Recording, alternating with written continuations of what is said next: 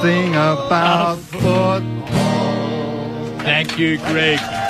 Thank you, everyone who's here at the MCG for our show. Thanks to everyone who's listened to us over the course of the season. We've been the Could Have Been champions. Stay tuned now for Grandstands. Goodbye to Billy Baxter. Enjoy your football today. Yeah, go the Bloods next year. Go Cats next Greg year. champion. Yeah, good day. Enjoy the footy. And Andy Belair's. Enjoy the grand final, everybody. Grandstand coming up.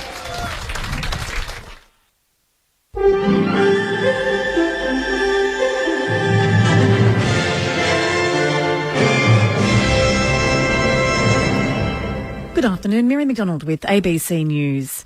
The MCG is bathed in sunshine for the AFL Grand Final with large crowds gathering at the ground. Peter Lusted is there. Fans are starting to pour into the ground and are being met with blue skies and sunshine. Tens of thousands of West Coast supporters have made the trip, while the Hawks faithful are also out in force. But it's a special day for footy fans of all teams. 1947 was the last one I missed, 48. Carlton won it by a point, and I made up my mind then I'd never miss another one. The game is a sellout and will get underway in 2.5 hours. Peter Lusted, ABC News, MCG. The New South Wales Police Commissioner says there was no warning before a police civilian was shot dead outside the police headquarters in Parramatta in Sydney's west. Siobhan Fogarty reports. Police are describing the murder of Curtis Cheng as an act of terrorism. The 17-year veteran of the New South Wales Police in the Finance Department was gunned down yesterday afternoon by a 15-year-old boy. Police say the shooter is of an Iraqi Kurdish background and was born in Iran. Police Commissioner Andrew Scipione says the attacker wasn't on their radar and had no criminal history. We believe his actions were politically motivated and therefore linked to terrorism. Police believe he acted alone and have established a strike force called Fellows to investigate the incident. Meanwhile, the Prime Minister Malcolm Turnbull has paid tribute to Curtis Cheng, who was killed in yesterday's shooting in Parramatta. He's convened an urgent meeting of ministers and intelligence chiefs describing the act as a shocking crime. Mr Turnbull says Australians should live their lives without fear. Today is grand final weekend. We go on, we lead our lives. We are a strong and confident nation. We have challenges. Terrorism is one of them, but they must never divert us from our commitment to being free Australians. A man has appeared in court charged with the murder of a man whose body was found on a road in Melbourne's west last night. Phil Johnson reports. 48-year-old Melton man Gavin Fogwell has made a brief appearance at the Melbourne Magistrates Court on one count of murder. Homicide Squad detectives have charged him over the death of 43-year-old Adam Moody, whose body was found on Ballarat Road in Deer Park just before 10 o'clock last night. Fogwell was arrested at the scene. His lawyer told the court her client had recently stopped taking medication for anxiety and depression.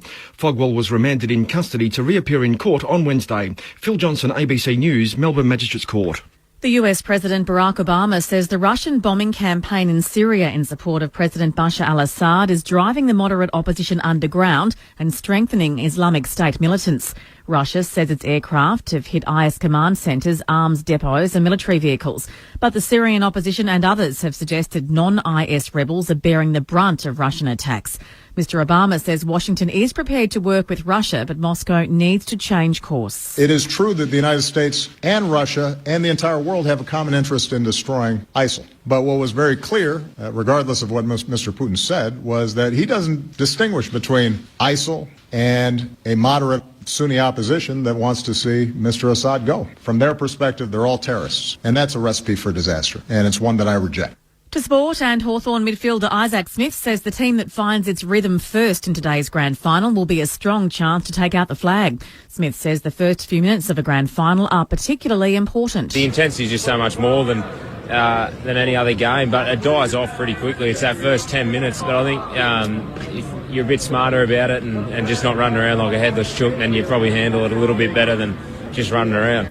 Meanwhile, West Coast captain Shannon Hearn says he's confident his players won't suffer from stage fright in today's grand final. Just 3 Eagles players have played in the grand final, while Hawthorn will be chasing its 3rd straight premiership in today's match. Hearn says the group has shown it can deliver in big games. It's all about the mindset and the attitude that you want to bring to the game. So I think we've been able to do that pretty well this year, and especially the probably past 2 to 3 months. So I can't see it being any different. It's just individually getting yourself ready for the game and making sure you're playing team footy. To the weather now, and there's a strong wind warning for the bays, the western central coasts and the central Gippsland coast. For the state, dry and mostly sunny with only patchy high cloud at times. A very warm to hot day with moderate to fresh north to northwesterly winds. For Melbourne, mostly sunny with gusty winds. We're heading for a top today of 30 degrees. Tomorrow, sunny 26, Monday sunny 31, Tuesday a late gusty cool change 32, Wednesday a possible shower 18, Thursday partly cloudy and 19 degrees then. Right now in Melbourne, it's 28 degrees. ABC News. There are days when I just want to shut the whole world out. Mental illness is something we just can't hide from. I don't think anyone understands how I feel. It's an issue that impacts so many. It's something that I don't want anybody to see.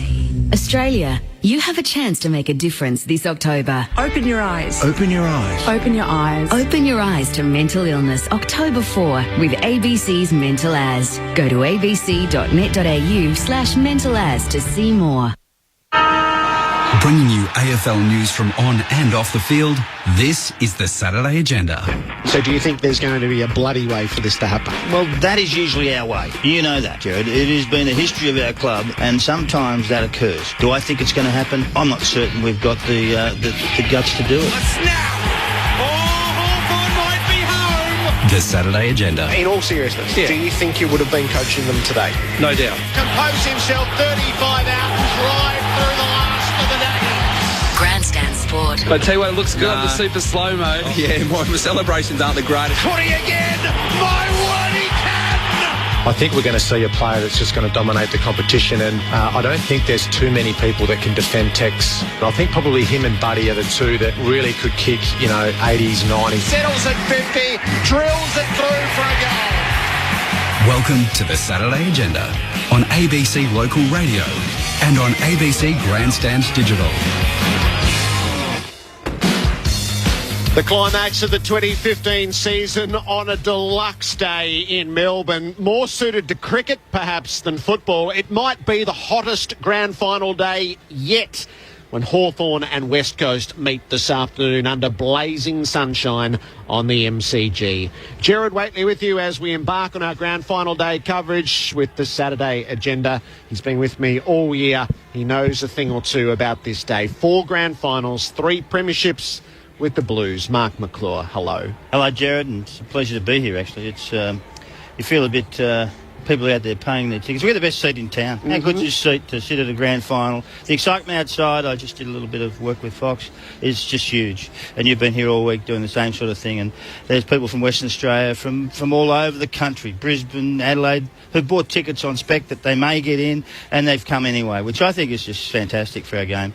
It's actually a rejoice of the actual year. It's just sensational. So for mine, I love it. Beautiful day. Couldn't get a better spring day in Melbourne. Bit hot. Yes. But for us, it doesn't matter. I enjoy the heat. So, fantastic. Let you wear your shorts, Jared, for a change. Well, I haven't seen you in shorts. No, you used to wear your shorts 4 times on this day. Hey, it's very rare I can draw you back into your playing days. But it's true. Can you picture those grand final days when you come here? Clearly. Yep. Crystal. But the thing about our thing is that we were mostly... It wasn't individual for me. It was all about what we could do for someone else. And sometimes, we had Jesselenko, who was probably, wasn't the greatest coach, some people say. I say no. I thought he was terrific for us. Because when a coach actually suits a team, and that's what happened. And David came along and he suited our team too. Alex suited our team. And guess what? Adam Simpson's come along and suits this team. He's given them some education. He's given them some innovation.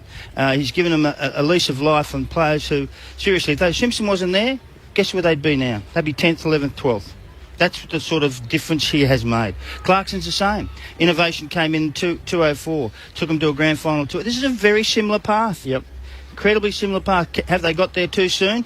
In racing parlays, if you get there too soon, you get beat sometimes, but they're not there too soon, I don't think, West Coast. You definitely move me away from yourself all the time, but the deeds of the day, the acts of teammates, your participation, does that all still live vividly? Totally. Yeah. No, I'm not a replay watcher and never have been, but you know exactly what happened, and you know what occurred and the moments that occurred. You never forget them. And you respect the people who do it. And for mine, it's that's the part of the day that I like. And the supporters don't see all that stuff sometimes. They see marks, kicks, handballs, goals. They love it, you know, and all that sort of stuff. But the actual how you earn respect from your teammates is not through luck. Let me assure you. Not through luck at all. It's not through running out of juice sometimes. It's because that's when it kicks in. If you run out of juice, you got to hope for luck.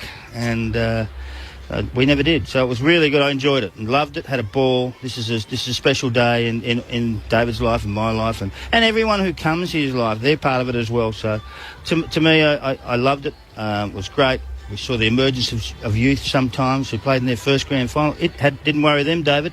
Didn't worry anybody, really. It was sort of, if you're good enough, you'll get there. David Parkin played in one. He coached 4 winning premierships. 2 of those were yours, Mark, in 81 and 82. David, welcome to the Saturday Agenda. Thanks, Jared, and I feel this is terrific listening to Mark, and he doesn't talk about himself, but probably underlines the team theory of it all. No better team man in that sense, in the way that did his job. One of the better prepared big players that played their game. He worked as hard as anybody. He did play pretty hard off the ground too. He didn't ask you to talk about me. Because you refused to talk about yourself. But it was a time... Did I give you the licence? No, you didn't give me a licence. I'm going to get whacked afterwards. But it was a time, and I see in the record today, there's an article about the Mosquito Fleet at Carlton, who were part of that top period, Jared, and they have remained, like Mark, etc. You talk about mates for life, and premierships produce that, and I always feel it's sad for people who are runners-up in very good sides but don't ever win it. They don't have the same relationship. This group still looks out for, cares for, spends time with each other in the way they did like 20 years ago. And from your playing days, was it Thursday night where every Hawthorn premiership player gathers at the Glenferrie Hotel? They did again on this Thursday night, and I was there. Even Don Scott called in for half an hour. He was coming. What was he wearing? Well, he's actually magnificently dressed with a suit and a red tie. I couldn't believe that. And that was a great talking point of the night.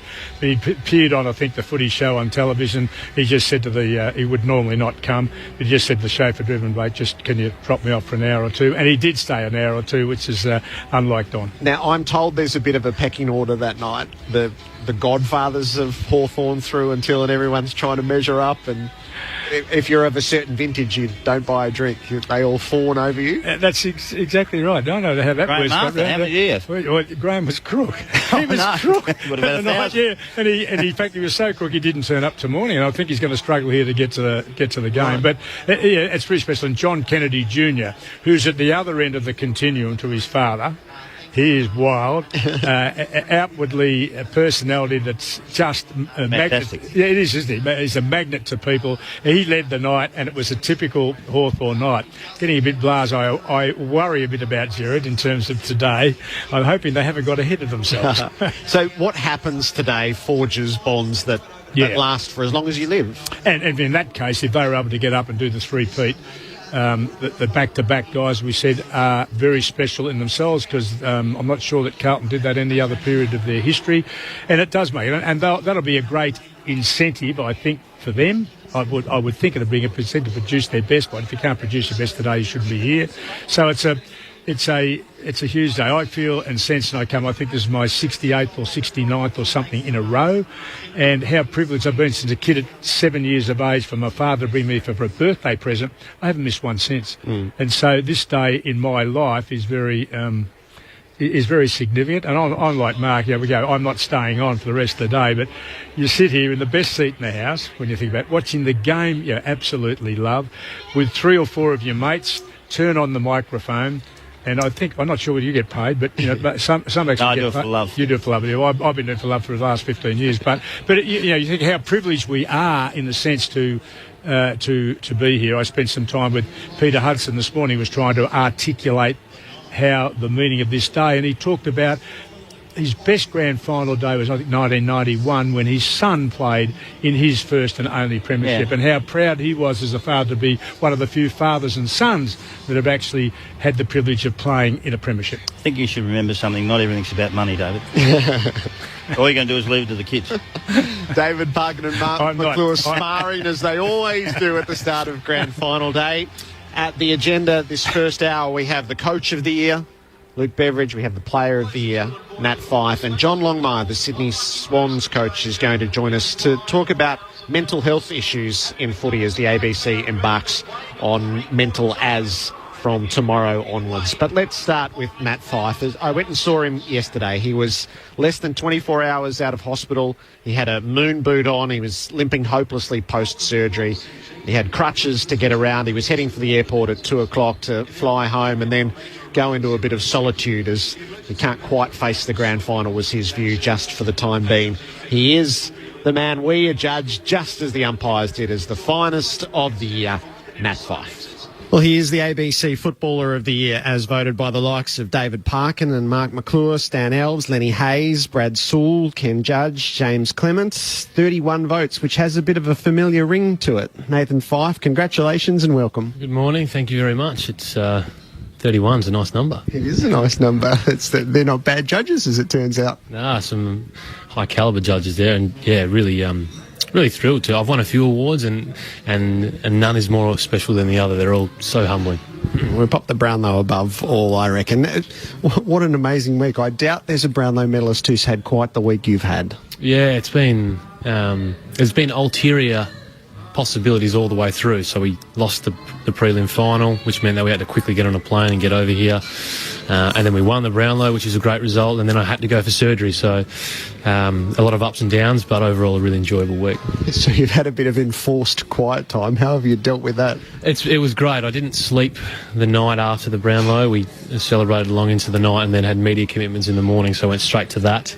And then from there, the first sleep I got really was when I was going under the anaesthetic at the hospital at Epworth in the afternoon with Julian Fella. So the downtime was great. I replied to a lot of emails and texts and was able to just soak it in the quiet of my surgery room. When you were making sense of it and soaking it in, what does it mean to you? I guess I've always put the Brownlow out there as something that I wanted to achieve, and I know as individuals we shy away from wanting to achieve things individually, and the team success is always the most important thing, but I've always wanted to win a Brownlow. I think that would be pretty cool, and I came pretty close last year, but I wasn't bitter about not winning it because I knew at some point I'd be back there and winning it. So it was a nice little milestone to tick off. Why does it mean so much in your mind? We know how much it means in the history of the game. Why did you decide it meant something to you? I think when you set out to achieve something and then you achieve it, there's nothing more gratifying, and there's a lot more that I want to achieve, but it's nice to be able to lift the eyes off the road for 5 minutes and consolidate and enjoy what's been 6 years of hard work to this point, and really to look forward to what's sort of coming up next. You said all the right things in the lead up, which everyone's obliged to, but given that you did want to win it, how did you go through the 3 hours of the count? It's not the best position to be in, getting out in front and then trying to hang on, and but the count actually went reasonably smoothly. I had Michael Barlow entertaining me the whole way through. So, but it's just tough. You think you might poll in some games and then you don't, or you think you shouldn't poll and you do. It's as exciting for us sitting there as it is for people watching on. We were running the maths. At one stage we're thinking, God, you are going to get 30s. And then Matt Prittis might get 36. Were you running the maths in your head? I was trying to steer away from it all and just accepting that what was done, and that natural course will play out. And whatever happens, happens, and there'll be a worthy winner. But they got to a point where there was a couple of boys on either side of me starting to add up and going, nah, he's only had 26. You can't poll in that game. No way. So a bit of fun, yeah. Was it a thrill when you knew you'd won it? Yeah, it was. It really was. Once I got polled in the Richmond game, which I would have been around the mark, but probably not deserving of the votes. But once I polled there, I thought, I'm a chance here. And then when I got announced, it was sort of like a huge weight had been lifted off my shoulders, because this story has followed me for a number of years now, and the pressure with the potential suspensions and things like that it's just been such a emotional burden to have to drag all the way with me. And so finally to win it, I felt like I wasn't just winning it for me, I was winning it for all the people that wanted me to win it as well. So it's a good point you make. When I think back on that day where you'd been reported in the North Melbourne game, did you do that Monday hard while you waited for a conclusion there? Yeah, that was probably the toughest. out on the ground, it's like someone just rips your heart out. And I don't know, I can't explain it because I don't think about winning or losing a Brownlow that much, but it's because it's such a intense story, and all the players there ran over and ripped my jumper to shreds and said, "You've just handed Goldstein the Brownlow, good on you," and all the crowd start booing you, and you're on the big screen that it's getting replayed over and over again. It was a tough time. I got back to the airport. I put another jumper and a beanie on and snuck out a side exit to my car because I knew there'd be media waiting. And then I just bunkered down for a couple of days. I had my phone off actually all the Monday. I was getting some scans. Had my phone off all Monday. It wasn't until about 5 o'clock at night I went outside, and a bloke wandered past who I'd never seen before and said, "Oh, well done, mate. You got off." And that was a huge relief. So. Yeah, it's been an interesting year. What was the nicest thing that happened in the aftermath? There's a nice little story at the bar, obviously, early in the morning. You go to buy a round for the group that you're with, and Gillan McLaughlin comes from about 10 deep with a credit card to make sure that you're not buying a drink the night you won the Brownlow. Yeah.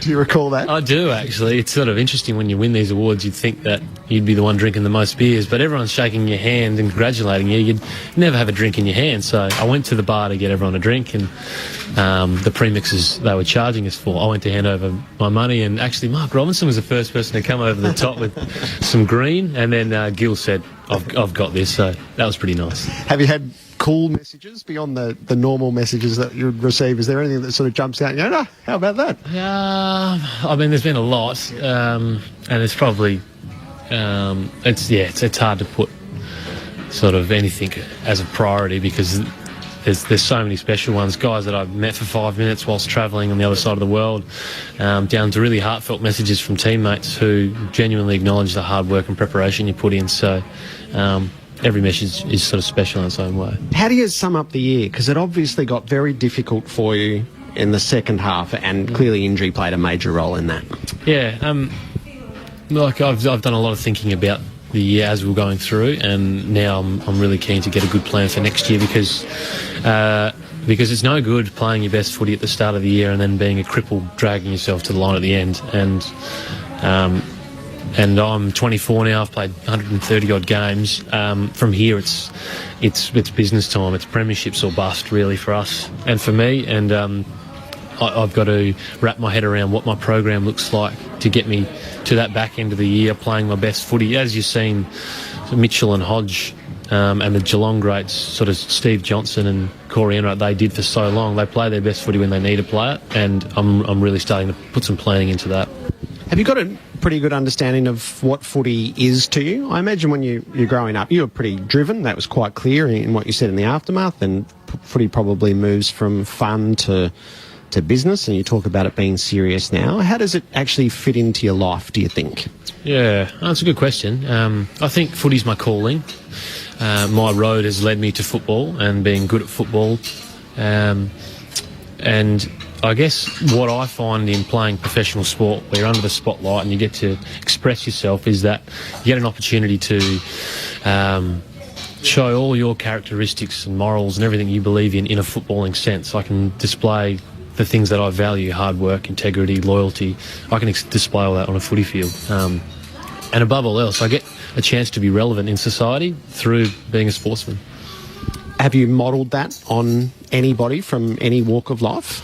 Not really. I like watching the great sportsmen, politicians, leaders of all different walks of life, and seeing how they go about what they do, and how they continue to stay at the forefront of their sport. Roger Federer, Tiger Woods, because it's easy to come and go very quickly, and there's a lot of people that do that in this game. But I'd like to hang around for a while and continue to put myself at the front of the agenda. So it's a passion. Is it also an obsession, or do you have to be careful that it doesn't become an obsession? Yeah, it needs to be an obsession at some level, but I mean the life balance is super important. I credit a lot of my success to enjoying what I do, enjoying my footy, enjoying my family, not feeling like I'm married to or obliged to do anything for the sport, but because I love the sport only. And once it becomes too singular, the focus, and the rest of your life gets shut out and cut away, the football just falls away at the same rate. You've experienced grand final week once before. I wonder if it spoils it every other year when you're not a part of it. Is this a hard week to get through if you're not playing? Yeah, it is. It really is, particularly because we were top of the ladder. We had a home prelim and we got beaten by a better side on the day. But when you're a week away from playing in the big dance, it does make it particularly hard. It's just such a tough industry, such a losing industry. 17 teams are going to walk away disappointed each year, and it's getting harder and harder to win. So suck out of the week what I can, the motivation, the desire, the willpower to get back and butter up and do it all again. Will you watch the game or avoid the game? I'm not sure. Last year I was in the car travelling, listening to the broadcast, listen to you on the radio actually. I might do that again. It just depends how I feel on the day.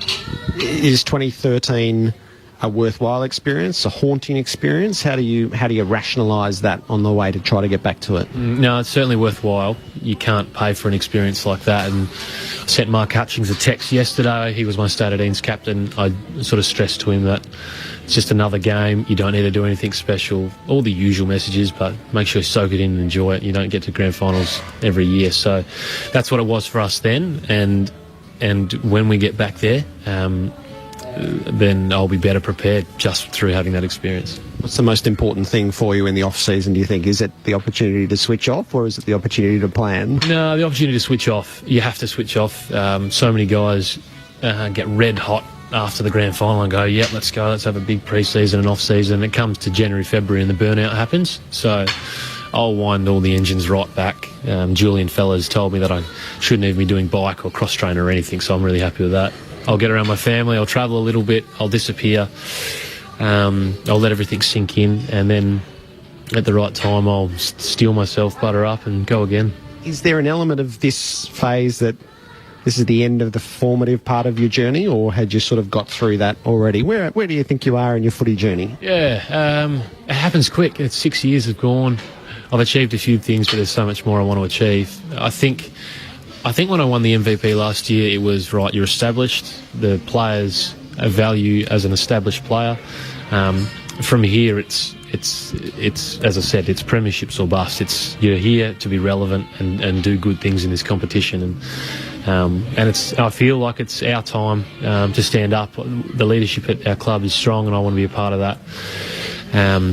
And I'll be doing everything I can to keep moving this club in the direction we want it to go. Are you a natural leader, or is that something that you're learning? I think I'm a natural leader in some ways. I'm not the polished leader who says the right things at the right times, but I do feel when there's a craving for leadership or someone to grab hold of things, I feel I'm the right man at that time. And that's the great thing about our club. We've got guys like Matt DeBoer, Michael Barlow, in particular, who at different stages of what we're doing, whether it be training or whether it be meetings, they are the biggest influences at that time. So our leadership isn't left to one or two. There's one other image of the Brownlow that is going to become iconic, and that's the picture that was taken the next morning while you're doing all the phone interviews, bare-chested with the medal around your neck. Have you had a bit of feedback about that? I have had a lot of feedback, some good, some bad. Someone said, "What are you got a beanie on if you got your shirt on? Make your mind up if you're hot or cold." So some cleverly placed media there by Patrick Keane. There is fun to be had in the midst of all the seriousness of it. Absolutely, yeah. I hadn't meant to sleep at that point. I was talking to radio stations all over the country. I couldn't get the grin off my face, so it wasn't the worst time. Congratulations. Enjoy the off-season. We'll look forward to seeing you again next year. Thanks, Jared. Appreciate it. Nat Fyfe post-surgery yesterday as he accepted the honour of the ABC Footballer of the Year, and David Parkin and Mark McClure, he's a good choice from you fellows listening to him. He's a good package, isn't he? Really is. They talk about Jakey Stringer's being the package. I think this bloke's a tad in front of him. Worldly for a young man. 6 years he talked about and still hasn't got the dream that he wanted. He'll get it. He's the sort of guy who'll get it somehow, and they'll get the job done. They'll change their style of play slightly. He'll play forward, and that'll give him some impetus to kick some score, I can assure you. So he's a great player. And the thing, he's come from Lake Grace. This is no disrespectful people. There's one pub, I reckon, I went to Lake Grace. It's in the middle of nowhere. I recruited a bloke called Ditchburn from Cookerand down the road. It is fair dinkum in the middle of nowhere in Australia. And for him to come out of the farming background, and I think the family got a trucking business as well. He goes back, works on the farm, drives the trucks. I mean, I couldn't believe the reaction of him and then us to him in the way that he's carried the Brownlow medal. It's been a super time. How wonderful of him to admit how much he wanted to win at Brownlow. Yep. That'd be the first time that's happened in the history of the game. Well, I know a couple that have... Diesel. Oh, that's... it's funny how names come to mind, isn't it? But Still dirty on not winning the third. He was, and he blamed a few of us for it. I think that's exceptional. And did it without any big-headedness about it at all. He talked us through the stages, particularly as you talk with him on the possibility of going out, on the end of that suspension or possible suspension, and that was a good insight, isn't it, to how most of us probably would have, but we wouldn't be prepared to say that publicly. Yep. Matt Fyfe, the ABC Footballer of the Year, and in the wilderness in Perth today, that Lake Grace pub has a giant sign that they've had printed up and they were hanging yesterday. Welcome home, Matt Fyfe, the Brownlow medalist. It's a terrific image. I don't think he wants the Brownlow anymore. No, he said that. It's premierships or bust. I heard those words, and I think that rings true with most. Yep. It's good that he'll be listening to us as he drives down to Lake Grace now. He's an ABC listener. That's even better. Well, what else are you going to get up in Lake Grace? That's true. David Parkin and Mark McClure in place for the Saturday agenda on Grand Final Day as we look down on the sun-bathed MCG. The heats of the Grand Final sprint about to take place. There's a fashion abomination going on here as all the contestants have been dressed in yellow leggings of the taxi company's sponsor. So like fog on leg on out there. They do not go with football jumpers at all. So there's a level of embarrassment as well as the dash to earn your place in the grand final sprint and a seat to watch the grand final. Next week, we broaden our minds a little bit. We tap into what's happening at the ABC from tomorrow with Mental Health Week beginning and the Mental As campaign, which you might remember from last year. In a moment, we'll be joined by the Sydney Swans coach, John Longmire, who knows more than a thing or two on this front.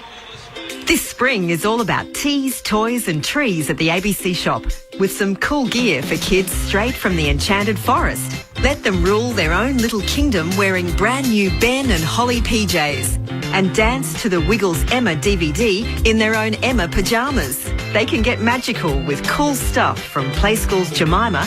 In-store or online, the ABC shop is just the place for kids this spring. abcshop.com.au. The Saturday Agenda on ABC Local Radio and on ABC Grandstand Digital. The ABC is going Mental As for Mental Health Week, which starts tomorrow with special programs across TV, radio and online, shining a light on mental illness, health and well-being. On Grand Final Day, we take a moment from a football perspective to contemplate and contribute to the debate. And we do so with a coach of enlightenment who has championed the issue privately before his team's biggest star faced the issue publicly. Sydney Swans coach John Longmire, welcome to the Saturday Agenda. G'day, Jared. John, how vulnerable is the football world, men young and old, to the challenges of mental health? Well, it's certainly something I spoke to an outplaying group about when I took over in 2011, and it's an issue through community, the general community. 1 in 5 people have some sort of mental illness, and it was something I was pretty keen to preach as far as getting across the message to our players to be open and honest and talk about it. And it doesn't matter whether you're an 18-year-old kid or one of the stars of the game. No one's actually really immune to getting some sort of mental illness, and we've got to be aware of it and talk about it. What did you see over a period of time that led you to want to address it so proactively? Well, it's something I've seen in the community. It is an issue in the community. It is something I've been a coach over 14 years and also a player over 12 years, and I've seen in both instances that it can affect people. And it's something that we've had a clinical psychologist on the staff here at the Swans for over 10 years, and it's just something that I'm becoming more and more aware of every year and more educated. And it just means that whether it's the high-pressure environment of AFL footy or just moving away from interstate, you need to be aware of it. And there's no point in trying to talk to players about playing well if mentally they're not feeling well or not in a great space. You felt so strongly about it that you did take the opportunity to raise the issue with the Commission, did you not? Yeah, I was fortunate enough to be asked in 2012 to speak to the AFL Commission about a number of different issues, which I did, and one of those items I put on the agenda was the mental health of players, and just to be aware of it and to understand that we need to make sure there's more support mechanisms in AFL football. I think the real fortunate thing about people with mental health that are involved in problems in AFL football is that it's a great environment, a great support network, and most clubs have great support networks available to them. And I just wanted to put it on the radar, and hopefully the AFLPA and the AFL in general can really make sure that's encouraged. In the life of a young footballer, how do you think... what do you think the risks are to a young man who comes into a system that is so demanding and so rigid and so public? Oh, there's a wide variety of risks, I guess, Jared. Often you're moving from interstate, you're away from your support network of family and friends. You're only 18 years of age. You're just getting used to life, let alone the demands of an AFL football club. So there's a heap of different things a young kid's got to get used to, and all clubs have got welfare departments and various forms of support around, but there can never be too much support. And you take the performance aspect away from it, and just the lifestyle that these blokes are now living is completely different and completely foreign to a lot of their friends are, and it takes a bit of getting used to. As a coach, are you proactive on this front? Well, I'd like to think so, Jared. It's hard to not to be. I guess it gets back to what I said earlier, that it's really hard to be pushing players for peak performance if mentally they've got some challenges, and you've got to address that aspect first and have the support networks in place and to talk about it and have an environment where a player can come in your office and is quite open in talking about those issues. I don't think we're any different to any other football club. Every football club across all sports would have these challenges, and it's just the way we deal with them and making sure that we're open and honest about it. In what you've experienced firsthand, what have you learnt as a man who knows football, as a family man and as a coach? The most important thing, Jared, is to know something, to be able to have an environment where kids, players, people are happy to talk to you about it, and you need to treat it with the respect it deserves. And the most important thing would have to be talking about it. If you talk about it and then people become aware of it around your support network, then you're able to deal with it. If you're not able to talk about it openly and honestly, it makes it very difficult to deal with in the first instance. Do you feel like, and this is up to you whether you answer the specific question, but do you feel like in the Lance Franklin case the Swans have produced an environment that maybe prevented things from being worse or has been really helpful to him? Jared, it's what I do have belief in is that we've got terrific support networks in place, and when you've got a clinical psychologist on board and have had for over 10 years, you're able to understand the issue a lot more, and that's important. I'm still learning about it myself, but I think I have some sort of understanding and empathy towards it. But you're learning all the time, and I'll continue to learn about it. Have you stayed in contact with Lance Franklin over this period, John? Yes. I mean, it's he's been obviously getting some great support from professionals, which is the way to deal with it. And I in general leave the support network to those professionals, and they're the ones with the most qualifications. And all I can do is help the people involved. How's he going? Pretty good, Jared. He's going all right. He's coming along really well, and obviously the end of the season now, he goes into the off season, and we're really confident they'll be bouncing back for a terrific pre-season. Was it? I know I asked you this on the night that you announced it. Was it a particularly sobering moment for the game, do you think, that the game's most high-profile player, nobody is immune from this. In fact, perhaps the more high-profile you are, the harder these issues might be? Oh, look, maybe for people outside, Jared, but not inside, because it's not about the profile or who the person is. It's actually about what the person's going through, and there's so many different types of mental illness. It's not just a one-size-fits-all, and you've got to be really mindful of that, and you just can't paint people with the one brush and say, oh, well, that's what it is. And when it's a high-profile player, it becomes a lot more awareness, I guess, outside football clubs or you deal with this on a regular basis, that you become a lot more considered in your views of it, and a lot more open-minded. This case study seemed to show a lot of that. Other than the narrow line of nasty rumours, which if you lead to the side, there was a tremendously empathetic response to Franklin, which perhaps, I'm certain a generation ago wouldn't have happened. Did you think it highlighted the progression that's been made as sort of a platform to make further progress?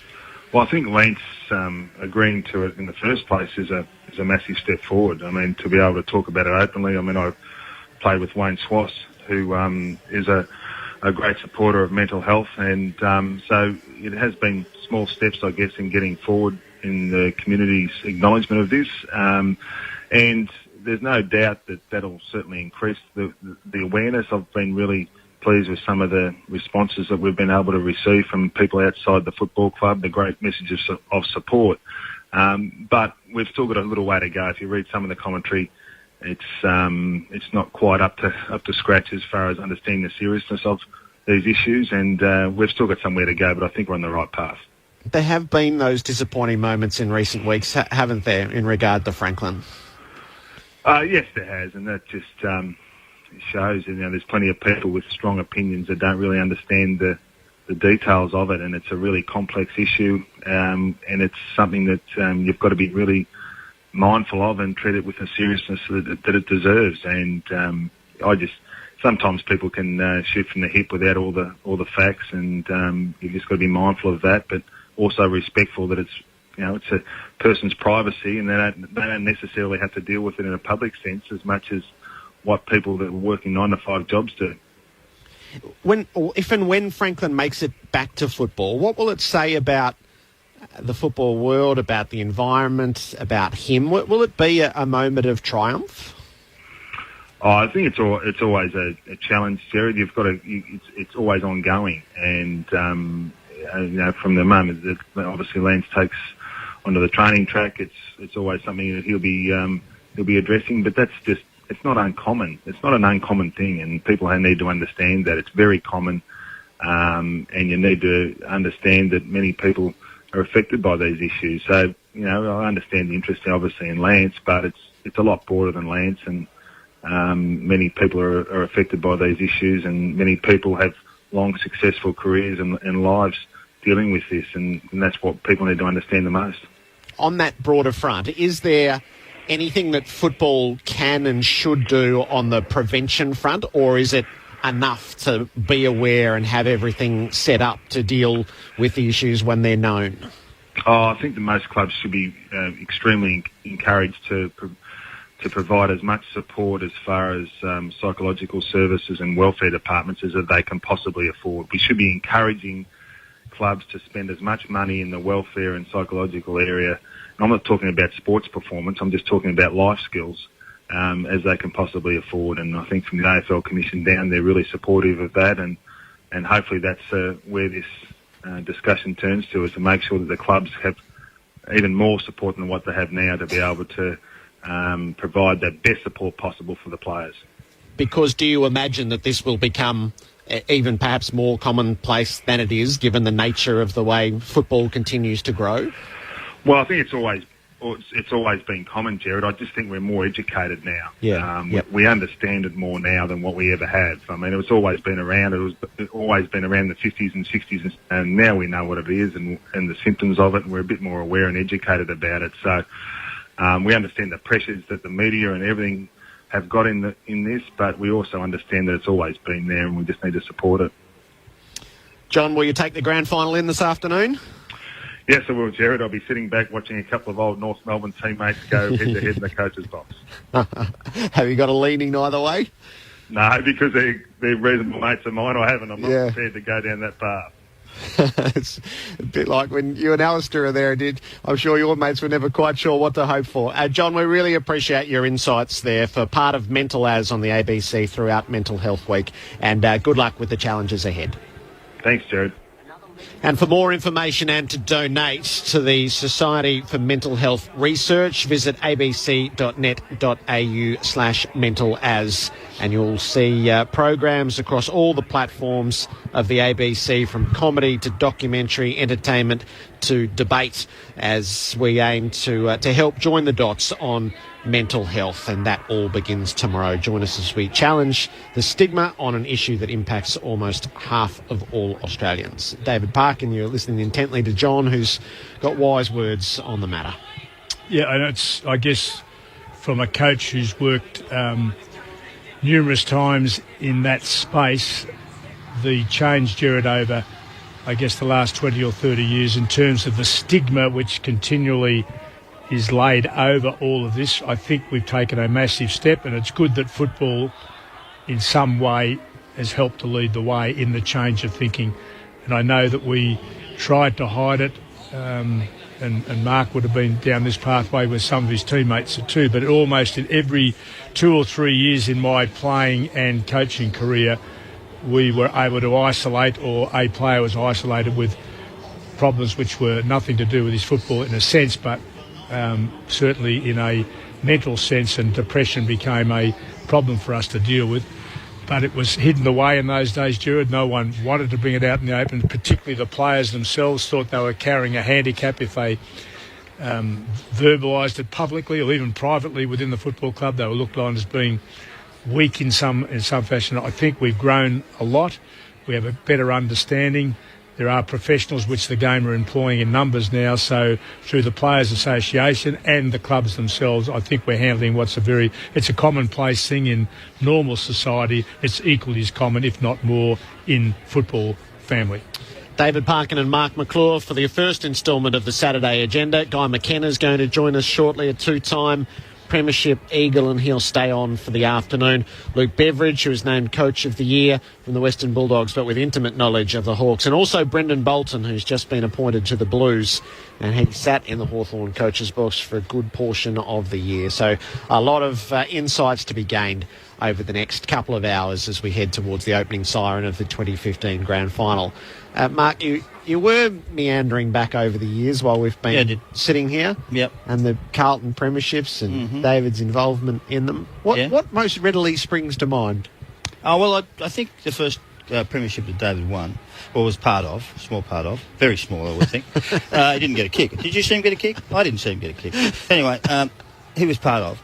We, after the game, when you do your lap and do all those sorts of things, we were going to the rooms, and you wouldn't believe it. Malcolm Fraser's in there, of course. Malcolm Fraser, who was the Prime Minister of Australia at the time, has obviously had far too much to drink at lunch, I think, that day with Tammy Fraser, and he invites us to the lodge.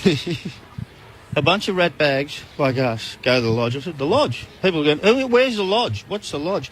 So we go up to the lodge, and I'll leave the rest of the story for David. But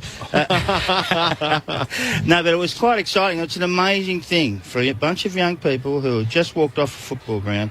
You know, won a game, or down by 20-odd points halfway through the third quarter, wasn't it? 25 points halfway through the third quarter. Rolled over the top of them to win quite comfortably against the Pies. And then you walk inside and you get a trip to the lodge. Fly us up in the jet. We walk into to where you have a drink, and like in the library, which is, you know, like, well, it's beautiful. It's a really old building, and they're revamping it now or renovating it now. But and they gave us some chicken wings. Well, I didn't have a clue where to put the chicken wing after I wasn't going to put it in my own pocket. And Peter McConville was with me, and Alex Marcoux standing there next to me. He said, well, what are we going to do with these? Well, I said, well, here comes a little book out of here. Maybe we might be able to slide one in. And as we did that, Tammy Fraser comes up and says, oh, boys, I'll take that. I couldn't be any more embarrassed.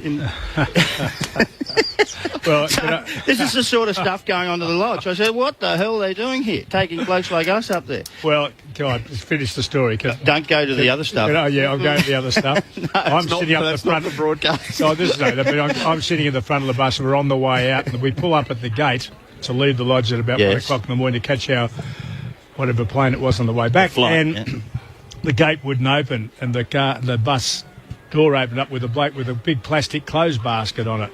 And he said, this bus won't be leaving until we have all the knives, forks pepper and salt shakers and plates and things that have been stolen by our blokes. I have never been so embarrassed in my life as everybody pulled out of their pockets all of this. Not everybody. Well, and I know... We are taxpayers, you know, we do own them. Well, yeah, I know that. That was probably the most embarrassing moment in my life. But the bus wouldn't leave the lodge and we returned all the stolen goods. Oh, what premierships bring to young men. Mark McClure and David Parkin. You're allowed to have some fun, Jared. To a limit. Oh, seriously, Jared, you've got to live a bit seriously. David, you're on hand on Tuesday night to, in fact, do the formalities to announce our next guest as the Coach of the Year, according to his peers, the Coaches Association.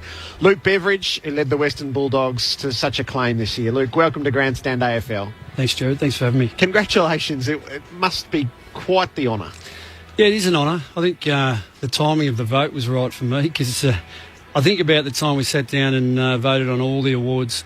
I think we just snuck into 5th place and we're only a game behind the Hawks and maybe 2 behind the Eagles. So the criteria is pretty broad, but obviously Simo's done an amazing job with the Eagles and Clarko's obviously been the coach of the decade, really. But it's great for our football club and everyone associated, and everyone was so over the moon when Murph got named All-Australian captain and all the players voted him as the best captain, as well. So that was great, and I'm pleased that everyone's a little bit of a springing their step over my award as well. It's great. Is it a little bit reaffirming? Is what you've lived through across the year tells you that you know what you're doing, but from the outside, that your peers would all go, yeah, you've made a real difference in your first year. I think so, a little bit. I mean, as we play week to week and you come up against sides, regardless of their playing personnel, the coaches in the opposition box challenge you on a number of fronts. And I suppose, in a sense, you get some satisfaction that maybe the coaches think that you're maybe a little bit hard to coach against. So, yeah, from that regard, it is. Yeah. I was fortunate enough to be able to make that presentation. I alluded to a couple of things. Luke comes from what you would call a classical Australian football family, and that his dad, I think, has been a recruiting manager for the St Kilda Football Club for as long as I remember, probably 30 or 40 years. Yeah, at least, that's right. At least that amount of time. And what a beautiful man he is, and loved wherever he's gone.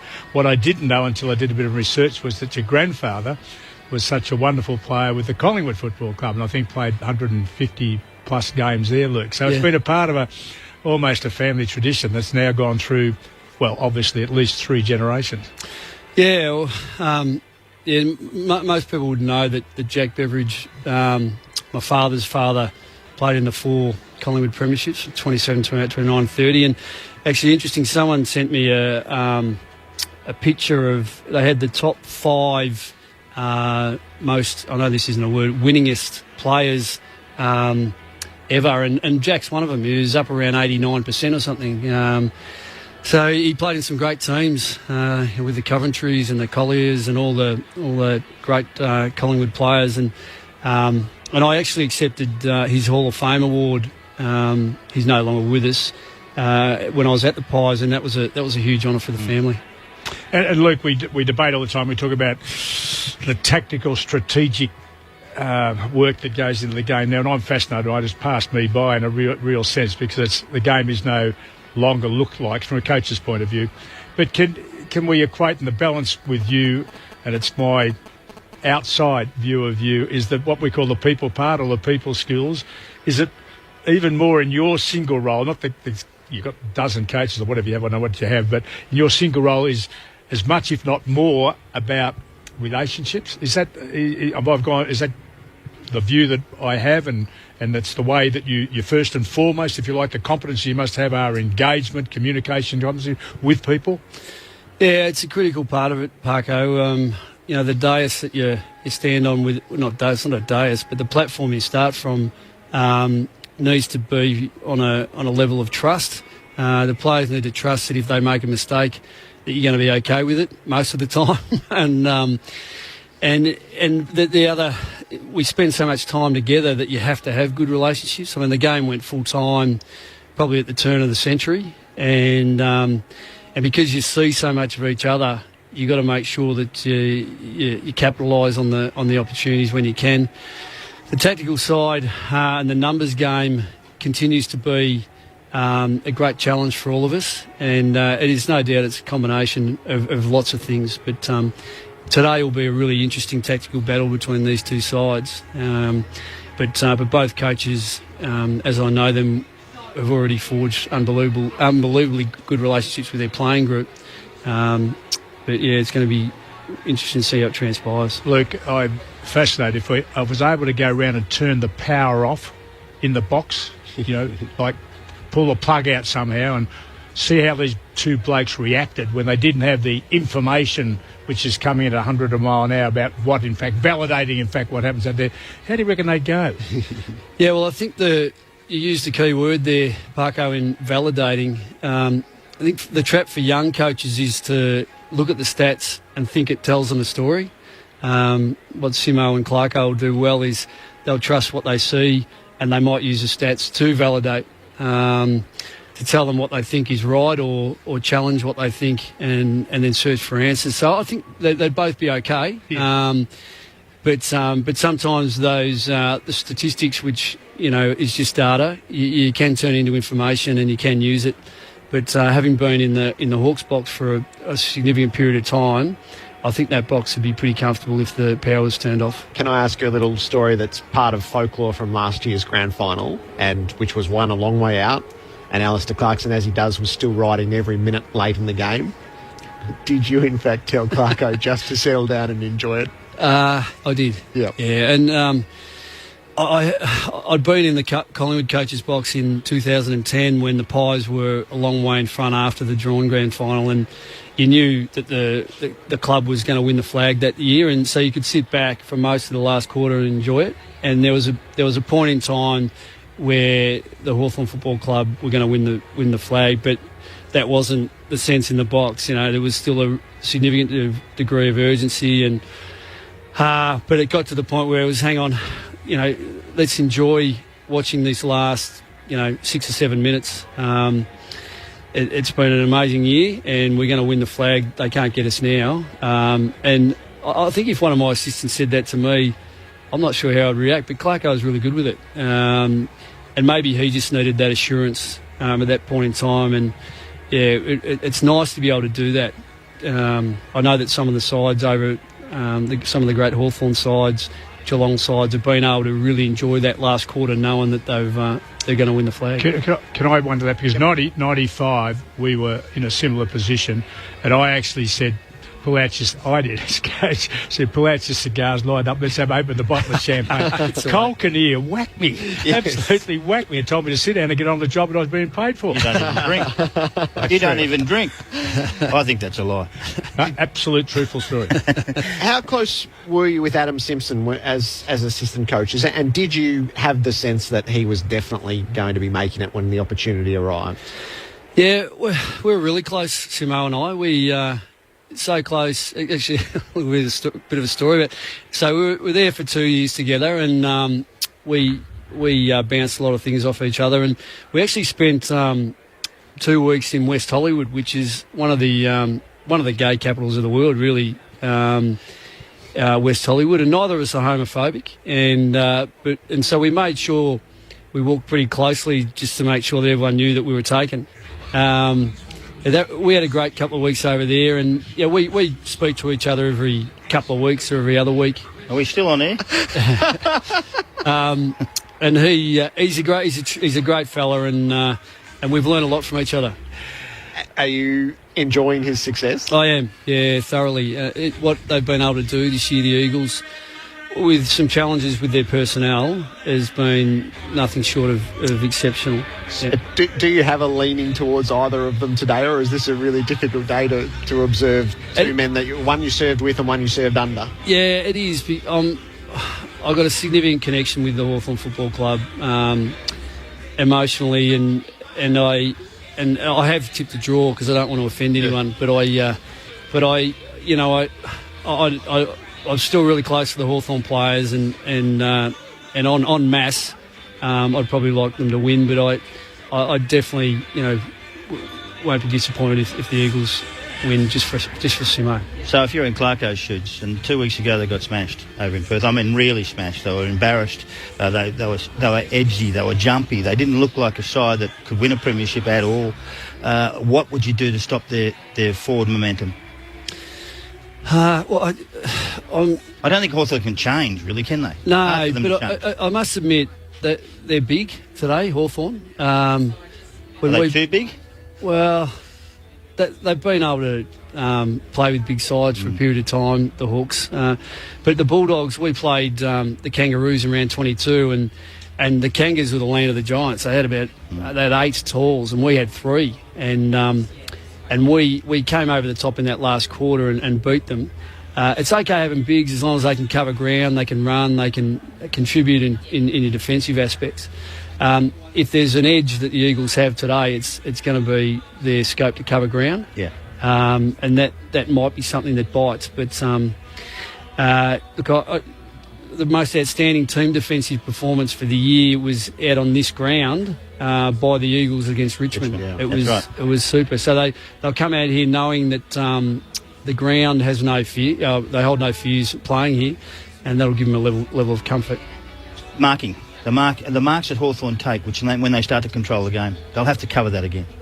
Yeah, and I think that's one of, we talk about the team defensive stuff, but it really starts. The Eagles forwards are the most prolific in the competition in reacting to turnover and trying to keep it in their half. So if anyone's equipped to shut down those uncontested marks, it's the Eagles, because they will react straight away, and they'll anticipate some of that. And so that is the first thing that they need to get done, isn't it? To hold them up and make them kick to a contest. You and Simo are on a similar path. He's had 2 years in. This could be you next year. That'd be nice. Well, you've got to dream. Don't tell me you haven't dreamt about it. I think about it. Yeah, a lot. Of course you do. But I'm still not quite over losing the elimination final. I felt like we should have won that game. So I don't know whether that's a good thing or a bad thing. Probably not great as far as my temperament goes, but maybe it's good that I think that we promised a little bit more than what we gave up in the end.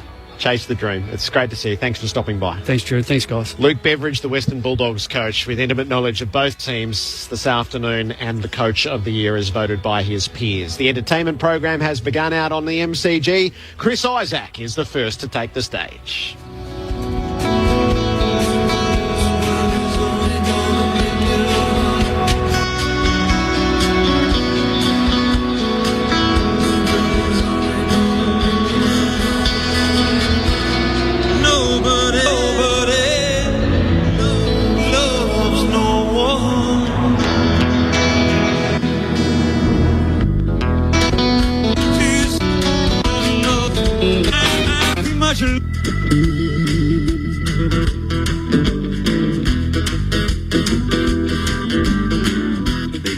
To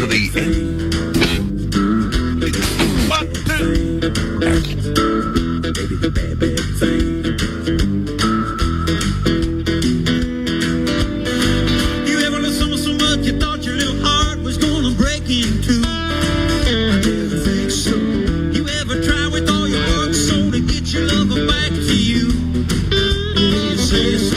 You ever pray with all your heart and soul and then you want to walk away? Baby, the bad, bad thing. Baby, the bad, bad thing. Baby, the bad, bad thing. I feel like Ladies and gentlemen, please welcome to the MCG International Superstar and X Factor Judge Chris Isaac.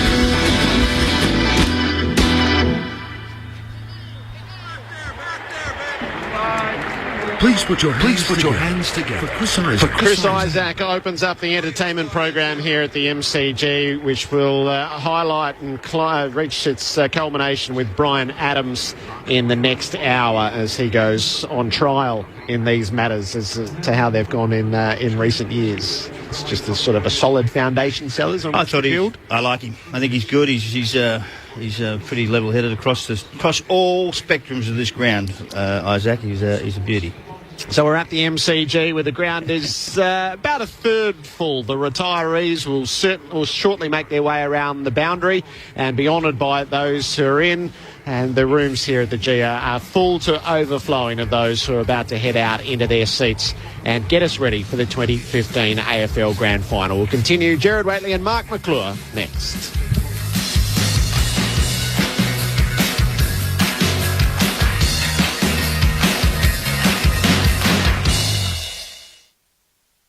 You got the whole world in your hands. ABC News Digital, giving you access to news from here at home and around the globe. You got the whole world. When news breaks, the ABC puts the biggest stories in your hands when you want them. All from Australia's most trusted source, abc.net.au/news. The whole world in your hands. Throughout season 2015, the Grandstand AFL team has brought you the highs, Mundy, right foot drop punt. Oh, yeah. Superb. lows, Back to Sheridan who spills it. Rioli kicks towards goal. It'll bounce through. A terrible mistake by the Dockers. and everything in between. Well, like 5 here over the top, marking over Janison. The insight. Hawthorn have experienced warriors, and we've got to match that. I don't think we're going to fluke it. The drama. And they're fighting for their lives to get a contract and keep themselves in this game. Some of those blokes will never play again. The excitement. What a great grab! And the call. It might go the journey. It does! Today, it comes down to the final two. Who will it be in 2015? Pops it over the top. West Coast are into the 2015 Grand Final. As the final siren sounds. Well, the Hawks have achieved the rarest of feats, an interstate preliminary final win, and they advance to a fourth straight Grand Final. Turn up the radio. You're with ABC Grandstand for the 2015 AFL Grand Final. Oh, the kicking turned over. It's spilled down the hill. Who snaps on goal and dribbles it through. Bruce gathers off the turf. He works the hand pass around to Suckling, who snaps the goal. That was quite brilliant from Hawthorn. Grandstand AFL. You're with Grandstand. Off the step, Lacroix. He snaps and goals. Hand pass to Smith. He's through. Broke away. Got to 40. Kicked the goal. Cripps gathers, snaps around the body. What a goal. The Hawks have provided a timely refresher course on the sort of masterclass that they're capable of.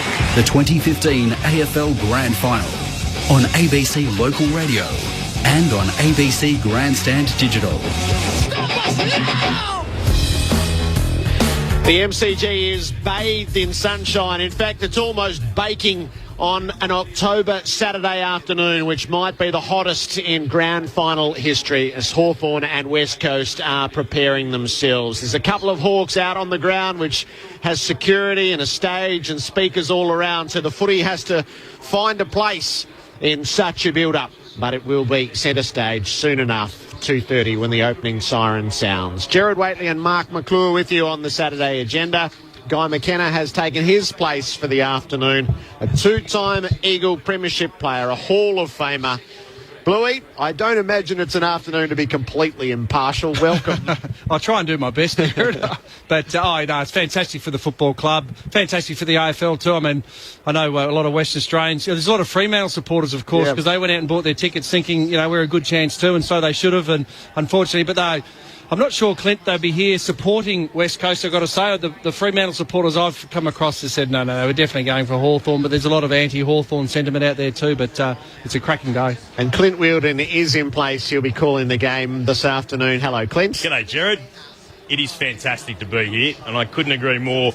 We actually spoke to one or two that the exception of the rule in the grand final parade yesterday. Fremantle supporters saying they were going to West Coast, but they are few and far between. They'll be cheering the Hawks on today, I'd suggest. I want to walk you back, Bluey, to your memories of 92 and 94.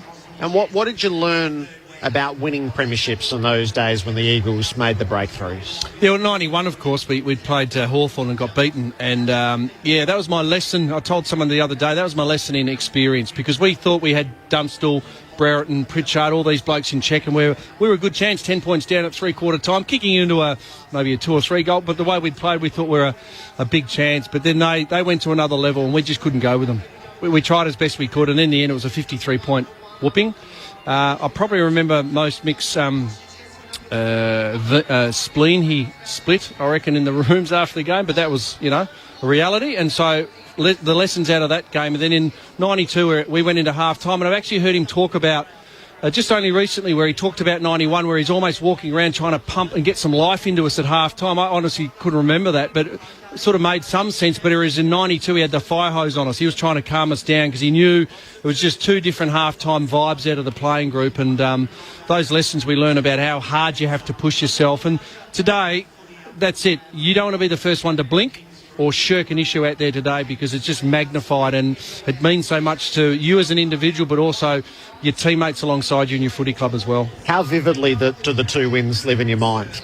Can you picture moments? Can you see things? Yeah, I mean, it's funny. I just had a function then, and I said to someone, there's 2 moments I remember, and you're like this, I know, because you harbour a bit of Geelong in you. Walking around the boundary was Bernie Quinlan, and we're about 2 or 3 goals up late in the last quarter, and I looked at him. He was working for Channel 7, walking around the boundary line, and I looked at him and I gave him a wink, and he winked back and put the thumbs up to say, yeah, you've got this. And just sort of that feeling that rushed through my body was just amazing.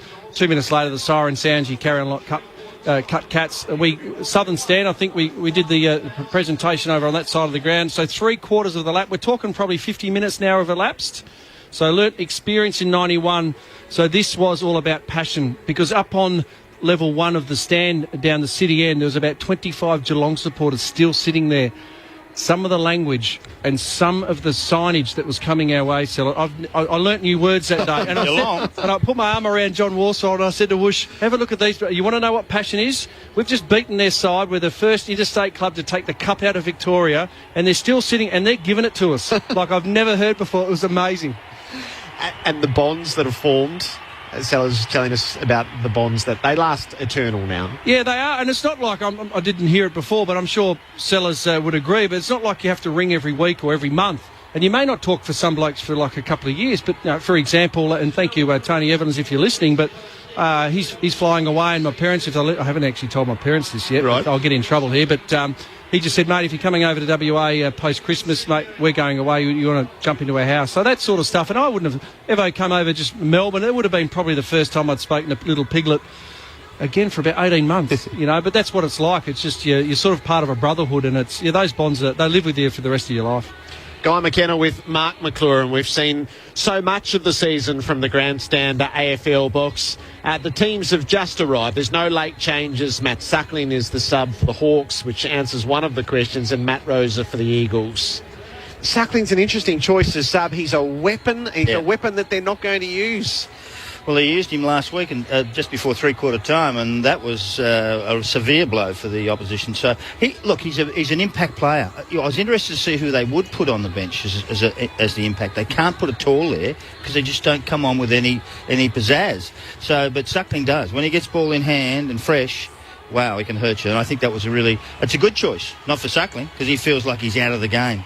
But he's not. He's going to be a big part of it come late in the game. And Shields had to play. He was the only one I thought maybe, but because of the heat and the run and what's going to be on at stake early in the game, I think he had to play. So I think that's a good one, as Sellers was saying with Suckling. When that game opens up in that second half, his depth perception, his ability to hit short and massive long targets and or kick goals is going to be important in that second half, when Hawthorn are probably going to rely on moving the ball by foot rather than actually running it. I hope they haven't gone too tall, the Hawks, for their sake. Because they're just, I don't think that Gunston and also Shalamaker's fit in the same side to play forward for mine. If they were on the ground at the same time, I'd be worried. You might bounce this around with Brendan Bolton when he comes in shortly, the new Carlton coach, but he spent the whole season in the Hawthorn box, and it's hard to imagine anybody on the outside knows them better than Brendan. A moment to reflect on all that we've seen in 2015 here on Grandstand AFL. The opening siren sets us on our journey in 2015. Down from Jacobs, off to Cameron, who snaps the goal. That's glorious ruck work. Westhoff jumps, Westhoff gathers, Westhoff goes! Harvey sends it long. What a kick that is from Brent Harvey! This is the best quarter of football I've seen all year. Gives it back to McCarthy, 40 from goal. On the berry, can do the mercurial.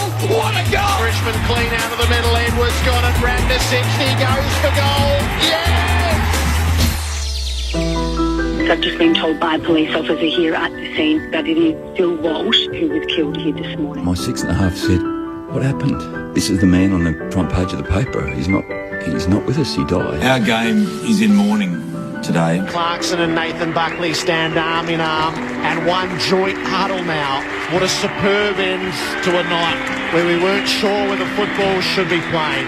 Adelaide prevail in showdown 39, and in memory of Phil Walsh, Adelaide record a 3-point victory. They all want to do Phil proud, no doubt about that. You know, deep down, even though we don't cover it off every day, Phil was definitely with them. Beyond defensive 50 to the outer wing. Up was fine! What a mark! He kicks it into the pocket. Oh, God! Yes! Delivers inside the 50. Menzel! Membry kicks towards full forward. Rebound. Josh Bruce has taken a screamer! Deep inside their forward pocket. Now to do it! What about that? An incredible fly from the big man. 30 years in football, it's never happened, so therefore I'm now starting to realise the enormity of it. Mick Malthouse has seen so much over 715 games. Right now, he's got one of the biggest headaches of his career. Unfortunately, Mick's obvious public misalignment with the football club has resulted in a loss of trust between the club and coach. On Monday night, I agreed to tender my resignation to the Essendon Football Club, which was accepted by the board. Adam Goods from 30 metres out, nurses it home for a goal. And Goods goes and hams it up with the crowd. It's like a traditional warrior dance. We're just asking for respect, that people respect Adam. Look, if we keep acknowledging it week in and week out, then people are going to keep doing it. Once Adam feels it's racist, the AFL family would prefer everyone just cheered and left Adam alone. As the champion, the two-time Brownlow medal winner, from 45 out, never looked like missing. He's a champion to the very end, Adam Goods. Yeah, he announced his retirement to the playing group and staff after the game. He said that's enough. He's taken the mark. Has he hurt himself here, Judd? Yes, he's in a good deal of pain. He's raised his hand to acknowledge the applause of the crowd, and I think there's a legitimate fear that this might be Chris Judd's final moment on the football field. Now, Fletcher is 55 out from goal. He's not sure, Dustin. Yep, he's going to go for it. Here we go. It's long. It's very long. It's there! Dustin Fletcher on the big stage of Anzac Day tells everyone he's still got it. Gives it off to Vardy. He'll loop it out to Menzel. Can have a look. He steadies at 50. He kicks. This is it. This is it for Daniel Menzel. Fremantle have won their first minor premiership with a 54-point win over Melbourne. Over the head of Higgins. And Higgins collide. It was like a car crash. That is exactly what finals are all about, and both those players just passed the test. Dangerfield gathers it in the pocket, puts it onto the boot. Oh, the impossible! Oh, danger! Dixon crashed deep, crushed the Dalhouse. Oh my goodness, it's great! And the doggies are white hot. I declare the winner of the 2015 Brownlow medal, Nat 5 from the Fremantle Football Club. Picks it up in the pocket and bends it back for a ripper. That is amazing. He did it all. He took a big spec. He kicked 3 goals. He was just everywhere. It's a hell of a weekend in Perth, the likes of which football has never seen here. Duray comes up with the ball, runs around. Valentine gets it onto his boot and kicks the goal. It's the goal that will propel the Hawks into the grand final. They've toiled away the Dockers. It doesn't amount to much. Well, the Hawks have achieved the rarest of feats, an interstate preliminary final win, and they advance to a fourth straight grand final. Western Australia's last and biggest hope. The Eagles take their turn. He feeds the sheep from the pocket. He guides it home. The momentum is absolutely set with the locals. They know where they're heading next week, these Eagles fans. West Coast are into the 2015 grand final. They will face Hawthorn in the premiership decider. A journey that took us through in a manner that you could never have imagined, anticipated or hoped for at the start of the season. 2015 is heard here on Grandstand AFL. It does provide a sobering moment or two, doesn't it, when you think about the journey we've taken, Sellers? This business is a soap opera, Jared, of all ups and downs and all parts of life. And I think that's why the people have flocked to it, because it is part of their life, and they can see it come out in the players who are stars, who are on television, who are all over the place. They have problems too. They have mental problems. They have issues with families. They have illness, sickness, injury. The same stuff as everyone else in Australia has in the world. So I think that's just a real life soap opera, I would call it, Jared. And this is the pinnacle right here today. Out from the coalface for a year, Bluey. What have you made of it all? Has it given you a different sort of perspective? Oh, yeah, no doubt. I mean, it's been fantastic just to watch clubs, players, coaches, the way how they can change a game plan from week to week, players from position to position, and the ability to sit up here in the position we are and just absorb it. And as Sellers was saying, just watch the fans from the other side of the fence get so engrossed in the battles that go on the field and sort of live by a goal one way and goal the next. It's been fantastic, and certainly feel privileged to be sitting here. Haven't done it as a coach or an assistant coach, certainly done it as a player, but to sit here in the commentary box at grand final day, I'm very excited about it. Will you coach differently now? No, because I would have thought what I've seen so far. I mean, would you coach differently now? No, well, you back yourself in, Sellers. Yeah. And I like to think I'm fairly innovative, fairly aggressive. But again, at the Gold Coast, within reason, our hands were tied a bit because you're dealing with such a young group, and there's not a lot you can do with them as in throwing them around. I asked you because Brad Scott took 4 weeks off. Changed him completely. Yeah. And he sat there on the couch watching football non-stop because he had nothing else to do. Yeah. And you could see the difference in him in the last 6 to 8 weeks. I'll tell you what it has done. It's probably narrowed your focus on the focus areas and simplified basically how the game is, when I say won or lost, but understanding the fundamentals and the KPIs. There's not 20 of them, there's not 10. Hey, these are the 3 important things, and simplifying that, educating the players, and then for them to go out and deliver on it. That's the coaching conundrum. Don't overthink it. What they say. So the basics apply here absolutely today, I tell you. Exactly. And out of today's game, of course, you're going to see that contest. And that's your ability, I reckon, as a coach, is to get the right players in the right contest at the right time, and they're good enough to win that contest. And that's what we're going to see today. Skill level, all the rankings, they're all much the same. Absolutely spot on. Yeah. So Adam Simpson is standing down, having guided his team through the week.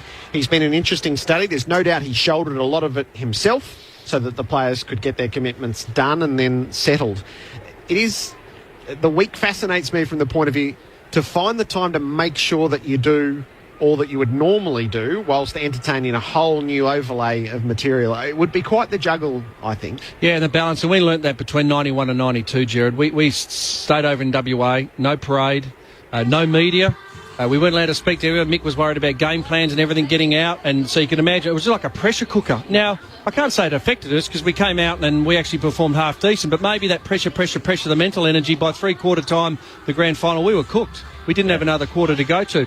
In 92, parade, came over, spoke to the media. It was almost like a tent atmosphere. Everyone could come in and go out and all that sort of stuff. So it was totally different. But again, I was saying before about coaching methods. Well, we're a year older. So Mick probably had more faith in us absorbing all that and actually dealing with all those pressures. But did embracing it and enjoying it change your attitude when you actually got out there on the day? Yes, most of my answer is yes. But were we old enough? Were we more mature to handle it too? And maybe Mick was right, and maybe we were all wrong. I don't know. But we were certainly having not experienced the first time, but ready for it. More mature mentally to absorb it the following year. Held us in better stead. I think the line has been... Sorry, mate, you're right. Just to keep Mick trying to keep you away from all that makes you more nervous instead of actually feeling it and experiencing it and sucking it in and going, Well, there's not much difference, really. You just got a few more blokes with the camera in your face. Yeah. And that's about it, basically. The game's still played the same. The people are still the same. The coach is the same. And he's protecting you from that. I think it scares people. Yeah. I'd say release. You needed that release, and you just couldn't get it. So, as I said, like the old your mother's or your grandmother's pressure cooker, I felt like that whistle going off the top of the pot, but because you needed a release, and you just didn't have it, And so, did it cost? I don't know whether it cost us a grand final, but certainly we learned our lessons, and the club learnt their lessons. Next year, final parade, we're over a day early, and we got the result. I can assure you it didn't cost you a grand final because it's mental. That's all, just a mental thing. It's about performing on the day and growing up, and you did in a year, which was terrific. Yeah. So, mentioning growing up, did the club grow up, the West Coast Eagles, because of what happened in 91? Oh, well, yeah, certainly from a playing point of view, but I think the club off-field grew up as well. And, the lessons we learnt from 91, we took into 92 on and off the field. And, it was a coming of age, if you like, of the football club, that's for sure. And Hawthorn, who have just been here and been here and been here. Yeah, it's an interesting one. It's a very interesting one because it's sort of the norm for them. It's expected now. It's what they have to do to keep their their status at the level it should be at. But how long can they last is the key. Were they as good this year as a team over the 23 weeks or 22 weeks in 22-week games? I think not. I think they dropped a little bit. They got beaten by Essendon early in the year. They got beaten by Richmond. They got beaten by Port Adelaide early in the year. They got beaten by some sides who were average. And I haven't seen that before. There was a 4-week period where they put 130, 140, 150 on the board, which blew their numbers apart. Take that away, you know what? They're not the best side in the competition at this year, in the last 12 weeks. If you actually look at it properly. The statistics, they are number 1 in scoring, Eagles number 2. Scoring against, they scores against 70. Guess what? The Eagles are 71. 1 point. It's an amazing. There's nothing between these two sides at all. So, and they blew it apart for 4 weeks in a row, putting 150 points on each time. So there's a distinct. I don't think it's right. Exactly what the betting's right, because for mine, I think that I think they're betting on playing the MCG. Hawks know how to do it, and reputation. Reputation, champs. That's it. And 16. I was just going through the record before. 16 of their players are in double figures for finals. Yeah. So you talk about the moment and settling down early and all that sort of stuff. West Coast, 2. They got 8 200 game players to 0. Yeah. Roy Orbison. Yeah. Yeah. Well, the Hawthorn journey back to this point. So let's recount how the Hawks got here. Rough it off, barges through like a bulldozer, and from 55, he kicks the goal. On the siren, the Hawks are obliterating Geelong. Over the head of White, Sills is the cover, snaps on the right foot, and kicks another. And Port Adelaide has 7 goals to Hawthorn's none. And the siren sounds for the Giants to record a momentous victory over the reigning premiers. And there it is. The Swans conquer their demons, and they beat the Hawks at the MCG. When they lost those 4 games at the start of the year. And to me, I always thought that was a great thing, because if they were winning easily, it'd be a really tough job for Clarko to keep them focused. And they're coming good at the right end of the season, so tough job for everybody else. Rioli beat Williams to it. Genius from Rioli. Hand pass to Smith. Off now to Puamblo. Gives it to Gunston. He tripped over his own man. Had time to get it back. Gives it to Hill. They got a loose man and full forward. The bouncing ball to Bruce. Who kicks the goal. Clearly Hawthorn are the best team in the competition by a long, long shot. There's no one for me that can get near this Hawthorn football club. Kick inside the 50. Gunston the target. From behind. He's still after it. Socketed forward. From the goal line. He finishes. They're in a position better than any team in the history of the game for me to go 3-piece, as far as healthy, as far as the way they're playing the football and the way they're demolishing teams. A demolition job of last year's grand finalists. The Hawks look unstoppable in 2015. Sam Gray takes the mark 40 metres out from goal. He kicks a goal and he puts the nail in the Hawthorn coffin. What an unlikely funeral to attend on a Friday night. But for the second time this season, Port Adelaide downs the Hawks, and it surely scuppers Hawthorn's ambitions for the top 2. The opening siren, the 2015 final series. Hawthorn and West Coast go at it at Subiaco. Kennedy with his toughest shot yet from 51. He launches. He's kicked 3 for the term. The Eagles are 25-point leaders. And the Hawks are on the rack. Maybe that hunger I thought they had, maybe it is satisfying. They're coming completely unstuck, Hawthorn. Their system tonight is broken. Give themselves the most difficult challenge of all time now to come from where they're going to have to come from if they want to try and defend what they're trying to defend. And pass to Smith. He's through. Turn and speed. Broke away. Got to 40. Kick the goal. McAvoy in the square. Go to Hawthorn. It's Hodge again. The Hawks promised a response, and it has been emphatically posted. Across the face of goal, Mazunga's been spoiled. The Hawks have got it. Rioli snaps and kicks another. Duray comes up with the ball, runs around. Valentine gets it onto his boot and kicks the goal. It's the goal that will propel the Hawks into the grand final. Well, the Hawks have achieved the rarest of feats, an interstate preliminary final win. They conquer the Western Front and they advance to a fourth straight grand final. Had a couple of troughs, more than we're used to in recent Hawthorn seasons, but here they are looking for a third straight flag. One man who knows them intimately, he shared most of the season with them before becoming the Carlton coach, is Brendan Bolton. Brendan, welcome to Grandstand AFL. Thanks for having me. Yeah, really excited for today. It's it's warm out there. I've got a sweat walking up to the box here, but should be a close contest. Congratulations. You're getting used to the idea of being a senior coach? Yeah, the reality hits the day you do the press conference, I think, but lots of conversations in the last month. I've been able to speak to all the players on the list and just established a really good coaching staff. All our line coaches have coached their own team in their own right, which is really important to me because they have a bit more of a holistic understanding of the caper. So I'm excited and looking forward to moving forward. When governments come in, there's sometimes 100 days, right? This is what we need to get done in a checklist. Did you have a checklist to work through?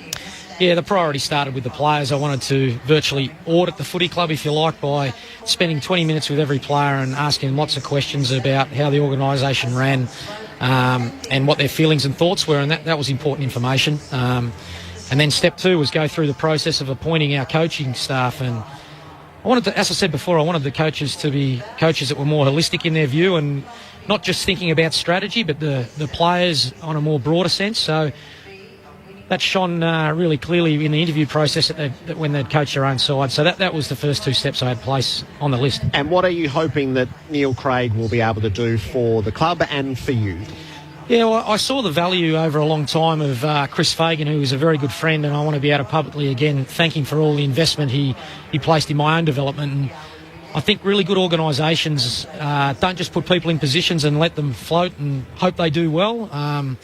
You need to have accountability and you need to have people investing in them as a person and their professional development. So that's a critical role that Neil will need to do, because I know at times I'm going to be pretty narrow and I'll be thinking just about the game. So I want him to invest in our coaches and make sure they, hopefully in 5 or 6 years' time, can become senior coaches themselves. And then, notwithstanding that Mark McClure is sitting by your side, what about the history of Carlton, the figures like David Park and Mark McClure? How important is it to understand it, and then to what degree will you engage with it? I'm glad you just used the word engage. I was lucky enough only on Wednesday night to meet with those who played in the 95 flag and sit in a room with them while they're having a drink in a really relaxed state. And it was, well, I had the intention, funnily enough, of only being there for half an hour because I had the Brownlow Monday, Tuesday. I was a coaches association, but I found myself just connected and I couldn't walk out of there, and I lasted 3.5 hours. So I think it's really important to respect and connect with the past, but also with a real focus on moving forward and not just always linking to the past and worrying about what's been there and what's been done. We've got to look forward, and I think the next few months is all about looking forward. Tell us about the trading. You've obviously thought about it. You've obviously thought about the players you want to move on, and I think they've been pretty public in that anyway. In a sense, some of the guys, and we had to do something on Fox, and so it's out there. Yeah, Stephen Silvani's critical to that decision, those decisions, because obviously this year I've been really focused on line coaching, but there's a couple of things that we said were really key criteria, and that there was the age profile, that they were young because we want to grow. If we're going to get someone over the age of 25, they must have outstanding leadership. So we're going to look young. We're going to look at those with strong values, because we're an organisation that we can't hide from it, that finished on the bottom of the ladder. So we've got to instill the values. We've got to challenge them and celebrate them when they're doing it well, and that'll take some time, but that's a key criteria in our trading. Any surprises, Brendan, come out of those interviews? I know you probably won't elaborate too far, but interviewing the players, was there something there that you can go, right, that's something I need to address, and that's probably one of the first things I need to do with the playing group, is get them on side? Yeah, I think the one thing lots of people talk about is culture. When you try and ask and get people to define it, if there's no higher purpose there, then what is it? Who are you? Where you're headed and how you're going to get there? So we've got a fair bit of work to do on not me coming in and imposing a culture, but together creating one. So that was the big takeaway from the conversation I had with the players. So Wednesday night you would have seen a bit of culture. You would have seen a bit of leadership. You would have seen a bit of fun. And that's part of a football club. And you would have seen that with those players. Yeah, I know it's easy when you're winning, and I've been in a winning environment for quite a while, to say, oh, yeah, you can have fun. And I think the professionalism can sometimes make environments sterile. And I know we're going to be a building club and it's going to take some time, but I think it's important that we do have some balance of fun and being able to show our personality at training and having a laugh and a joke at the right time. Sure. But also there's the time where you've got to roll your sleeves up and train with rigour and make sure the job's done. Yeah, you've got a big job, because you don't get a job like this without the club falling to an area. And I think that they've made a really good choice in yourself. I love the way you talk about it. And you do it with happiness and joy, that you're enjoying it. So, I mean, for Carlton, us, I suppose I have to say us. I've had so many years involved there, but for us, I think it's the most important job to go back to the basics and get them properly right, because at this stage we're way off the mark in that area. Yeah, well, the thing I think we're on, and I'd like to say this to the members, and I said it on the BNF night, is we're on a journey, and journeys are only memorable when you've got whole of club and our members with us, we've got our coaches with us, players, and you're doing it together. And the other thing I reckon about journeys is you remember them because they're not just a straight line and a straight drive. There's some bumps and some hills and some twists and turns. So there's no doubt we're going to face that. But that's what's exciting about it. You never build things totally smoothly. So the only bloke who got a job at our place that was finished on the top of the ladder was David Parker. On top of the ladder, he got a job and he thinks he's done it himself. It's unbelievable. A little glance back at Hawthorn. How do you feel coming here today to watch the team try to complete the three-peat, and you have such a stake in it? Yeah, I don't really know how to describe the emotion, but I feel still invested. But I've just got to sit afar. But I really hope... there's going to be the likes of Mitchell and Hodge and Lewis and Roughhead, a lot of seasoned campaigners that could be etched in footy immortality, really. This competition looks not to allow teams to do it more than once. They'd like a rotation, and the drafting and lots of things say that you shouldn't do it more than once, but I'd love to see it. Has Simo got what it takes to take the game plan away from Hawthorn? We take our hat off to Simo. He's done an outstanding job. He had to face some adversity himself in terms of the injuries down back, and he's really sold system. So I think it's going to be a tight battle, but I'd like to tip Hawthorn by a couple of goals. Is there a vulnerability about Hawthorn that maybe hasn't been there in the past? Listen, I think every team's got a vulnerability if you dig deep and you analyse deep enough. But it's the ability to expose any vulnerability for a long period of time. And I think on grand final day, the team that can settle and control the game and play it their way for longer will win. I know that sounds simple, but you've got to be able to do it on your terms for as long as possible, and the team that can do that will get up. I'm not sure the word's glad, but having made the decision to step aside, obviously, to jump into Carlton and do the senior position, do you think you still could have stayed at Hawthorn and finished the job off and then done it? Or you actually, I want to say not glad, I don't think glad's the word, but you're more...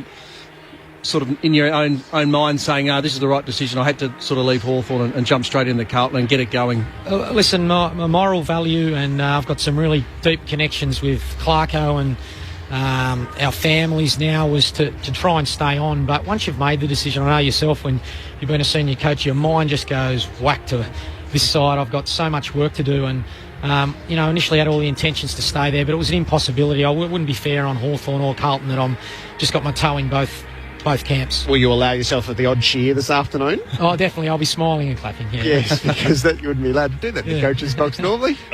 You've got to give up Hawthorn. You can't keep going with them all the time. You've moved on now, don't forget. Well, the great Ronald Dale Barassi says, as a coach, and you want to be a long-term coach, your loyalty has to be portable.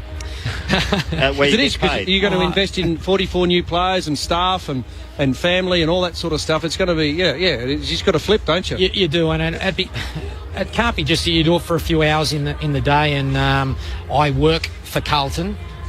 That's a real difference to I need to become Carlton. So I know that when we made the decision, our life and our family need to become Carlton, not I just work for the Carlton Footy Club. And over time, when we talked about culture, that's really important that happens with all our key stakeholders. Brendan, enjoy the afternoon and the best of luck with the job. We'll look forward to talking next year. Appreciate the chat, guys, and enjoy the contest today. Good luck. And you don't need good luck. Everyone needs good luck. No, you from time don't. to time. Not with Sellers in your corner at Carlton. Brendan Bolt is the Carlton coach with such knowledge of Hawthorn. We head back to the centre stage where Ellie Goulding is performing.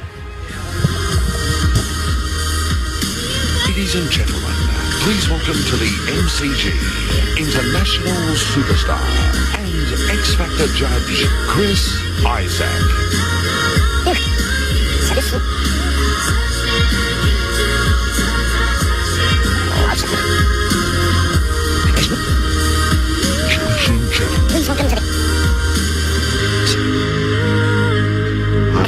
Superstar and X Factor.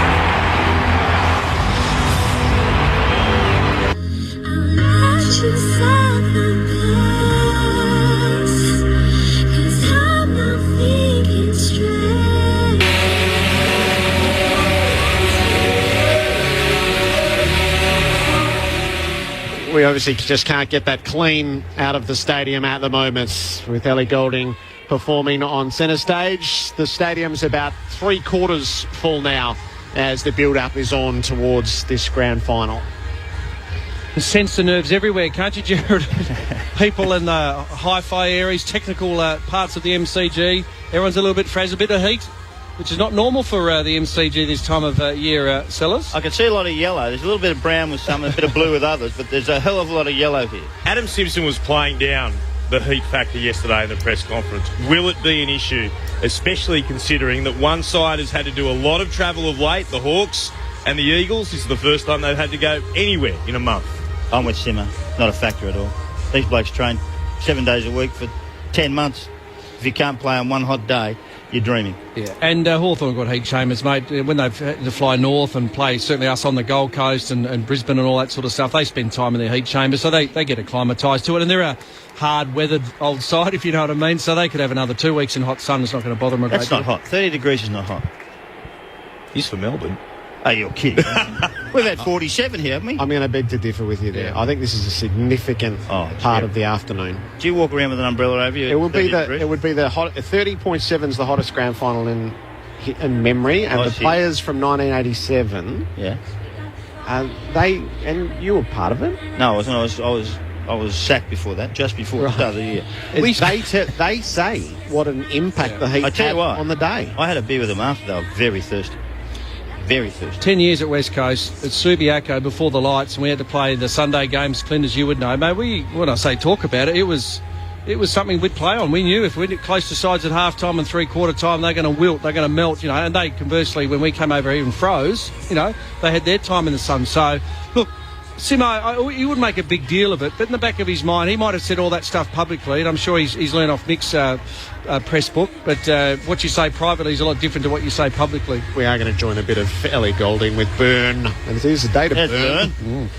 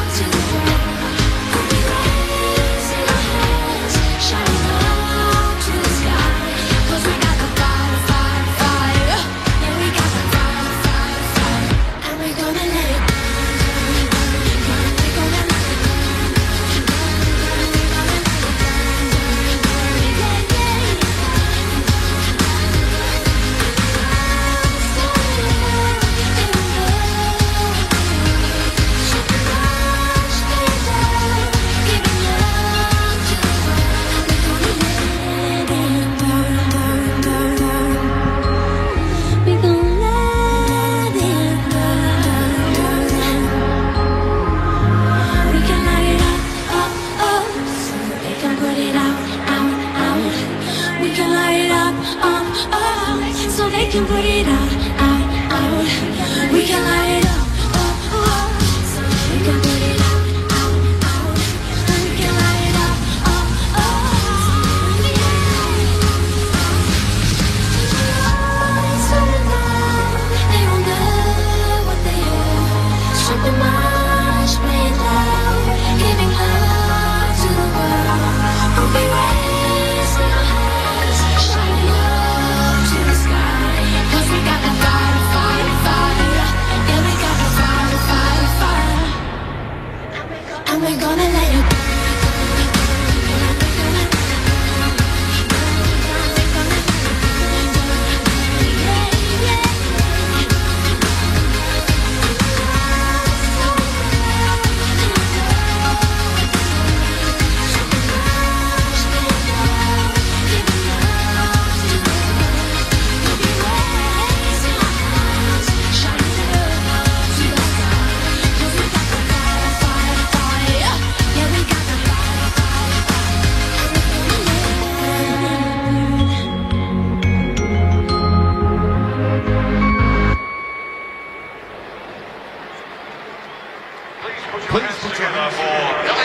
Ellie Goulding finishing off on the MCG, and that clears the way for Brian Adams as the feature guest at the 2015 AFL Grand Final. The retirees have been on their lap. One close to our hearts this year has been Brad Sewell, a two-time Premiership Hawk. He's down with Nerily Meadows. ABC Grandstands, Brad Sewell, one of the retirees. You're representing us as you do the lap of honour. Yeah, it's kind of funny. I've been out of the game for so long. I'm still doing it. I retired last year and doing this, so I'm really looking forward to it. It's going to be pretty special, I think. Is it emotional? I think it might be more emotional for the other guys having just come out. But that said, I think in front of the Hawthorn crowd, I'm assuming it'll be a bit emotional. We've heard you in recent weeks in the box. Are you a little bit toey about today? Yeah, I am. Look, it can't not be. It's going to be a cracking game. It's hot. It's stinking hot out there. I was walking over from Ped Square there before, but yeah, I'm a bit twitchy. Any danger that the Hawks have gone too tall, too old? Too tall. I think they're all too old. So yes, there is danger of that. But have they named sub yet? Do we know? No. So I don't know what's going on. It'll be a cracking game. ABC expert Brad Sewell there. Enjoy the lap of honour. Thanks very much. He might be a little emotionally invested in it all, I think, Sewell, and well, he should be. Completing his terrific career last year, a two-time Premiership Hawk, so he was part of it a couple of times, and he'll be absolutely with them. It's nice to see Sewell on the lap of honour. No, fantastic. I mean, all those players who go around have put in many, many years of toil and enjoyed it, and now they actually enter the real part of their life. They've got to go and get a job and do things that normal people do. So good luck to them. They've been terrific servants of the game, and we applaud them. Tony Lockett part of that lap as well as the inductee, a while ago. Legend. Oh yeah, the legend of the Australian Football Hall of Fame this year. So it's nice to see Plugger back on Grand Final day. I was going to say, it's not the weather I was sweating about. I just saw him run past me again, a bit like back in '89 when he cleaned me up. I still got a little cold sweat come out, Jared. But no, he was a fantastic, an ornament to the game, and yeah, all those boys have certainly. You couldn't ask any more of them. Fantastic contribution to the game they've all made. So the team sheets, when they did arrive, confirmed that Matthew Suckling is the sub for the Hawks, and Matt Rosa, as he has been, is wearing the vest for the Eagles. The last time that a sub will be used in an Aussie rules game, certainly in the AFL at least, and I don't think there'll be too many who'll be sad to see the back of it. Stage being prepared for Brian Adams. Now this is a really, I'm now mesmerised by the pre-game entertainment and the possibilities.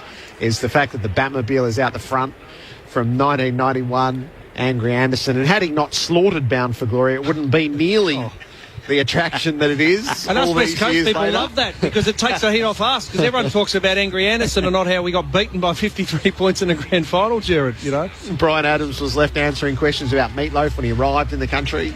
This can go either way. Sometimes the worse it is, the more memorable it becomes. Well, it's Gill's call last time. I think it's Gill's call this time, and I think Gill will get a whack if it does.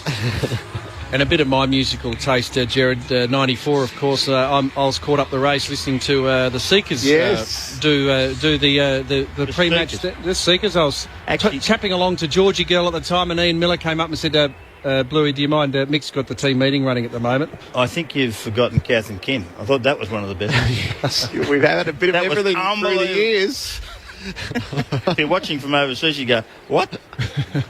So Brian Adams is about to get his repertoire going in front of an ever-filling MCG. Most people now in positions as we head towards this. Did you get a Guernsey signed, half by West Coast, half by the Seekers? Yeah, 94 grand final. So I was the deputy vice captain, had the coach Mickey Moldhouse, captain John Warsfold, vice captain Michael Brennan on one side, and on the other side of the sash of the West Coast, Judith Durham, Athel Guy, Roger Woolley and Keith Plotka on the other side. Pride and possession I've got, a 92. I forget who sung at 92, but that's irrelevant.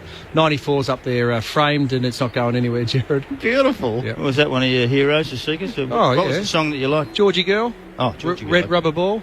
Oh, my God. There, how old are you? I know, it was funny. We went to the concert, Woosha and I went to the concert in Perth, and we looked around. The average age of the audience was about 65, and we were about 25 at that stage, but... it was fantastic. Let's see how Brian Adams goes, shall we?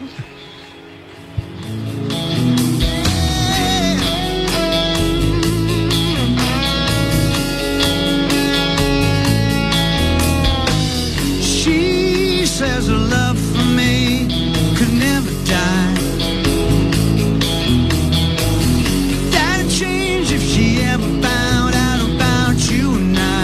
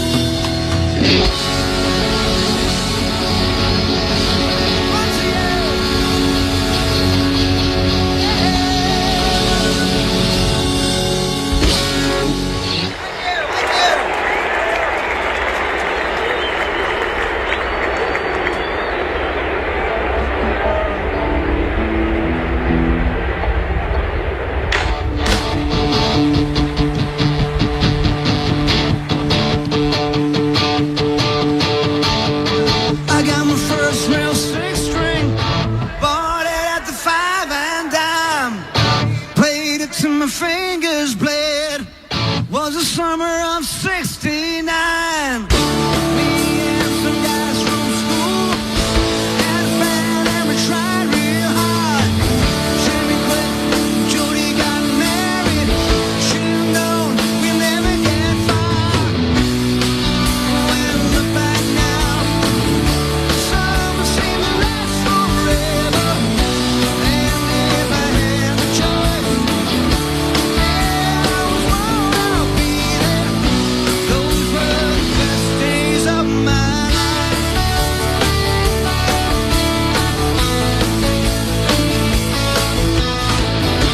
Ain't no use in complaining when you got a job to do.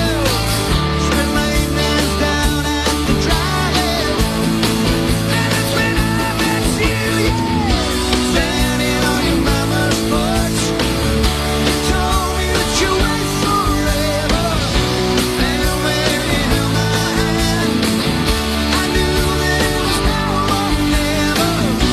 Those were the best days of my life. Oh yeah. Oh, summer.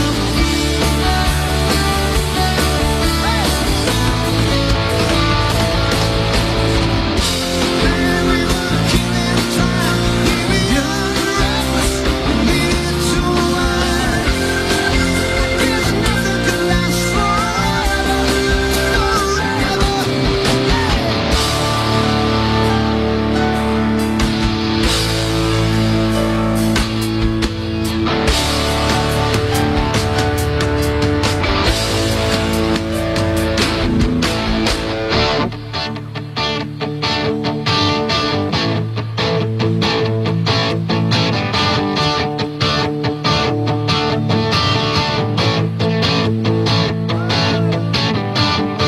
And now the times are changing.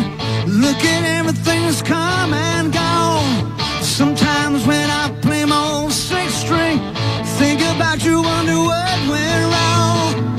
Standing on your mama's porch, you told me that you wait forever. And when you held my hand, I knew that it was now or never. Those were the best days of my life. It was the summer.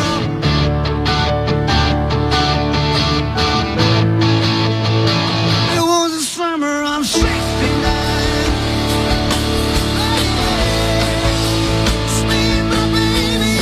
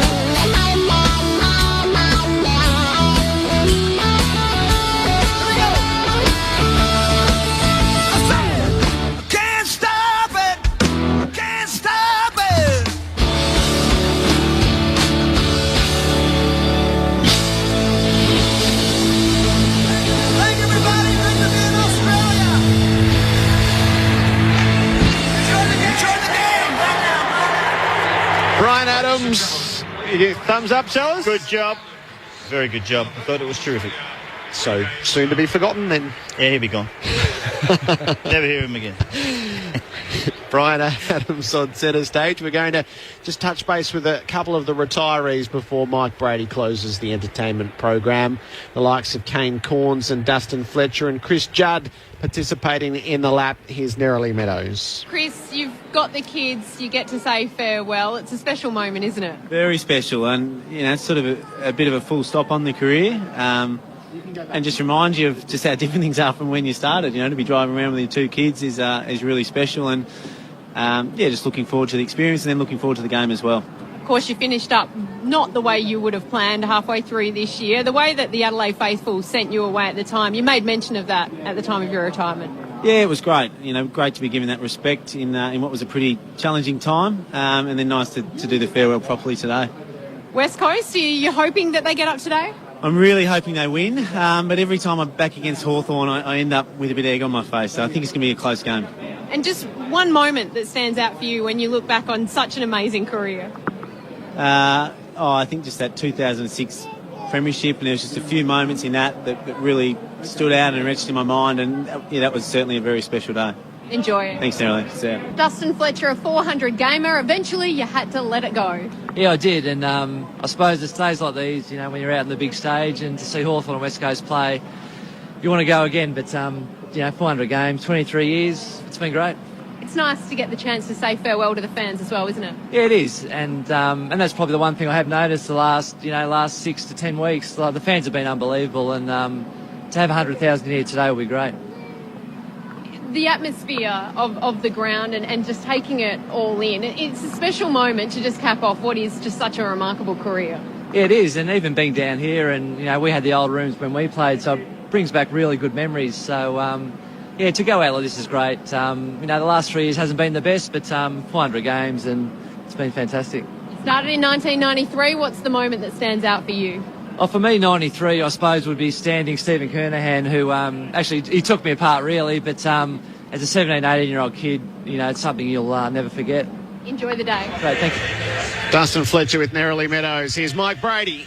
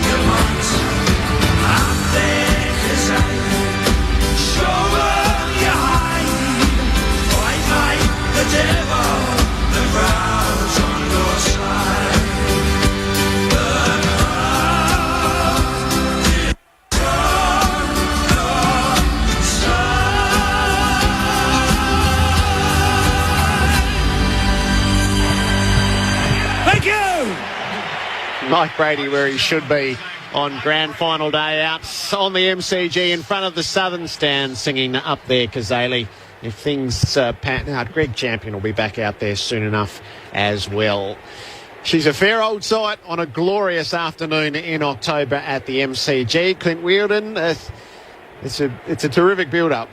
Absolutely magnificent. How good is Mike Brady? And full ticks to everyone involved for getting Brian Adams out here, because that was a winner, which, as I think you correctly said, everyone will instantly forget because it was so successful. But the Hawks, the team of the era, up against the West Coast Eagles, who were the surprise packet of this season, finishing outside the finals last year. No one predicted that they would go on and play in a premiership decider, but it's a young and youthful team. Don't have a lot of grand final experience. Only 3 players with premiership medallions to their name up against the Hawks, who have 44 today. But what a grand final awaits us, Jared. Big pumping around the Eagles rooms will be They've embraced it so well. They looked really comfortable yesterday. So much of this swings on how they just come out and settle in the early stages. Yeah, it's going to be that first contest, the first minute, who settles the earliest and the quickest and gets their game plan. But yeah, I mean, from a playing and a coach side of things, Jared, it's the master versus the apprentice, of course. I mean, Simo spending time at the Hawks, and obviously the younger West Coast and the quicker group of West Coast versus the older, more mature Bulls of Hawthorn. Be fascinated to see what's on the West Coast banner, because apparently it's come directly from the coaching staff. Not sure how often that happens. The coaching staff spoke to the banner team on Sunday and said, this is what we want on it. We're about to get it unveiled. But they built it last Sunday. As I said, it was the coaches who said... I'll go early and say, what do they normally tap as a... Time to hunt. Time to hunt. Oh, I like it. Apparently it's short and sweet, so I think you're on the money. We'll be at our formal game preview shortly. If you are listening to our coverage online or on your phone, you can listen to the match coverage via the AFL website or the app. So through the AFL website or the AFL app to hear the game coverage, which will pause in just a moment's time. Ken Judge has come in to complete our full bench this afternoon, the 83 flag with the Hawks. He was part of those three epic grand finals, Hawthorn and Essendon. Judgy, it's great to have you back in at the G. Yeah, thanks, Jared, and great to be here. Just a fantastic day. It is just one of the greatest sporting events in the world, isn't it, really? I mean, it's just fantastic. What a great day. Weather's fantastic as well, and just looking forward to a really good game of footy. I just, I think it's... I still think Hawthorn are the best side if they can play at their best in the competition. Just West Coast dismantled them a couple of weeks ago. If they can do the same thing again today, West Coast probably win. Does it stir your memory? Can you put yourself back in the early 80s? Oh, yeah, you do, because I think Mark and Bluey will agree with it. I mean, it brings back great memories for you. You know, when you first run onto the ground, and the roar's just enormous. I mean, you can hardly hear yourself think when you first hit the ground, when the teams roar. And I always take the mickey out of my business partner, Kim Hughes, because he always talks about batting in front of 80,000 people here at the MCG. On Boxing Day. I said, mate, I played in front of 120,000 in the grand final, mate. I said, that's 40,000. I said, that's 40,000 more, mate, not 40,000, you know. It is when you start talking in those numbers, isn't it? And that's one of the things West Coast got to get used to today. They play in front of 40,000 people every week in Perth. They're going to play in front of 100,000 here today. So it is different. Anxiety's high. Yep. Tough in their rooms right now. They haven't got out in the ground. They'll be happy when they walk out in the ground, I'm going to assure you. Yep. We'll let you loose on it in a moment or two's time. Mark McClure, Ken Judge and Guy McKenna to take you through the afternoon. The West Coast banner has one word on it. It says United, and they'll be out to see if they can forge their place in grand final history and end the run of the Hawks in the 2015 grand final. The preview of the match itself coming up next on Grandstand AFL.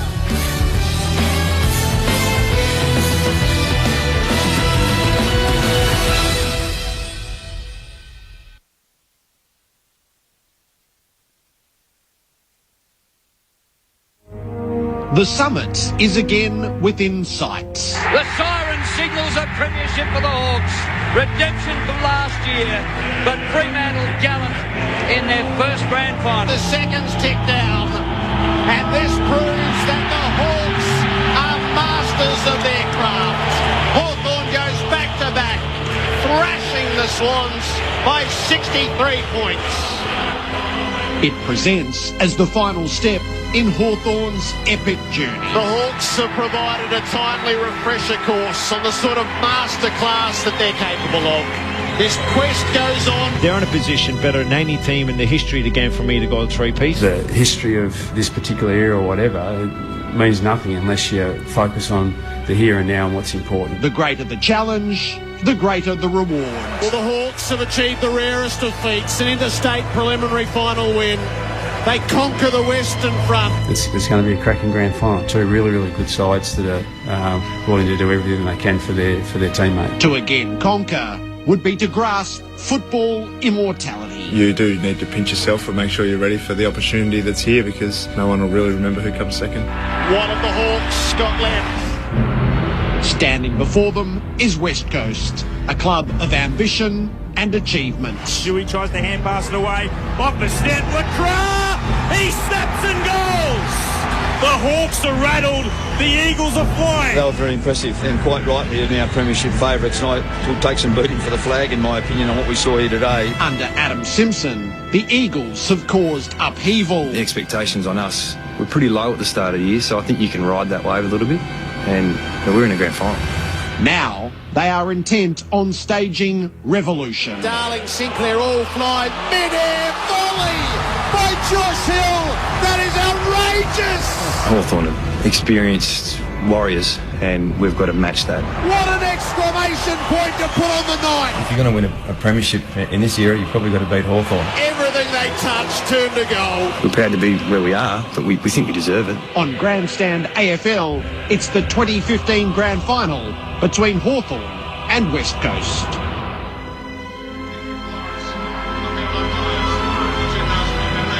So the quest brings us to October in 2015 for the Hawks and the Eagles. Gerard Whateley and Clint Wheeldon to call the game for you on Grandstand AFL this afternoon.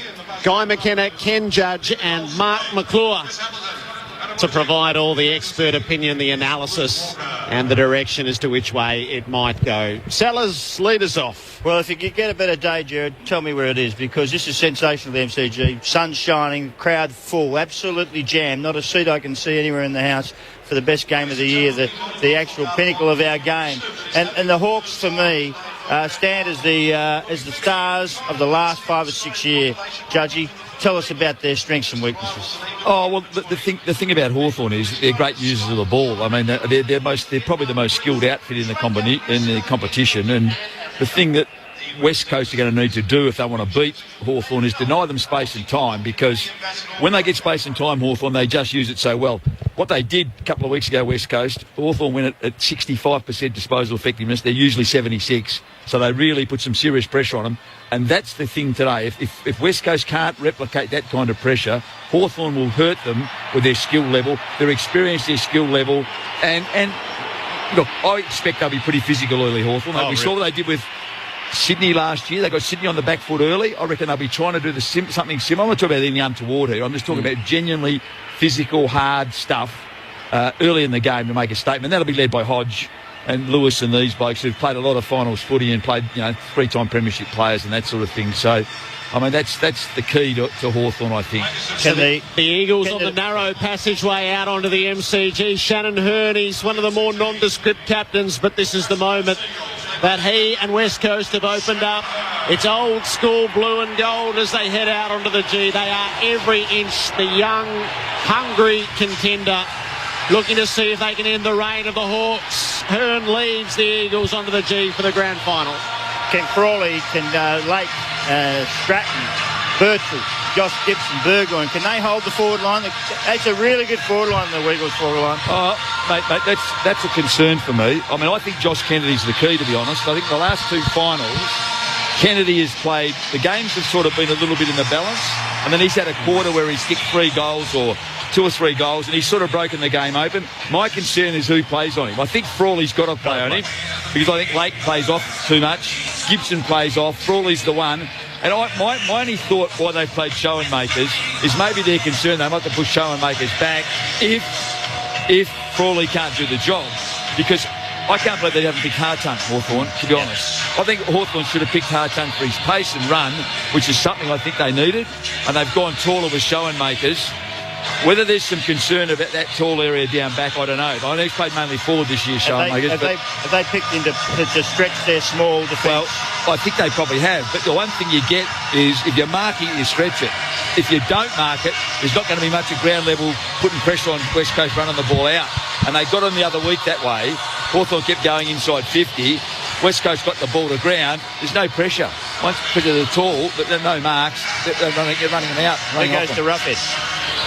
I would think they'll probably play Schofield on Roughhead. I think so. Best defender. Yeah. I think my worry with Roughhead is it's got to play a real good final, mate. I mean, I might be being hard here. I don't think Roughhead, for his reputation and all that, has played enough good finals. He's played well when they've won. I'm talking about him playing well if the game's in the balance. But he turns the game. We think he's got the ability to do it. his record doesn't say he does that in finals. I reckon he'll take someone high anyway. He'll play through the midfield. He'll take Schofield right out where he doesn't like to be and play a midfield role. Hey, Bluey, what about the Eagles? They've got strengths down back because of their system, but up forward, they are sensational. Well, that's it. It's funny. I did a little stat, if you like. So I picked the forward lines the way I thought they'd all line up, and the Hawthorn forward line. I came up with a number of 235 goals. If you just look at the West Coast, what they've scored so far this year, 235 goals, and the Hawthorn boys, 237. So 2 goals difference, so not a lot. So the Hawks making a familiar walk up the tunnel and onto the MCG. They've had a near permanent booking on this day. It's a moment that opens up for them, one of the most admired leaders in the game of a revered footy club, looking for the first time to lead Hawthorn to a three-peat of AFL premierships. And then it's almost a case, I think personally, both ends they might hold their forwards because they're so good. You just spoke about if Hawthorn run 8, and I think Hearn would be the best one for Sean, mate. If he plays a traditional centre-half forward role, there'll be a bit of him sitting back because that's how the web starts. They get that extra forward to push up the ground. That's a 5-on-6, 5 forward, 6 defenders, and so all of a sudden the West Coast, McGovern or Hearn, sits back and does all their damage. And I think down the other end, the same thing can happen. If you push Cripps up the ground, all of a sudden Hawthorn get the 6 defenders versus 5, and then that's where Lake comes into his own because he can roll. We won a Norm Smith, let's not forget, doing that same, playing some good one-on-one football, but also zoning off. Gibson, we know, can do that.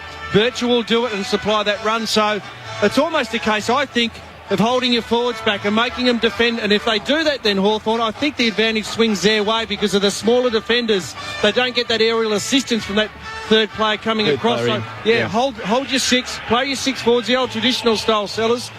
And so it comes down to, comes back to like we see most weekends. Where's it 1? And it's 1 in the middle. And I reckon that's the great X factor for West Coast because let's be honest, you could bring in 3, 4 different Hawthorn rucks. And Nick Naitanui to hit that plus hit or the outside hit to get Shuey, Maston, the quicker plays of West Coast, Gaff on the fly.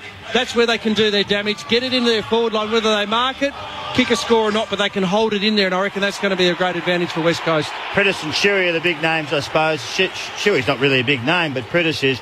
But there's some other ones there, like Elliot Yeo, who does a role. Rosa plays a role in there. Hutchins, I really like. I think he's a really good young player.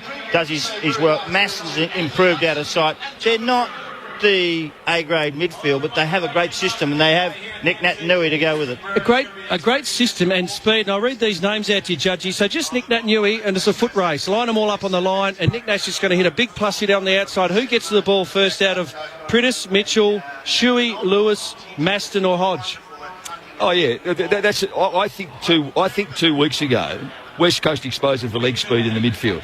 Yeah. Now, I one of 2 things. I'm not quite sure Hawthorn were quite on that day. I don't think West Coast allowed them perhaps to be on that day, but they didn't look as quick, and West Coast got them on the rebound and with their leg speed through the middle. And you would have been at the game last week against North, when in the second half, I reckon North owned that ball in the middle of the inside ball, and were able to control it on the outside. That after as the intensity dropped off, there was more ball that sped on the outside, and then the speed of West Coast opened North right up.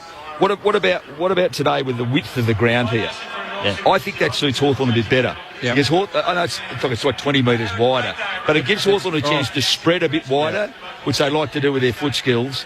Whereas at Subi, it's a bit narrower, it's a bit easier. I mean, I'm not saying it's a huge factor, but it could be a bit of a factor. They can flip the ball out wide. They like to get the ball out wide, and that extra width just makes it a little bit harder to cover. I mean, I think West Coast are good at it, don't get me wrong, but it might be an area also with that width of the ground that might... Oh, you're right. Playing halfback at MCG, you're always in the game, whereas at the main stadium, because you're so far away from the other end, you actually have a chance to actually catch your breath. So you're right. I mean, and that's what's going to force that web to spread, if you know what I mean. And Hawthorn, they're so good with their foot skills. As you said, West Coast is going to have to be so good, the basics of being on the mark, covering that switch kick. And again, their disposal efficiency, you mentioned 65%. Was one of their lowest games because you know what? They were forced to kick to a contest. That's right. And they continually did. Yeah. They kept coming back in spades, and then they got them going the other way, West Coast. Can the defence handle the Puopolo? Can they handle Ruffy? Can they handle Bruce? This is a star of the game. Cyril as well, Cyril Rioli, Isaac Smith, Makers, and Hill sometimes leaks down there as well in those areas. Can they handle that? Can they handle that pace? Can they handle that height?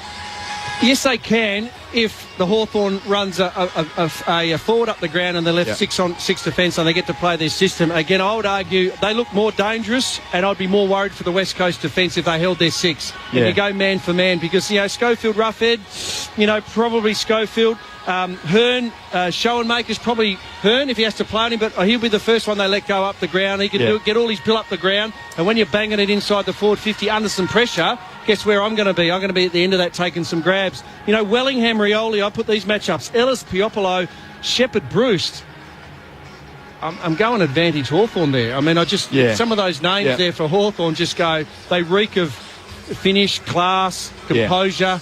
And I just think of that, as I said, if they don't get their extra player in check. Now, what can happen then? If they go 6 on 6, that's when Yo will roll back behind the ball and you get the 7. Yeah, the Hawks make you defend. Yeah. They make you defend man on man. These guys don't defend man on man. They defend in a circle.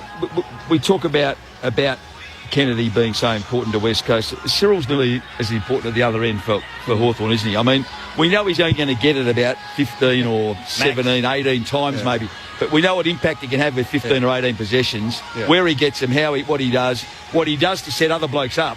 I mean, he mightn't kick 5 goals, but he kicks 2 or 3 and gives away 3 that makes it for other blokes, doesn't he? And things like that are important. I think we know what Hawthorn do.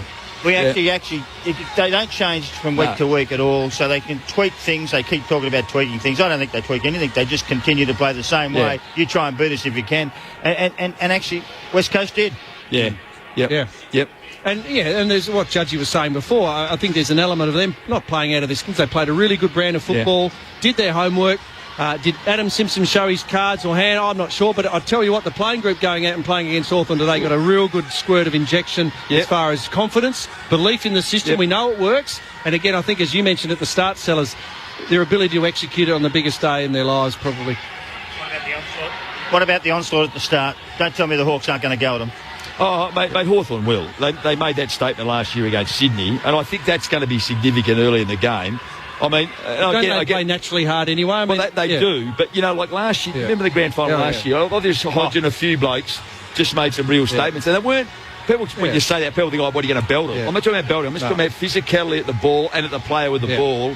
And we saw a couple, and it really knocked Sydney, who are an experienced side and a strong side. I reckon it knocked them off their game a bit last year, know. Now that's going to be interesting what happens tonight, how West Coast handle that initially, because they'll do it. I mean, I just saw something about Hodge yesterday at that press conference where, mate, he was like, there was a mad stare. It was like, let's get on with this. Yeah. So they had 2 easy lead-ins last year, Sydney, before the grand final. And all of a sudden they were just a bit cocksure of themselves, and they just got bashed early. Today, I think Hawthorn have had 2 easy games after the West Coast game. They've had a 2 easy games. They've just blown away 150 marks on their own. That's not playing too hard. Bruce Free. And then they flogged Adelaide quite comfortably. And they want to step up again. It's not going to be easy. These guys are in real good form, West Coast. And that's a great unknown. We just don't know how those players that haven't had that grand final experience are going to absorb that in the first contest. Don't blink. This is not the place to be blinking for the first time in your career. And if they do blink, well, that's going to only... I mean, Hawthorn are going to smell that blood, if you like, and they're going to get their tails up. Injured players. Hodge and Gunston need to stand up. So the 2 teams summoned over to the members' wing to observe the last and the most special of the formalities with Craig Willis. And Dean Kemp of the West Coast Eagles, who will now be presented with the 2015 Toyota AFL Premiership Cup by Cup Ambassador Kane Corns. Dean Kemp and Peter Knights either side of the cup. One will present it at the end of the day. May the best team win. Ladies and gentlemen, we invite you to stand as we welcome Kate Sobrano to sing the Australian National Anthem.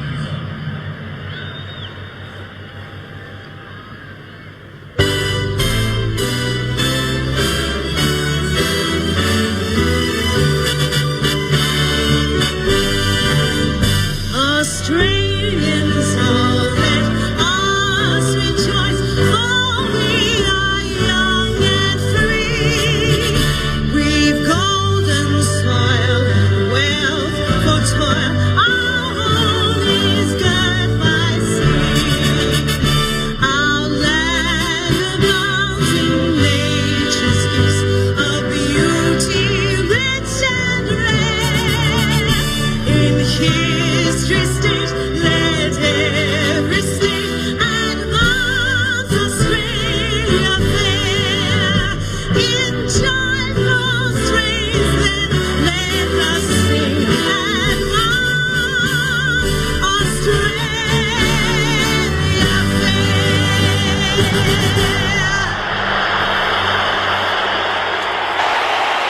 Gorgeous in every sense. Kate Sobrano sets a perfect note for the start of the 2015 AFL Grand Final. Down on the boundary, in the thick of it, is Adam White. Whitey.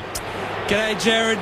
It is very warm down here, there's no doubt about that, but there is no sun, so that might have a little bit of an impact on whether it is going to be too hot for Hawthorn. The one thing is the breeze. It's a very swirly breeze, very similar to 2 years ago, where Fremantle didn't really cope with that swirly breeze. We know that Hawthorn plays so much footy here. As I said, conditions pretty much perfect, really, apart from that warm weather. It feels like it's Boxing Day, and whether it be Shannon Hearn or whether it be Luke Hodge, they're going to win the toss and bat, Jared. Guy McKenna, what are you thinking? What's it going to be?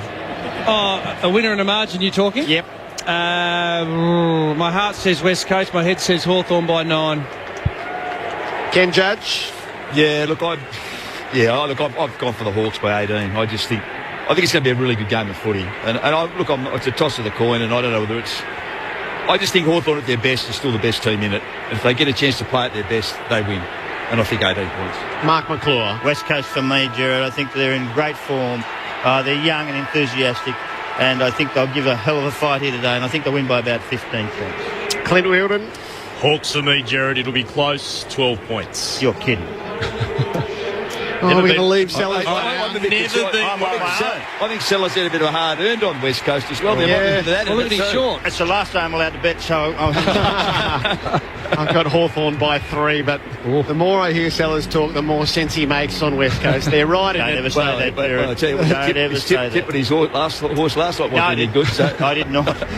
Luke Hodge won the toss. Hawthorn will kick to the city end to the right as we look at it in this opening term. Just the importance of the first 20 minutes. Oh, vital, mate. I mean, those West Coast boys, they'll be as toe as a Roman sandal, I reckon, just trying to get their hands on the ball, get in that first contest, and that's going to be, I reckon, the tail of the tape. Who settles out of those boys the best? And if they can settle and absorb the Hawthorn's pressure, they'll go a long way to winning.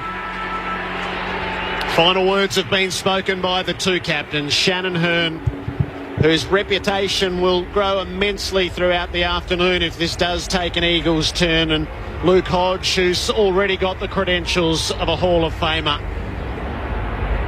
Two-time Norm Smith medalist, and you know if the Hawks win, he'll have played such an instrumental part in it. Perhaps the last chance to take a deep breath for the 44 participants as they head to their positions on the MCG to take it up, and the countdown on the scoreboard puts things at 30 seconds and things will start to ripple around the ground with 100,000 in. It's the battle for supremacy. The Hawks searching for their crowning achievement. The Eagles to restore Western domination. The 2015 Grand Final on a hot October afternoon. Hawthorn and West Coast to go at it. And the opening siren on Grandstand AFL. You're with Clint Wheeldon. What a contest awaits. The Eagles and the Hawks, we're underway, and Natanui gets clean possession and thumps it inside 50 to begin. Out after it, Kennedy can't get back there. Lake sees it over for a minor score to get things started. West Coast on the board first. The Hawks will go quickly out of defence. That all happened in such a rush. Lewis marks in the back pocket. He clears the defensive 52 Eagles up. They bring it to ground. Gunston's after it. Marston beat him to it. Gunston laid the tackle, wrapped him up. That opening bounce just gives you a feel. If Natanui gets it like that and pumps it inside, they'll be ferociously hard to stop. He'll go at it again, Natanui. Tap it clean down to Lacroix. Lobs it up inside 50. Darling underneath. Spoil made by Lake. It's out of play. 35 around from goal. I reckon he was so obsessed, Hale, with Natanui. That's what cost him at the first bounce. He's still got to go for the ball, even though he's worried about his leap. Natanui has front position against Hale as the ball's put back into play in the Eagles' left forward pocket. They both had a touch. Hale went out after it again. Gathered it for the Hawks. Got tackled by Prittis. Ball locked in. Ball up. And the other thing that's going to help Hawthorn, obviously with that speed and inside to outside, Rioli started in the middle of the ground. He won't last in this weather, Cyril. Hale with the more telling tap. Picked up off the ground by Shuey. Might have been taken high. Umpire says no. It's kicked out of there by Gibson. No, the umpire has paid the free kick. Just the out-of-zone umpire saw it clearly. Shuey's got it. It was the high decision we called, and yet the umpire, Rosebery, closest to it, let it go. Against Lewis, Shuey with a chance to have a shot at goal from deep in the left forward pocket will put boot to ball from around about 40 metres out. Indication of the wind after this kick. 23-11 for the season. Can the Eagles kick the opening goal of the game? They can! Shuey with a great start. The ball never deviated. The Eagles, in the opening 2 minutes, they're 1-1-7. Hawthorn yet to score. A little message to the rest of the world that we're come here to play. Started the centre bounce with Nat Nui taking it out of the middle. Hale went for his body, not for the actual ball, and he just went straight round him and banged it in, and they haven't got out of there yet till the goal was done. That's 2.5 minutes of stayed in their forward line. Shuey wins a free kick, and it's all over. What a beautiful kick it was. Judge, you said 3 clearances to zip already. Yep. The replay suggests that umpire Rosebery was right when he was waving play on. And there's been a bit of afters in it. Lewis into Shuey, who has headed to the bench. Couldn't have started any better for West Coast. 7-0 at the bounce. Nat Nui rises high, taps it down, but Mitchell is onto it for the Hawks. Their first time forward of centre. Kick lands at half forward where it's intercepted by Shepherd, who saw it coming. They've settled right on the bunny. West Coast, they look calm and assured. Shepherd kicks it up to half forward. Lake opened the way, took the mark in the back of the pack. Sinclair knocked it out of his hands. A 50-metre penalty. 6-on-6 forward for Hawthorn, Jared, and Hawthorn have got the extra man in defence. West Coast pushing a higher forward up to the wing. Lake rushes on with the advantage of the 50. His kick for Hale reaches in, can't take the mark. Tapped out to the side by McGovern. Roughhead slipped under the pack, gave it to Rioli, and he snaps a goal. A taste of class from Hawthorn early. Rioli never misses from 15 out. They square it off at a goal apiece. The Eagles have a behind as well. 7 plays 6 after 4. Well, I questioned Ruffy earlier before the game and said he's got to do something. It was a good effort by him then for a big bloke. He's actually sort of ducked that tackle, fed it off to Cyril. I mean, it wasn't being smart when I had a crack about Cyril before. But Cyril can't play through the midfield all day. He just doesn't have the engine, does he? But they're going to have to use him in bursts through there to try and help that leg speed thing you're talking about, Bluey. He's gone forward now and he's kicked a goal. And that's all you expect from your big forwards, isn't it? Bring the ball down the ground and let those small crummers pick up the ball and have shots on goal. And Cyril, he just loves that sort of opportunity. So the ball back in the middle. Great start to proceedings. McAvoy against Natanui. Comes down out towards Prittis, goes over the top of the Eagles and gets a hurried kick away. Inside the forward 50, Lake at the back, won it down. Burgoyne was there for the Hawks, tapped it back inside his defensive 50. Frawley to Burgoyne, now to Mitchell, sells a dummy, kick smothered, Lacroix got in the way. Spilled out there to Hodge for the Hawks, they have it at right half back to Bruce. They'll come down the line, poor kick, disappointing from Shields. Straight towards Hearn, who has it on centre wing for West Coast. He'll give it a bit of ground for Ellis. Tasted premiership success with the Hawks back in 08. He gives 50 metres on the kick to Schofield. The Eagles were initially intending out the southern side, but they double back. Hearn presents into the play again. It's got Prittis and Wellingham down the line. He kicks for Wellingham. It was a bit behind him. He has to go at it. Birchall comes from the bench. He knocks Wellingham off it. Off hands, it's out of play. And you don't mind that too much, do you, Judgy? The kick just getting your touch, getting a feel for the ball. I mean, it's not the ideal play, but just to get the ball in the hands of the players. Under our broadcast position, tossed into play. McAvoy wins the tap down to Lewis. Feeds it out the back for the Hawks. Birchall floats the hand pass to McAvoy. Shields kicked it out of mid-air, almost on the full. The umpire's going to throw it in. Adam White. That was right in front of me. That was out of bounds on the full. A lot of Hawthorn players coming to the bench to the phone. A bit of confusion in the midfield and in defence as to what they should be doing.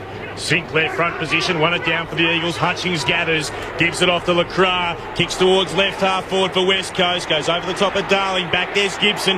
Darling tackles him, he got a hand pass away to Duray, he loses it. Shuey again, he's a left ball forward, he'll dribble along the ground, but it goes across the face. Missing to the right hand side, another minor score. The Eagles 1-2-8, Hawthorn 1 straight 6. He should have given it to Cripps, who was running into the open goal. Unbelievable.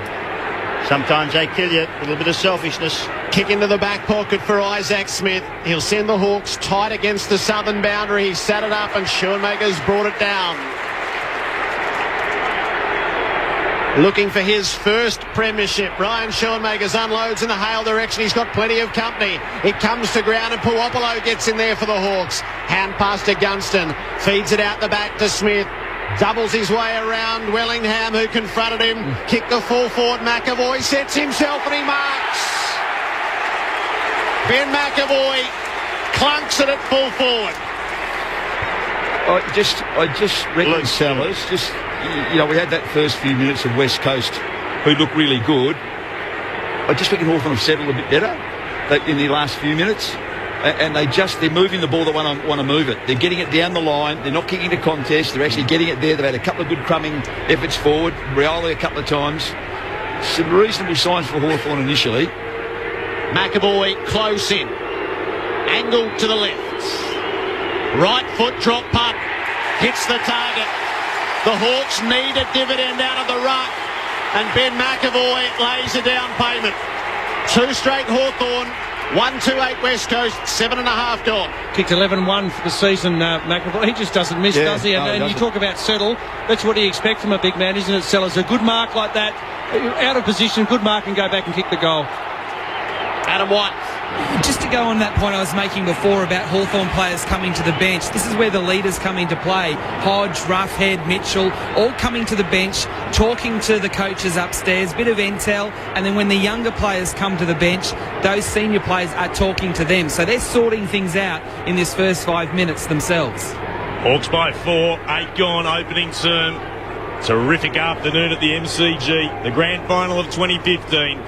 Hale waited, tapped it down for the Hawks. Lewis out after it, got a hand pass away to Puopolo, and the logo out of side. Now it's with Smith. He'll send it long inside forward 50 again. McGovern back, juggled, diving backwards, takes the mark.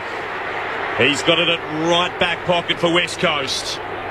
Gets told to play on. He's hard up against the boundary, sends it towards the southern wing. Front position West Coast. Hill marks for the Eagles. Josh Hill goes back to Gaff. He has the backtrack, runs across half back, and then kicks towards the defensive point at left half back where Shuey marks. Steps off his line. The hand pass had to be precise to Wellingham, who read by. Good kick, finds Cripps just forward of the logo. Marston on his own at left half forward. That's where the kick goes now. It bounces past him. Marston will run onto it, gather, and then takes it over the boundary line. Opportunity wasted for West Coast. Throw in about 55 out from their attacking goal. The Hawks still by 4 points. 9 gone opening term. Just need to be a bit quicker than West Coast moving the ball on. They just marginally quicker is going to catch Hawthorn out. Sinclair to ruck against Hale. They each had a share of it. Gaff knocked it to Sheed, gives it to Hearn, kicks inside 50. Nainui's gone forward, he's in front. He's kept out of it by Gibson, and it's allowed to go. It looked like it should have been a free kick. Burgoyne took the mark instead. He uses it short for Mitchell. He couldn't instantly play on as he does so like. Instead he goes the incisive kick down the line, but Wellingham scouted it. He rounds it up and takes the intercepting mark. He'll put West Coast back inside. He's going for Kennedy. Gibson goes up. Darling stayed down. He's the crummer in the pocket. He snaps at goal. It's across the face. Josh Hill set himself. Smith. Brilliant stuff in defence by the Hawks. Gunston got the glove on today again. Beyond defensive 50 to Schoenmakers at left half back. Hawks away down the southern side. Uncontested mark to Hodge. They can go deep inside attacking 50 to Rioli. They can't. Good smother. McGovern, his hand pass was poor. Hodge bounces off Wellingham. He'll go again, the Eagle. Breaks the tackle of Shields. Did really well. Hand passes to Cripps. Moves it on to Yo. Yo puts the Eagles towards right half forward. Josh Hill marks. Continues on, sends it inside attacking 50. Lacroix brings it to ground against Burgoyne. Burgoyne recovers. Hand pass was dangerous. Goes past Frawley and then it runs through for a minor score. That's pretty good stuff. The ball's moving really quickly. It's an open game. Almost a shootout, if you want to call it that. Hawks by 3. Splendid kick in from Birchall. Carried all the way to Roughhead. 70 from goal. Off to Lewis. Right through the middle for Smith. Had to bat it down as it got out of his reach. And then he runs the gauntlet. Smith's had a couple of tremendous moments. Hand pass to Gibson. Kicks it out to Schoenmakers. The Hawks to half forward. Kick for Rioli. He's on his own again. Well, their ball movement's just too quick for them to set up down back. I mean, that's the thing they talk about, the web. They just cannot get set because the Hawks are just tearing away every chance they get. They just play on, move the ball forward. Cyril's been on his own 4 or 5 times. And it's that space and time. They get space and time, sellers, they're going to kill you. And that's exactly what they've done then, gone forward. They just use the ball too well. To increase the Hawthorn lead, Cyril Rioli, 48 metres out from goal. He hit it pretty well. He's kicked his second. And if the Eagles lay off Cyril Rioli, he'll be collecting 2 medals at the end of the day. 3 straight 18, the Hawks. West Coast 139 after 12 minutes. Well, Judge, you mentioned it before. It's not so much they're laying off. It's just that's the width of the ground. And spread a bit further. Yeah, and so you've got to run to defend. And if you get caught up the ground and don't have time to get back, Rioli's going to get in behind you and going to hurt you. And, I mean, you just can't allow him free like that inside the forward 50. Adam White. Jared, I mentioned at the start of the game it was under cloud cover. Now the sun is out and it's so much hotter when the sun is out. And we've got the Hawthorn and West Coast players coming to the bench, wet towels around their necks to try and cool themselves down. The restart, McAvoy versus Natanui. Natanui won it down to Pritis. The Eagles away. Shuey gets a kick high. It'll land just inside the attacking 50. Darling! Marks against Stratton. He's got it 48 out from goal and slightly better than a 45-degree angle left of centre. That's a good mark. But it's poor effort by Stratton, really, wasn't it? I mean, Darling's behind him. He just needs to back into him, not give him a chance. It was just a... And he's been good, Stratton. I think he's been quite good for him in the finals, but that was one of his poorer efforts. The Eagles' leading goal kicker a couple of years ago, Darling, 25-17 for the season. He'll kick from outside 50. It's going left. It stays left. A minor score to the Eagles.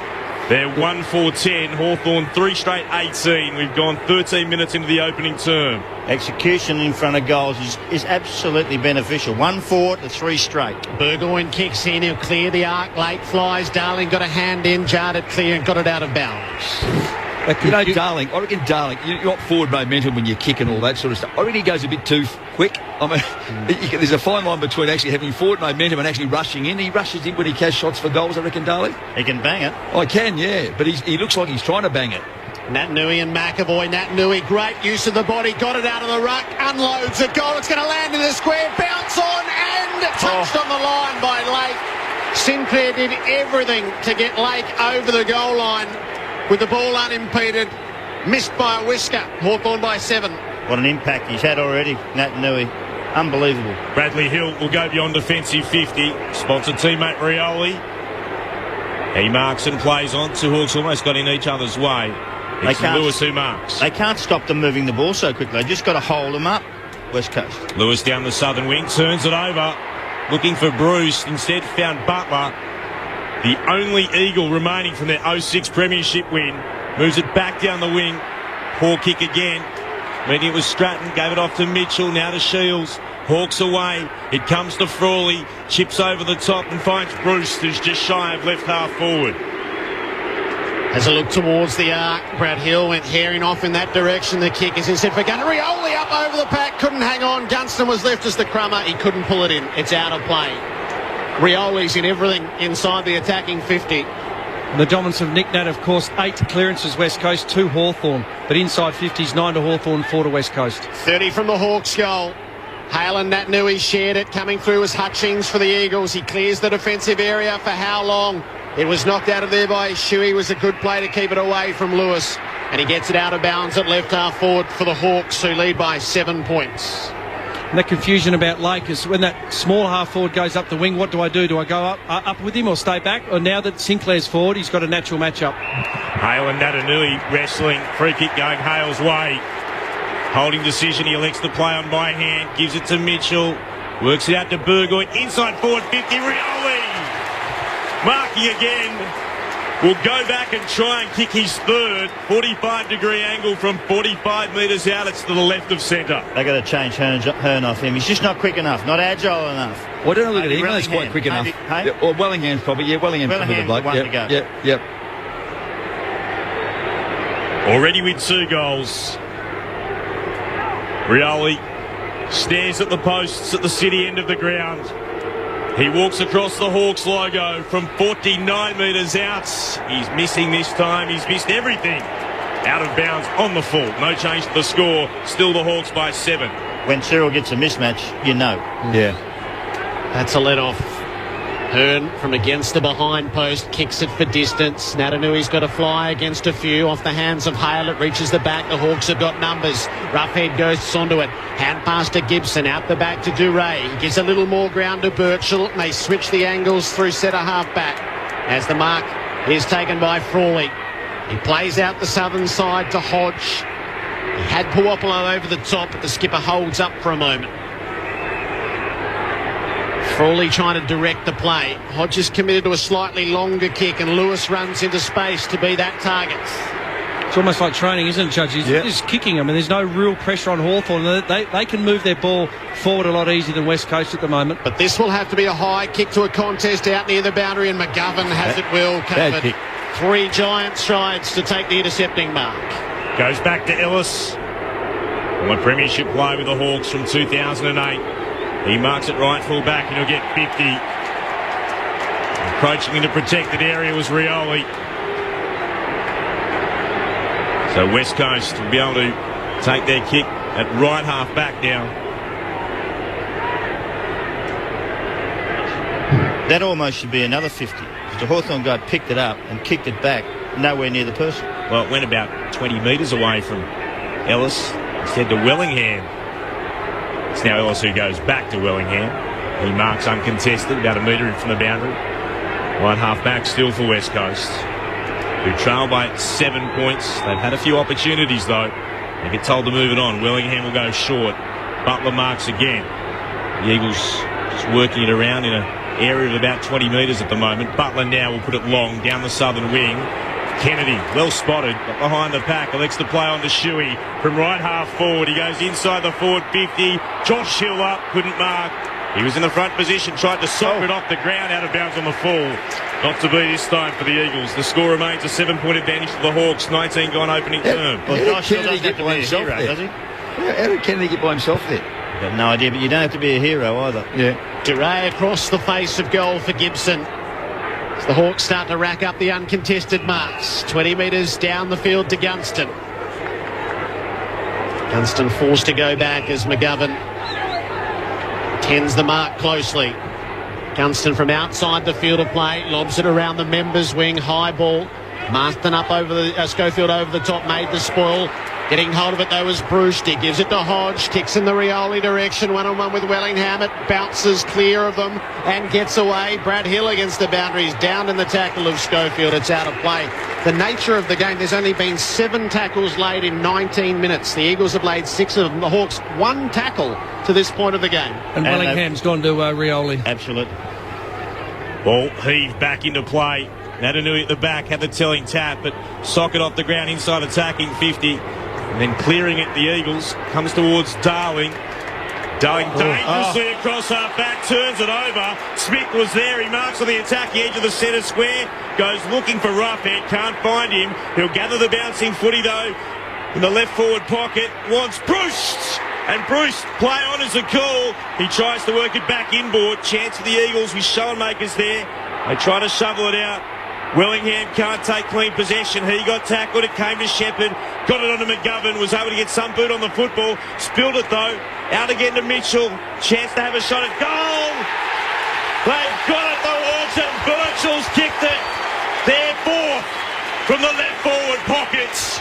Hawthorn by 13 points at the 20-minute mark of the opening term. Just cool-headed, Blue. You're just singing to me then. It just...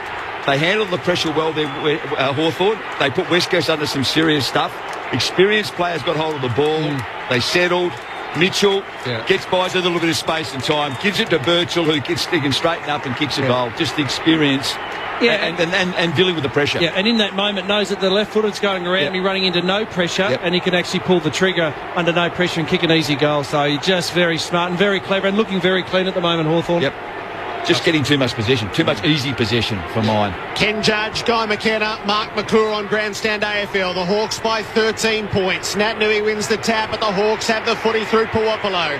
Gives it to Mitchell. Lays it off to the wing for Hodge. Got it on the bounce. Hooked the hand pass too fiercely for Stratton. And swooping onto it, but not able to gather there was Sheed. He was taken down without it. So Stratton impeded Sheed's run. The ball hasn't been returned cleanly. I can't believe this. No, Two the in a row. umpires are happy not to issue further penalty. Well, that's wrong then. Dom Sheed would be kicking from 55 metres out, so it's too far out in the circumstances. He sets it up to the teeth of goal. Over the top of Lacroix, brought down by Gibson. He in turn is brought down by Darling. He did nothing to get rid of it. The umpire's going to ball it up. I think he thought he marked that then, Gibson, didn't he? That's why he was hung on to it. Hawks by 13, Eagles deep in attack. Sinclair knocks it goal side. Burgoyne, though, rounded it up, gives it off to Hodge, kicks the Hawks out of the defensive area. Hale with Ellis over the top, but they've got the runners. Bruce missed Rioli with a hand pass. Rioli tapped it on anyway. It has to be stopped by Shepherd, and it is. He's hit by Rioli and dispossessed. Here comes Hearn to Marston. It's hot around the footy now. Hand pass to Sinclair, dragged down without it. He fights on. He's over the top of it. There's two on top of him. It'll be balled up left half forward for West Coast. Gee, it's warm out there, isn't it? Brutal, as a grand final should be. Yeah, running hard, hitting hard. Cyril's tackle was great. Sinclair down to Priddis for the Eagles. Gave it to Gaff, who kicks high up into the air. Only travels about 10 metres. Big punch came from Stratton. It was down to Mitchell. Kicks the Hawks towards centre wing, but Ellis with the intercepting mark. Actually diving through the Hawks interchange gates as he completed it. He'll go back to Shepherd, who's at left half back for West Coast. Inside his own defensive 50. Schofield has to go down on a one knees. Not a mark. Short hand pass to Hutchings. Under pressure. Back to Schofield. Now to Butler. He releases the pressure with a kick towards right half back. Shuey can't get there. Ball's allowed to bounce. Has to put out the tackle to get away from Stratton and go short. He's able to find Marston, who's just shy of centre wing for West Coast. The Hawks still by 13. To the side with a kick to Lacroix. Puopolo was closing, but Lacroix took the mark. He flips the hand pass to Butler, who comes running from behind. Kicks to half forward. Darling's in front. Gibson, the double-fisted spoil, all the way to the boundary. Hodge keeps it in play, and he launches the Hawks forward. It pitches 55 from goal. Rioli's after it. Schofield taps it away. Sanctuary of the boundary. Still stagnant, aren't they, West Coast? You know, I agree, and great effort by Gibson there, wasn't it? I mean, he's got himself to a third into a contest and spoiled beautifully. 50 from the Hawthorn goal. McAvoy, clear tap, down to Hodge, took the tackle, dragged down, umpire will toss it up. Just look at the shape of Hawthorn right now. Look, you've got already three blokes defensive side. Nick Nat wins that, or Sinclair gets their hands to it. We've got the defensive side covered, opening up the front half. They look lethal forward or centre forward of the ball. Sinclair front position. McAvoy off his fingertips. Burst his way through. There's an eagle underneath all that in Hutchings. It's not coming out. Mitchell was there and tackled by Priddis. Ball up.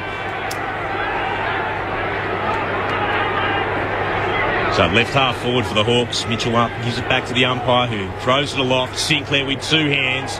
Ball bounces out to the side. It came to Smith. Now there's a throw call here. West Coast will get the free kick. And Schoenmakers in all that.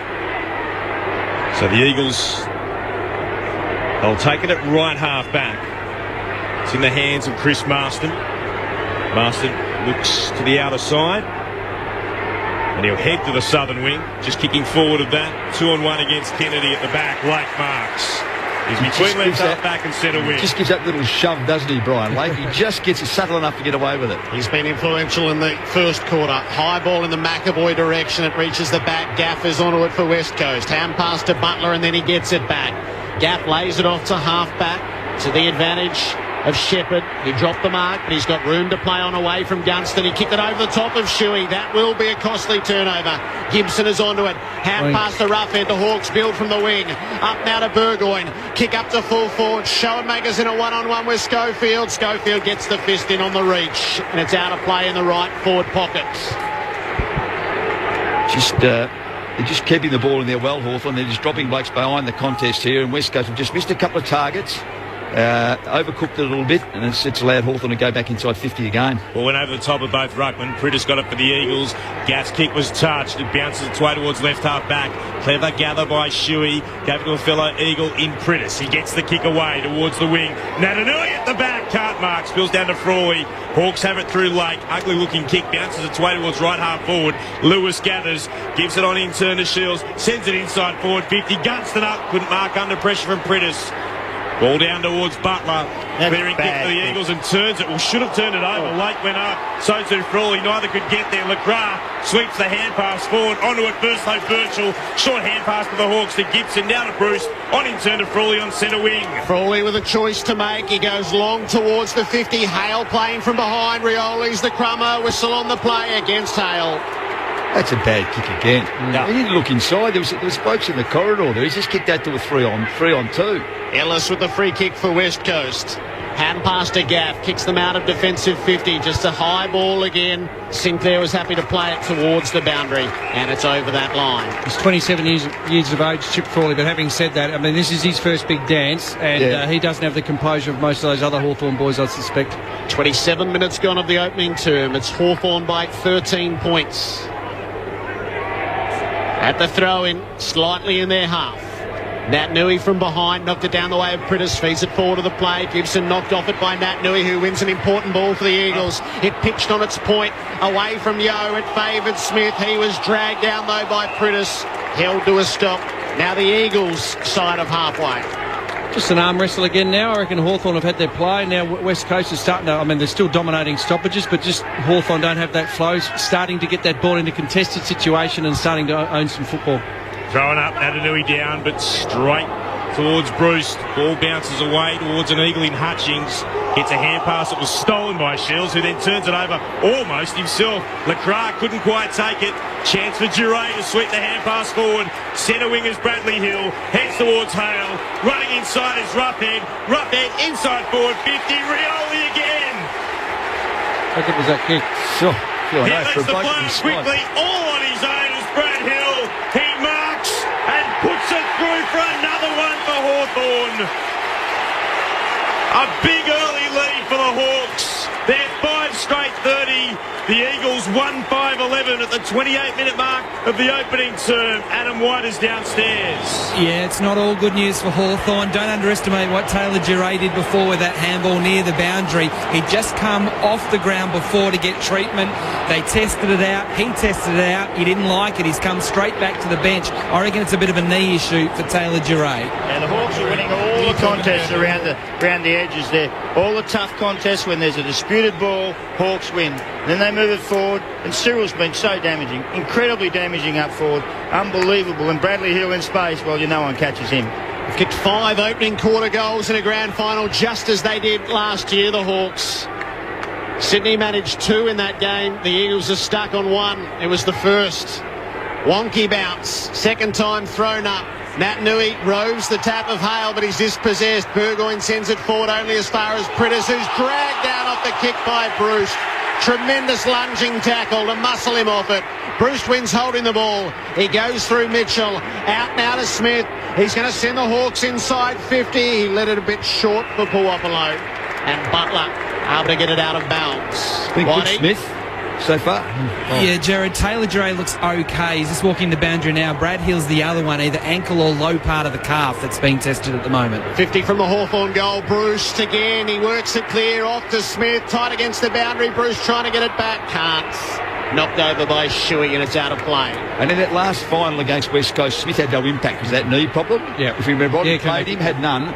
They need his run on a day like today, don't they? And they're getting that from him. Hawks by 19 in the left forward pocket at quarter time. 5 straight Hawthorn. West Coast 1-5-11. Left to chase the game after the first half hour. The goal kickers 2 for Rioli, who looks so menacing. McAvoy, Brad Hill and Birchall 1 each. Luke Shuey got the first goal of the grand final. He might have laid off another. As it is, he is the Eagles' lone goal scorer. 19 points, Hawthorn's way at quarter time. This is Grandstand AFL on ABC Local Radio, Radio Australia and Grandstand Digital. Week after week. Round after round.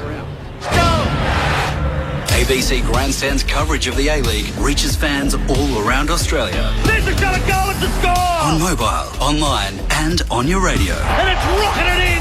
ABC Grandstand's coverage of the A-League. is coming soon on ABC Local Radio, streaming online and on your mobile. Download the ABC Radio app to hear every game live. Grandstand AFL. The 2015 AFL Grand Final. The Eagles and the Hawks were underway, and Natanui gets clean possession and thumps it inside 50 to begin. Hale with the more telling tap, picked up off the ground by Shuey, might have been taken high. Umpire says no, it's kicked out of there by Gibson. No, the umpire has paid the free kick. Just the out-of-zone umpire saw it. From around about 40 metres out. Can the Eagles kick the opening goal of the game? They can! Shuey with a great start. Can't take the mark, tapped out to the side by McGovern. Roughhead slipped under the pack, gave it to Rioli, and he snaps a goal. A taste of class from Hawthorn early. Kicks it out to Schoenmakers, the Hawks to half-board. Kick for Rioli, he's on his own again. Cyril Rioli, 48 metres out from goal. He hit it pretty well. He's kicked his second. Got it onto McGovern, was able to get some boot on the football. Spilled it though. Out again to Mitchell. Chance to have a shot at goal. They've got it, the Hawks, and Birchall's kicked it. Therefore, centre wingers Bradley Hill heads towards Hale. Running inside, it's Roughhead. Roughhead inside forward 50. Rioli again. I think it was that kick. Sure.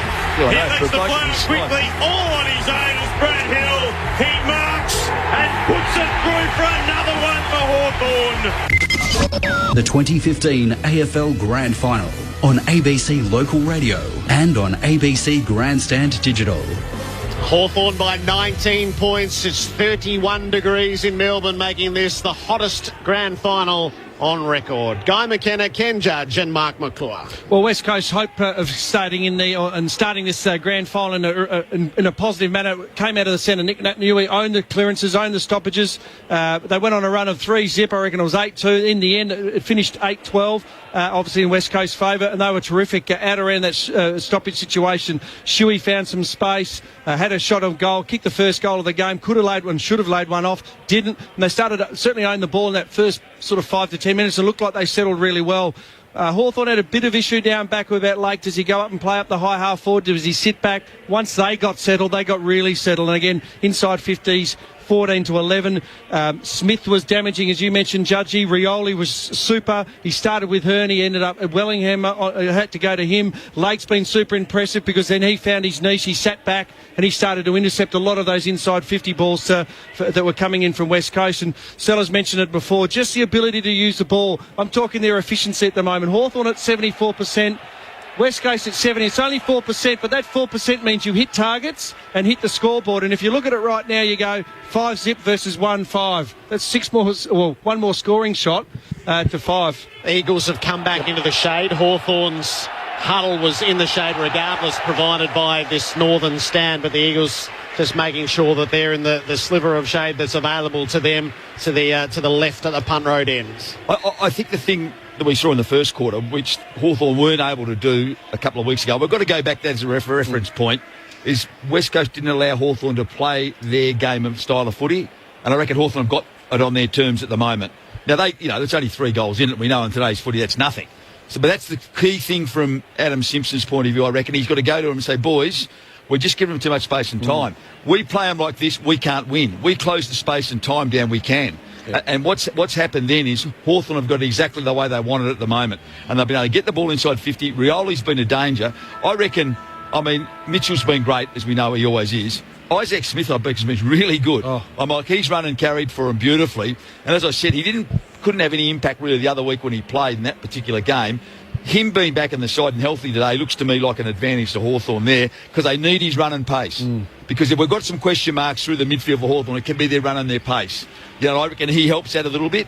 Brewster's been good as well. Brewster's been coming up the ground, but he hasn't sort of sat inside 50. He's been pushing up and getting like almost a high half forward sort of role, so he's had a bit of the ball as well, so he's been good. And Cyril's just been magic. Cyril's just a danger. Yeah, but what's happened is that they've taken control, and it's conceived pressure, and not really under enormous pressure. It's just conceived pressure by the hook. And so what they do then is West Coast get the ball, and they don't attack the opposition. They retreat. Yeah. And Hawthorn love it. They just absolutely love it, and they know now that they will go backwards, not attack them into the forward line, and they need to continue to attack, otherwise they will die. Yeah, and it's exactly what Judgy, that's where Smith finds that space, and Bruce comes up, they retreat back, he finds those holes in the midfield, able to control, have that composure. When they go forward, they make you pay. Of the Eagles' 5 behinds, 3 of them have been rushed. Shuey should have given off a goal, and Darling missed the long-range set shot. These are vital minutes at the start of the second term for West Coast. They're down by 19 points. Rioli starts in the middle. He knocks it to his own advantage once and twice. He's trying to pounce. Butler came the other way, and he had to. Hand passed it away to Gaff, who got down. Worked it off to Shuey, into Prittis. High ball back into the middle. Burgoyne controlled it well. And he's been good too, Burgoyne, I reckon. A calm head. He lays it out to the right for Schoenmakers. He feeds it on to Brad Hill. Kicks the Hawks inside 50. Missed Puopolo. Put it behind him. Gaff gathered the bouncing ball. He's under pressure. He gives it away to Shepherd with the clearing kick. But the Hawks are well set. Duray takes the mark forward to the middle. Duray will look to switch play. He'll come to the commentary wing, stretching and marking. Nicely done from Smith. Gets it off the Birchall. Beautiful kick towards Rioli. He marks it left half forward for Hawthorn. Thinks about the options. Pops it into the left forward pocket. Probably not the best one. Looking for Hodge though. Chance behind. Puopolo gave it back to Hodge. No. Hodge! How could you kick one from there? He was standing on the boundary line, the left forward pocket. What a goal from the skipper. Absolutely miraculous. And this is just what West Coast feared. A big early start from the Hawks. They lead by 25 points. 1 minute and 23 seconds gone in the second term. And you won't see a better goal in the grand final than that. He should have kicked it there for a start. No, He that's never right. have kicked it there. The trust they have in Hodge is just paramount. So then he gets around, he beats his man one-on-one, and then he kicks a banana goal. He probably should have centred it, but you know what? They give him a bit of licence, a bit of leniency, and You know what that's he's a given star. him? A huge fill-up in confidence, that has. You know, how good a player is he in finals, Hodge? 25-point leaders. Nat Nui wins the tap. Down to Yo, spins out of trouble, gives it to Hutchings, kicks the Eagles to half forward, bouncing ball. Duray worked his man Lacroix underneath. Burgoyne gets back after it, gathers, gives it to Birchall, and Hodge is working at the other end now as he marks at the defensive 50. He's intent on the switch. Roughhead is on the opposite side of the ground. He takes the mark. Hand passes to Gibson, works it up the line to Smith. Brad Hill is clear again, and he can feed it forward to the play to Shields. They work it around the members' wing. Inboard with a kick to Lewis. He might clip the hand pass to Puopolo. No. He keeps his powder dry. There are so many free men. And now kicks wide to Puopolo, who stayed in the play and right against the boundary in Hodge territory. Paul Puopolo has taken the mark. Well, I know we're miles too wide here, but the width of the ground sellers is having an impact today. They're able to get it wider on the wider ground, and that's what they want to do. When they change, they flick the thing out really wide. Paul Puopolo has watched Luke Hodge do this, so he's going to have a go himself. No, he'll set it up to the teeth of goal instead. 6-man pack. It's all about the crumb. Bruce missed it. Some head-high contact on Mitchell. He got it to McAvoy, who gives it to Gunston, who snaps it behind. The Hawks by 26. Adam White. Apart from the scoreboard, the other good news with Hawthorn is that Hill and Duray both got treatment at quarter time, and as you've seen, both of them have had meaningful contributions in the first 5 minutes of this second quarter. They want to make an impact pretty quickly, West Coast, or else they're going to get blown away. It's a delicate time, a delicate stage in the game. Hearn, thumping kick right down the middle. Up was Sinclair, couldn't mark. Hutchings goes through, gathers, gets tackled himself on the outer edge of the centre circles. Ball up. The web has well and truly been stretched, Judgy. It hasn't snapped yet, but it's certainly well and truly stretched. McAvoy, but won it straight down to Prittis, who turned it over almost himself. Umpire spots a free kick for high contact. It's going the Hawks' way. Lewis taken high. Has it just on the southern edge of the centre circles, and will switch playing coming towards the members' wing. Duray marks, takes a bounce, runs over the logo, heads towards left half forward. He wanted Bruce. Bruce battling away against Shepherd. The ball goes past them. Bruce tracks it to the boundary line. It's over for a throw-in. Put your coaching hat on, Judgy. I mean, it's now. You've got to bring chaos to order. Hawthorn have got that order. You need to bring chaos to order now, don't you? Oh, Hawks by 26. Roughhead clears the way, takes it out of the ruck. Didn't get enough on the kick. It wobbles out across the face of goal. Schofield gathers in defence for the Eagles, gives it to Butler. They tried to work the 1-2 and it comes off. Schofield with a short kick. Cripps takes the mark. 50 from defensive goal. Being starved of footy up forward West Coast. Cripps hugs the boundary with his kick in the Darling direction. He's got 2 against him. Lake brings it to ground. Sinclair is left as the crummer. He did it well.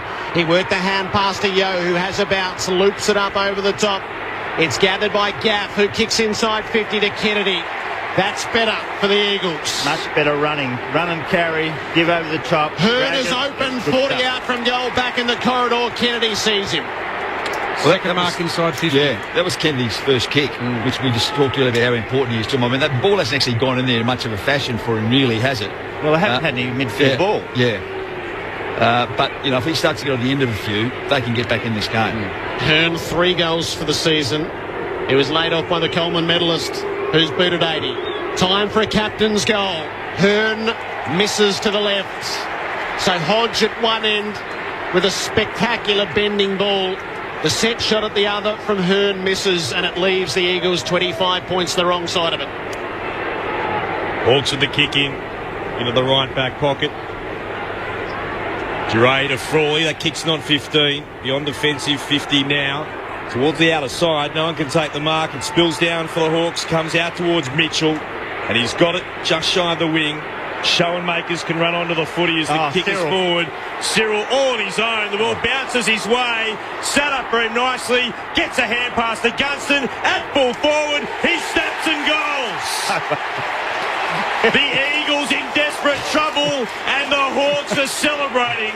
West Coast are shell-shocked at the moment. Hawthorn's lead out to 31 points and we're in the 7th minute of the second term. We saw that in the first quarter. Shuey running in to kick his second. Yep. He had a go at the second. He should have laid the ball off. Yep. There's the difference, isn't That's it? right, I mean, exactly. There's the difference. Yep. Sirioli had it. He could have quite easily spun around and had a shot himself. Saw Yep. Gunston. No, there you go, Chad. You're in a better position, a better chance to kick it, and you go and kick it, son. 7-1 to 1-6, 7 minutes into the second term. Adam White. Jared, Hawthorn were always trying to blast West Coast out of this contest early. They had 38 interchanges in the first quarter. It was all about going hard early. The Eagles' lone goal came at the 2-minute mark of the first term. If they don't kick the next, you fear for them desperately. Sinclair trying to work at 40 and a fresh area at it. And off the ground went Mitchell to put it into Brad Hill's hands. Back through Mitchell onto Duray. A loose kick for the Hawks around the wing. Hearn beat Smith to it. Smith laid the tackle. Hearn left it there. And onto it comes Smith on the second effort. Hand pass to Brad Hill. He kicks it to Gibson off half-back. He'll go through full-back or thereabouts with Lake. Lake stays the near side. Takes the kick back for Frawley. Frawley up the line for Smith. Hearn has to make an intervention, and he does. He gets a fist on it, sees it out of play. 65 around from West Coast's goal.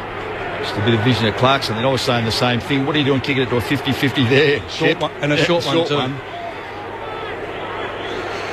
Eagles desperate for a major. Ball back into play. Hale, though, won it down for the Hawks. Lewis gathered it, got tackled, lost it, spilled out to Hawthorn. Burgo into Gibson, now to Birchall. Has the backtrack. Hand passes. Last man back there was Lake. From fullback, beyond defensive 50, up as McAvoy off his hands. Bruce couldn't pick it up. Willingham could. Eagles have it through Sinclair. Hand pass was meant to try and find its way to Sheed. Knocks it back towards Sinclair. He's wrapped up and loses it. Puopolo ends up with it. Mitchell got tackled the moment he received it. Ball spins away. And then over the boundary line for a throw-in. Still at right half forward for West Coast. West Coast fumble. Hawks just take it cleanly. They may have lost the battle. 31 points the advantage. Sinclair front position, won it down with the right hand, came towards Shuey. That's not a throw. That's not a throw. It out. Yeah, that's it. That's not fair. That's not right. The world's not fair at the moment. Not much going West Coast way. Roughhead has it at left half back. No replay shown on the screen as yet. They've been edged towards Sydney territory last year by the Hawks. Roughhead kicks it up to half forward. Gunston brings it down, hoping for Puopolo. Knocks it out in front of himself. Feeds it to Bruce. Kicks to the hot spot. Here's Cyril. He flies. It's over the top of him. McGovern gathers in defence for West Coast. They need a rebound here. Hand pass to Hutchings. Oh, he's going to run him down. Spectacular stuff from Norby. He got the handball away. Cyril Rioli playing one of his finest. He's kicked them, he's laid them off, he's tackling, he kicks inside 50, hails his target, it clears him. Bruce at the back, tapped it deftly down to Gunston, who kicks another. How will they stop the brown and gold from here? The inspiration is Cyril. The goal kicker is Gunston with his second. The Hawks have the Eagles on the precipice. 37-point leaders, 10 minutes into the second term, 8-1 to 1-6. Have we ever seen anybody in footy with closing speed like Cyril? I know Hutchings is not the quickest bloke going around. Bluey, in your day, you probably did. But no, Peter Materos. He was. Peter Materos, exactly. He was fantastic. Yes. But what about the gaps? He gave it, 15 metre head start, and as soon as he put that ball down, Cyril realised he had another opportunity, mowed him down. Fantastic moment in this grand final. Not a great bounce in the middle. It'll have to come back. Adam White's downstairs. Clint, the banner for Hawthorn, said before the game, our house, our rules. It's playing like Hawthorn's rules. United was the Eagles. Divided they are at the moment. As Puopolo got it from McAvoy's tap, it comes down to Hodge. The skipper puts Hawthorn long inside forward 50. Bruce was up at the back. Hale, neither could get there. Scooped up by Bruce. Gives it to Burgoyne. He's 51 out from goal. Launches it long. Misses everything to the right. Free kick to West Coast at left full back. The Hawks lead is still 37 points, 11 into the second term. As bad as West Coast are right now, you'd say at half-time, judges, look, we're getting belted, but we've had 7 shots to 9. We're not out. We've just got to straighten a few up, get the ball moving, own the ball for a while. You've got to get him to believe it, though. Shepherd marked the kick in and he's turned it straight over. The ball for a while is the key, Blue. They've got to actually get hold of the ball and control the ball for a while. He kicked it to Frawley. Frawley's going to pump the Hawks back inside 50. Hale against Shepherd. Off hands. Burgoyne against the boundary. Stripped of it by Ellis. It's over in the right forward pocket. He's been good, Burgoyne. I know they're shell-shocked at this stage, West Coast. I tell you, they are broken now. The battle has been busted. The confidence that's gained by Hawthorn is just, you can see it, it's immense. And they're just dominating. Hale and McAvoy both there to blunt Nat Nui straight down underfoot where Hodge wrestles for it, the umpire to ball it up again. And the only advantage Hawthorn we may have seen was that heat, the temperature, but they got their tails up, their confidence. They could play in the Sahara Desert right now and still get a kick. McAvoy out the back. Gaff was onto it. He's turned it straight over, kicked it to Birchall. Birchall's going to drown in choices here. He overkicked Bruce though. Schofield trying to tidy up at the back. He needs a bit of help. He works the hand pass away. It comes back to Schofield from Butler, who bumbles at the half-back. Turnover again. Stratton to Birchall to Gibson. How many looks are they going to take here, the Hawks? Gives it off to Smith. He's 60 out from goal. He's going to lob it to the square. It's going to go through. Hodge has shepherded it through. Isaac Smith roaring at his own supporters. For the second year running, the Hawks have got it won halfway through the second term.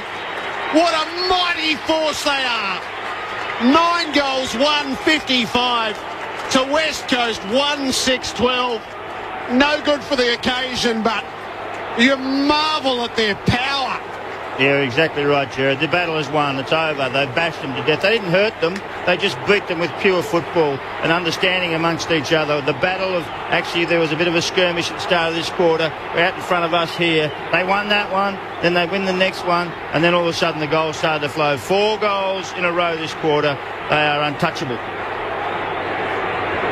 From the restart, McAvoy versus Natanui. They both had a touch. Spilled down out towards Shuey. Couldn't take it. Ran straight into Mitchell. Picked up by Shields. Lewis shares it now with Hodge. The skipper will just thump it long again. Hale was up, waiting roughhead. Slapped away by Yo. Picked up by Schoenmakers. Hand passes across half forward. Hearn onto it for the Eagles. Tackled by Roughhead. Wrapped up beautifully. Ball up. All comes from playing a role really well. They give the ball to the on of the jumper. They don't worry about not giving it to someone who's better. Nadanui won it down. It bounced though towards Hale. He's wrapped up immediately as well by Ellis. And you want to know what sort of clinic they're putting on Hawthorn. Contested possessions 53-40. They're winning the inside ball and 110-69 on the outside. They're hunting it around the packs. McAvoy to Shields, up to Hodge. Hodge launches, misses to the right. A moment of mercy from the skipper. He has 1 goal, 1. The Hawks by 44. 14 minutes into the second term. That was an easy one. Oh, yeah. How'd he miss that? Get him off. Compared to the miraculous goal beforehand, almost anything is easy. Shannon Hurd spots Lacroix, goes short into the right back pocket. The Eagles mark. Lacroix beyond defensive 50 towards centre half back and up and marking his Cripps. They need something here, West Coast. Hand pass to Shuey. Oh, Heath's hand pass misses its target. Shepherd can run onto it though, gives it back to Shuey, pops a hand pass over the top to centre wing. Shepherd again from the logo, southern wing towards left half forward. Josh Hill marks, he plays on, tries to put it inside attacking 50, bounces off the shins of Kennedy. Hill continues his run. Josh Hill snaps and goals. Wow. Something for West Coast at last. It's come at the 15-minute mark of the second term. Their only other goal is at the 2nd-minute mark of the opener. Well, Hawthorn's lead back to 38 points. Well, that was a good goal, and they needed it badly, didn't they? I mean, that might just be a bit of a lifter for them because it's come against the trend of play, and it was also a pretty special goal. So that might just give it a bit of impetus. And as we said, they actually own the football. I mean, there was a bad turnover, a handball, almost a turnover, but they're able to get that connectivity. Started to get a bit of belief in their ball movement, as you say, a bit of class in the end by Hill's goal, but at least they own the footy for a bit, and that's what they need to do. Probably take the sting out of the game, just kick it sideways, own the ball, get your hands on it, get some confidence, and then start to go forward. 38 points, Hawthorn's lead. At the bounce, Nat Nui down to Prittis, ripped off the footy though by Hale, and the pack forms next to the circles. Players pick themselves up. Hodge the last one to hand it back. Nat Nui down to Shuey. Tried to knock it onto Sheed. It didn't work. Mitchell to Duray. The Hawks come forward. Schoenmakers underneath it. Did well to keep it out of the grasp of Schofield. Keeps it alive. Butler though tidies up. Gives it to Schofield. Kick smothered by Schoenmakers, who goes again and sees it out of play. 50 from the Hawthorn goal. Absolute commitment. Didn't have a stat there, but how good was that? The impact was huge from Schoenmakers. Played in a losing grand final. Many thought he should have abandoned the Hawks in search of greater glory. He's playing his role.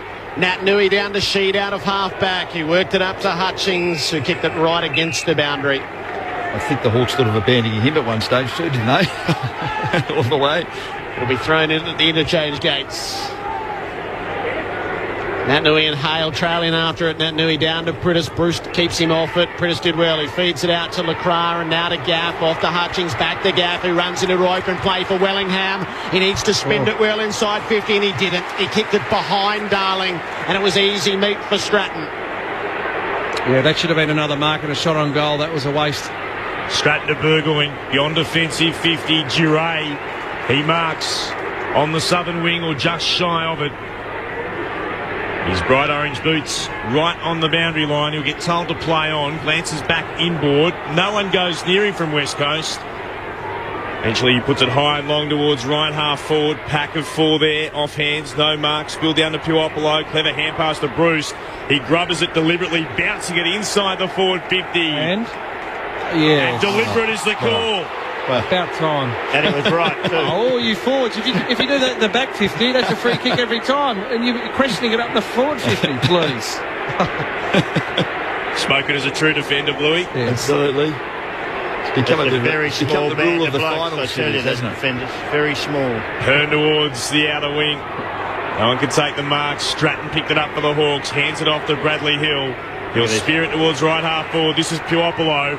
He'll wobble a kick inside the forward 50. Rioli got hands to it. Grabbed it again when he was on the ground. Tries to shovel it out. Can't quite do so. Hodge over it for the Hawks. Goes back to Schoenmakers. Got the arms free. Tapped out by McAvoy. To Mitchell. Moves it on to Duray. Right on the goal line. Ellis sees it over for a rush behind. The Hawks lead is 39 points. Got a goalkeeper now queuing up then, Hawthorn. Yeah, but they got a goalkeeper now. Yeah. They'll be right. Mark McClure, Ken Judge, Guy McKenna on Grandstand AFL. The Hawks by 39. Hearn long and strong into the middle of the ground. Nat Nui flies. He was worked underneath it. He gets the free kick and the advantage. Hutchings to Gaff. The Eagles wide open up forward. The kick didn't find a target initially. Cripps is coming against Frawley. Frawley tapped it away from him, and Burgoyne is there to ensure it's not deliberate. Great defending from Frawley, who was pitted 2-on-1 against the forwards. The kick not up to scratch again coming in. That deliberate blow? No, it's a big moment by Frawley. Just fumbled it over the line. McAvoy against Sinclair. McAvoy the tap, Sinclair the footy, trying to get it to Shuey, couldn't. Shuey lays the tackle, Kennedy has a go. Brad Hill, roughhead, hold him up. He'll be tossed up 20 out from the West Coast goal.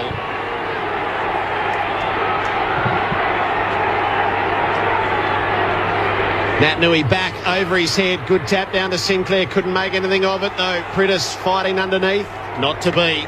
It's trapped 20 metres out from the Eagles goal. These skirmishes, when it goes in a Hawthorn hands gets it, they find someone else. When West Coast do it, it goes to ground or they fumble it. McAvoy won it down. Natanui over the top. Hutchings picks it up at left full forward. Tackled by Birchall. Ball jars free and over the boundary line for throwing at left full forward. It's easy for us to say it up here. They just, again, just own the football, just settle down. Ball spun back in. Sinclair against McAvoy. Sinclair tapped it down to Shuey. Ran straight into a Hodge tackle. He's driven into the ground. Umpire says holding the ball. It'll be Hawthorn's free kick and Hodge will have it. Kicking a wonderful goal earlier on in this game. The captain for Hawthorn goes short and he finds Lewis who marks. Mitchell got up cradling his arm from that contest. Hodge used it short for Lewis, out of full-back. He lays it out to the side for Roughhead, who's got Duray clear of the defensive arc. This is exactly what you can't let Hawthorn do. Frawley's the target. Kennedy came late, but he couldn't jar it free. Frawley working his way into this grand final. You're right, Sellers. This is a lesson in how not to play against Hawthorn. Long down the line from Frawley. McAvoy is the hope. It's brought to ground by Sinclair. Schoenmakers does the roving. Hand pass to Lewis. They go forward again, the Hawks. Schofield, he dropped the mark against the boundary. He's got to kick it then out on the full. Two terrible moments for Will Schofield as he wrestled with Puopolo. Mitchell wants to go quickly up to full forward. Brewster's playing for the free kick. He was holding the arm of Gaff and dragging it over his neck. That's a terrific piece of umpiring.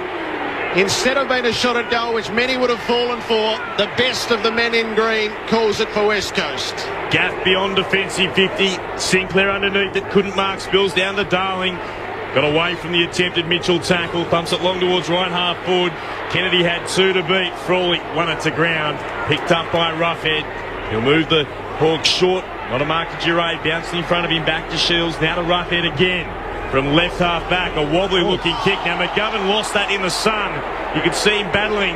It came towards Shepherd. They hand pass it through Sheed into the middle of the ground. Hutchings to Shuey. Now onto Sheed again. He can head towards the southern wing. The kick's not great. It bounces to Cripps. Has time to gather. Pops it over the top. He wants Hearn.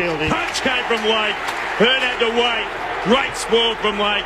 Down towards Gibson. Kicks towards right half forward. Rioli. Rioli will move it across half forward. Goes over the top of Hale. He's got acres of space. It bounces on the logo. Chips inside attacking 50. The spoil was needed from Shepherd.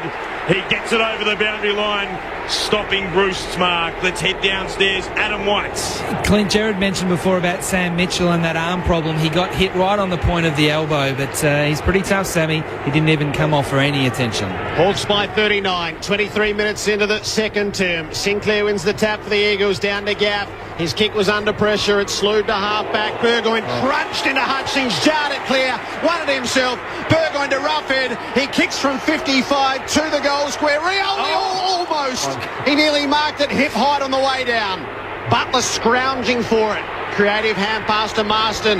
Kick out to half-back. The Hawks with all the numbers. Stratton at the back after Gibson and McAvoy cannon into each other. Gibson stands in the tackle, gives it back to Stratton, who feeds it further on to Frawley. He'll switch out the far side with a well-weighted ball. And Birchall sees it safely into the hands.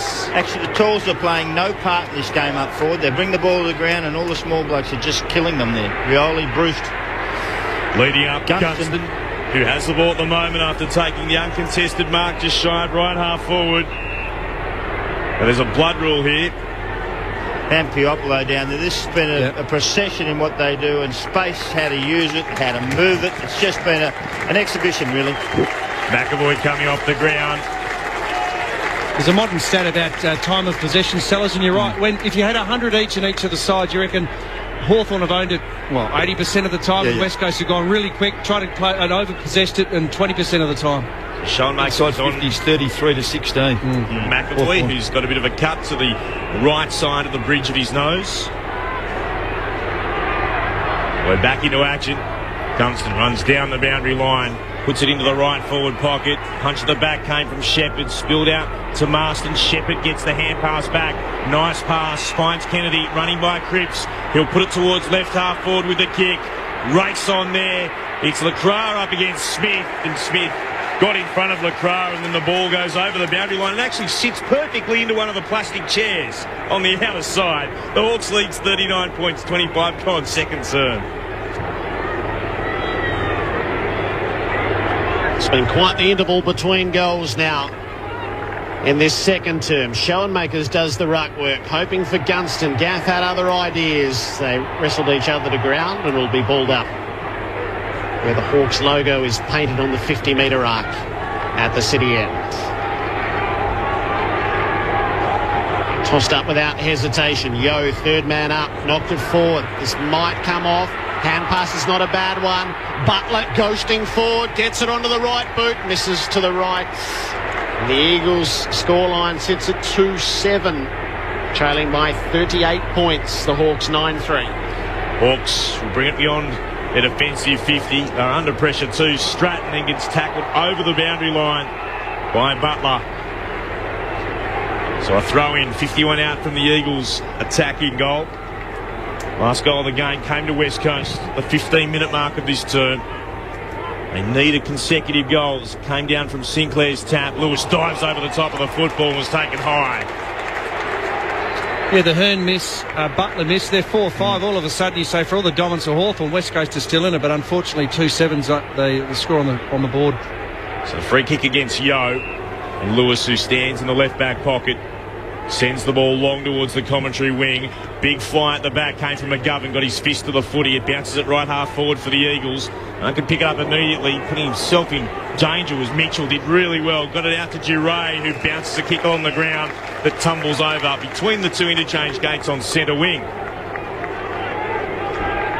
The Hawks 9-3-57. The Eagles 2-7-19. 38 points, the Hawks advantage.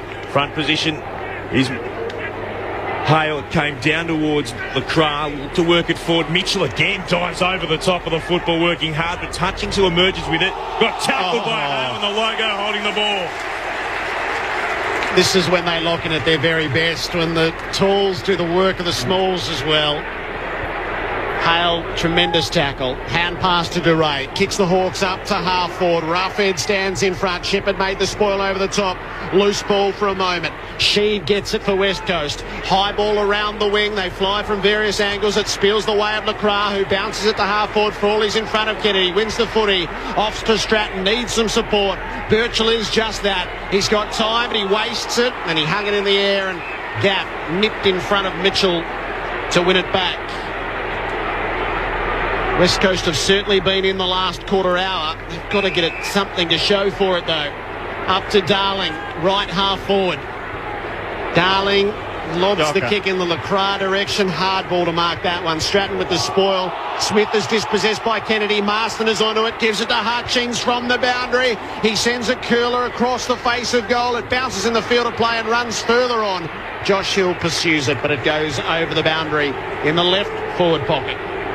And you'd expect that with experience, but if that was a Hawthorn fella doing that, that's a handball inside or a short kick and an easier shot on goal. Mitchell and Gaff lead the disposals, 17 apiece. Ball back in. Hale with the telling tap. It came down towards Marston. Got tackled by Hodge. Ball does just bobble out the side. The umpire lurks. Hawks wanted holding the ball. They wouldn't get it. Dragged back in, I think, by Hodge amongst all of that, and then climbing up off the deck with it. Another Hawk in Smith. Throwing aloft. Natanui wins it down. Mitchell taps it forward. Lewis out after it.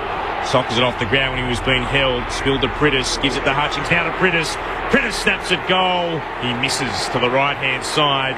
The goal's not forthcoming for West Coast. They're 2-8-20, trailing the Hawks 9-3-57, 29 gone second term. Kick-in's a good one to Frawley. In the left back pocket, the Hawks taking a bit of sting out of this late in the half. It's not a great kick down the line. Darling was in front of Roughead. Darling had first play. Roughead got it clear. It's out of bounds. Adam White. Jared, you talk about the sting out of the game from a Hawthorn point of view. It's done on purpose. I mean, they're all waving their hands, slow tempo, let's conserve some energy before half-time. Right half forward for the Eagles. Hale down to Roughead in the tackle of LeCras. Got a hand pass out. Natanui bowls over Birchall. Open the way for Prittis and Gaff. Kick back inside 50 and beautiful grab across the front by Elliot Yeo. Terrific sense of timing. Big moment, Jared. Yeah. Good mark. Well, he hasn't had many touches. He's only had 3. It's going to be the last kick of the half. He's on a 45-degree angle out to the right. And misses to Butler, Hearn and Prittis just recently. They need a big one here. Elliot Yeo studied over the kick with the siren about to blare to give the Eagles any hope. A gasp of air heading into half-time. He set sail at the right-hand post. It works back. It gets in. Not as bad as it might have been. The Yeo goal leaves the Eagles 31 points down at the main break. 3-8-26. Chasing Hawthorn 9-3-57. Hawthorn got it as far as 44 points. The Eagles whittle it back. Last year, Hawthorn led Sydney by 38 at this point, which might give you an idea how important that kick was. They're not a team full of run and verve and belief, the Eagles. It's Adam Simpson's job at half-time to make them think that this might be possible. The goal kickers, Rioli and Gunston, each have 2 for Hawthorn. McAvoy, Bradhill, Birchall, Hodge and Smith 1 apiece. For West Coast, Yeo, Shuey and Josh Hill. Their goal kickers on a stiflingly hot October afternoon at the AFL Grand Final. It's Hawthorn by 31 points. This is unfolding on Grandstand AFL and ABC Local Radio, Radio Australia and Grandstand Digital. Here with Guy McKenna, Ken Judge and Mark McClure. Oh, well, it's been a display that we've noticed from Hawthorn for a hell of a long time. We got to the start, we thought that the West Coast would be very solid. They kicked the first goal. Shuey missed. It was an individual effort by Shuey. On his own, he beat 2 or 3 blokes and kicked a goal. And then he tried to get another one on his own, which should have gone inside the crypts. But no. And from that moment on, the Hawks just took control of the game. They've won their run and share with each other. They're starting to do that very well. Their ball control's back to where we know it is at their absolute best. The contested ball, contest after contest, Hawthorn continued to beat and demoralise the opposition. Have they won the battle? Have they rolled them over? Have they actually destroyed them yet? No, they haven't. They did the little things they do really well, and then the execution. 9 goals 3. Absolutely what you want in the grand final. You want to be able to get your chances and take them to 3 goals 8. Not a lot of difference in goals, in shots on goal, but the way the ball's moved into the forward line is totally different. When you have a look at the midfield with Hodge and Mitchell and Lewis is sort of curving. He's going to take care of Prittis at the boundary throw-ins and ball-ups to stop their key man. Hodge and Mitchell have just been outstanding, racking them up. And then the smalls up forward, Bruce, Rioli and Puopolo, incredible. West Coast, really in trouble. Only the Yoko at the end just gets them back with a sniff. Only half a sniff. But has the battle been won, Bluey? Oh, well, a lot of damage has been done, but I still think there's a bit of hope there for West Coast. I mean, 11 shots out of 18 inside 50s. Hawthorn have scored 12 times. I mean, they're all, most of them with goals, of course, 9-3 out of 35. And again, yeah, they're really smelly, West Coast, but they're not out of it, I don't think. I mean, a massive job from a coaching point of view at half-time, Judgy, but feet up, rest up. Look, when we own the ball and we've been able to move the ball quickly laterally and then go forward, we've caught them out. We just haven't been able to do that on a regular basis. They've come unstuck. Hawthorn, they've moved it slowly, stagnated their way forward, and the Hawthorn defences has come back, and blokes like Lake and Frawley's done a super job on Kennedy so far, have stifled West Coast's ability to score right now. Yeah, no, I agree with you, Bluey. And they just started then, West Coast, to actually work their way into the game a little bit, and that late goal gives them some hope, doesn't it? You go in at half time, and I dare say Adam Simpson said we're still in this game. 5 goals in today's footy, and particularly what factor the heat has on the Hawthorn's fourth final, age and all that sort of stuff. Yeah, I'd be playing a few of those cards for my players. I think we can still get over the top of these blokes. We've had 11 scoring shots, you said, Sellers to 12. Straighten those up a bit. Heat's going to get to them before it's going to get to us type of thing. You've got to do a sell, don't you, really, as you know as a coach. You'd be telling them. That's what he'd be selling them on. I mean, and the last goal, that's just given us some impetus. It's going to give us a bit of impetus at half. So I think there's a game still on here. Yeah. I mean, Hawthorn have been good, but they can't afford not to take their foot off the pedal at all. No, they've been very good. Yeah. Very good. Yeah. They've been very good. And we know that they're very good. We know what they come with. And the West Coast haven't been able to stop it. That's where the problem lies. Exactly. Yeah. So give them a plan, but give them some hope. And as Judgy said, tell them, hey, Hawthorn have fired their best shot at us. Yeah, that's and right. they're 5 goals up. I'd be hoping, or they'd be thinking they should be a lot more up. So he said, sell them the hope, but then sell them the plan. This is how we're going to do it. And as you said, Sellers, they haven't replicated what they did 3 weeks ago at Domain Stadium, so a big chance for them. So take a breath. At half-time in the 2015 AFL Grand Final, it's Hawthorn 9-3-57, leading West Coast 3-8-26. More from Guy McKenna, Ken Judge and Mark McClure after the latest from the ABC Newsroom.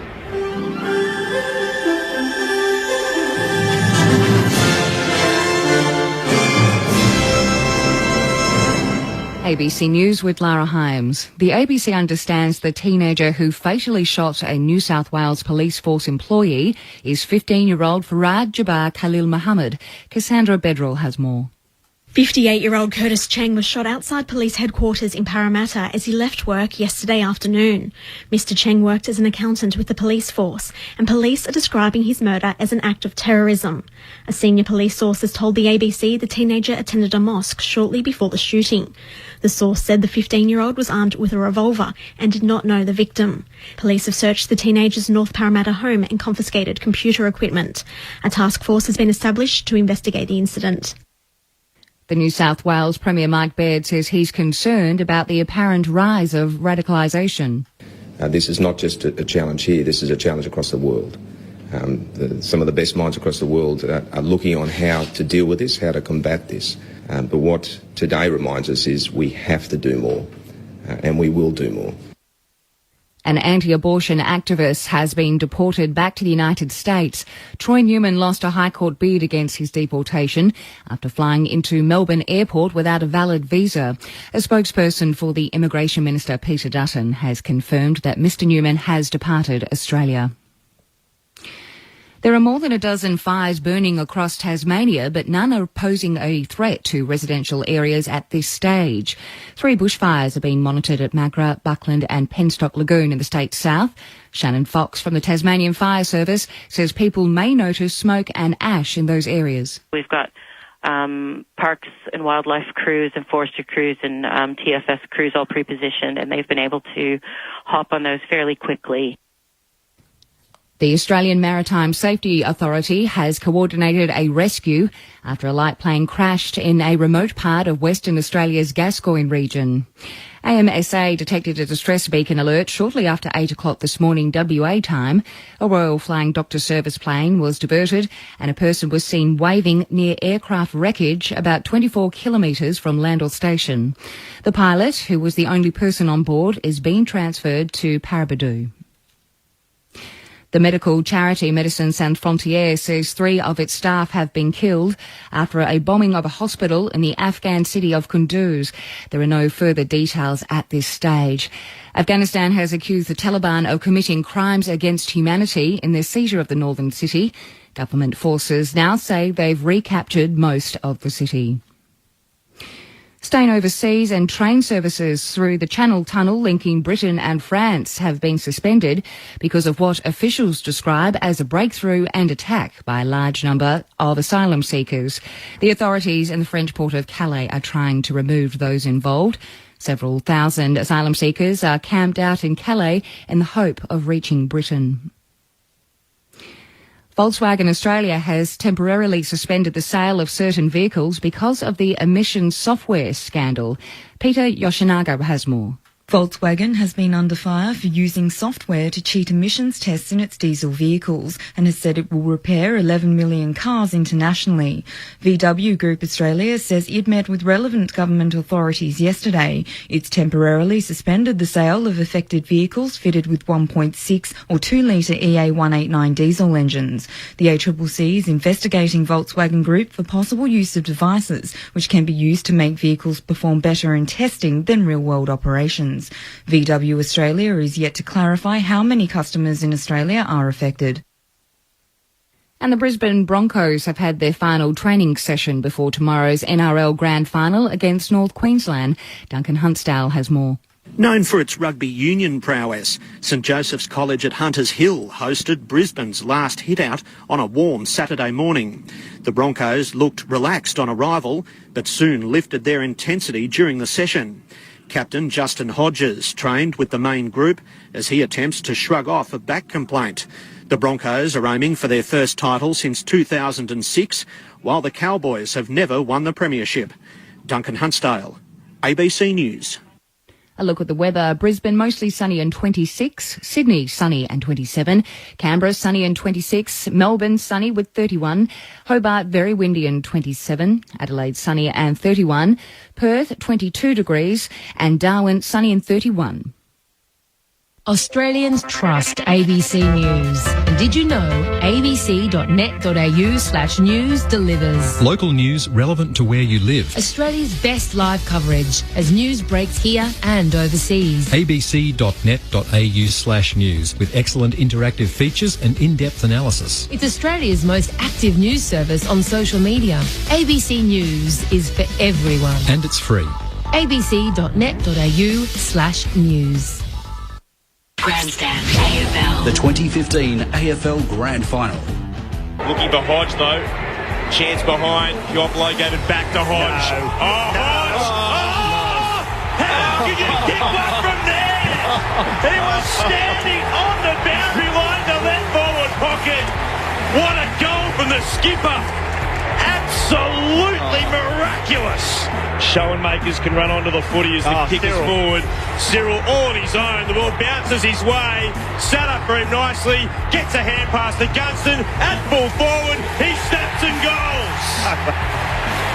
The Eagles in desperate trouble. Hand pass to Hutch. He's going to run him down. Spectacular stuff from Gorby. Cyril Rioli playing one of his finest. He's kicked them, he's laid them off, he's tackling, he kicks inside 50, hails his target, it clears him.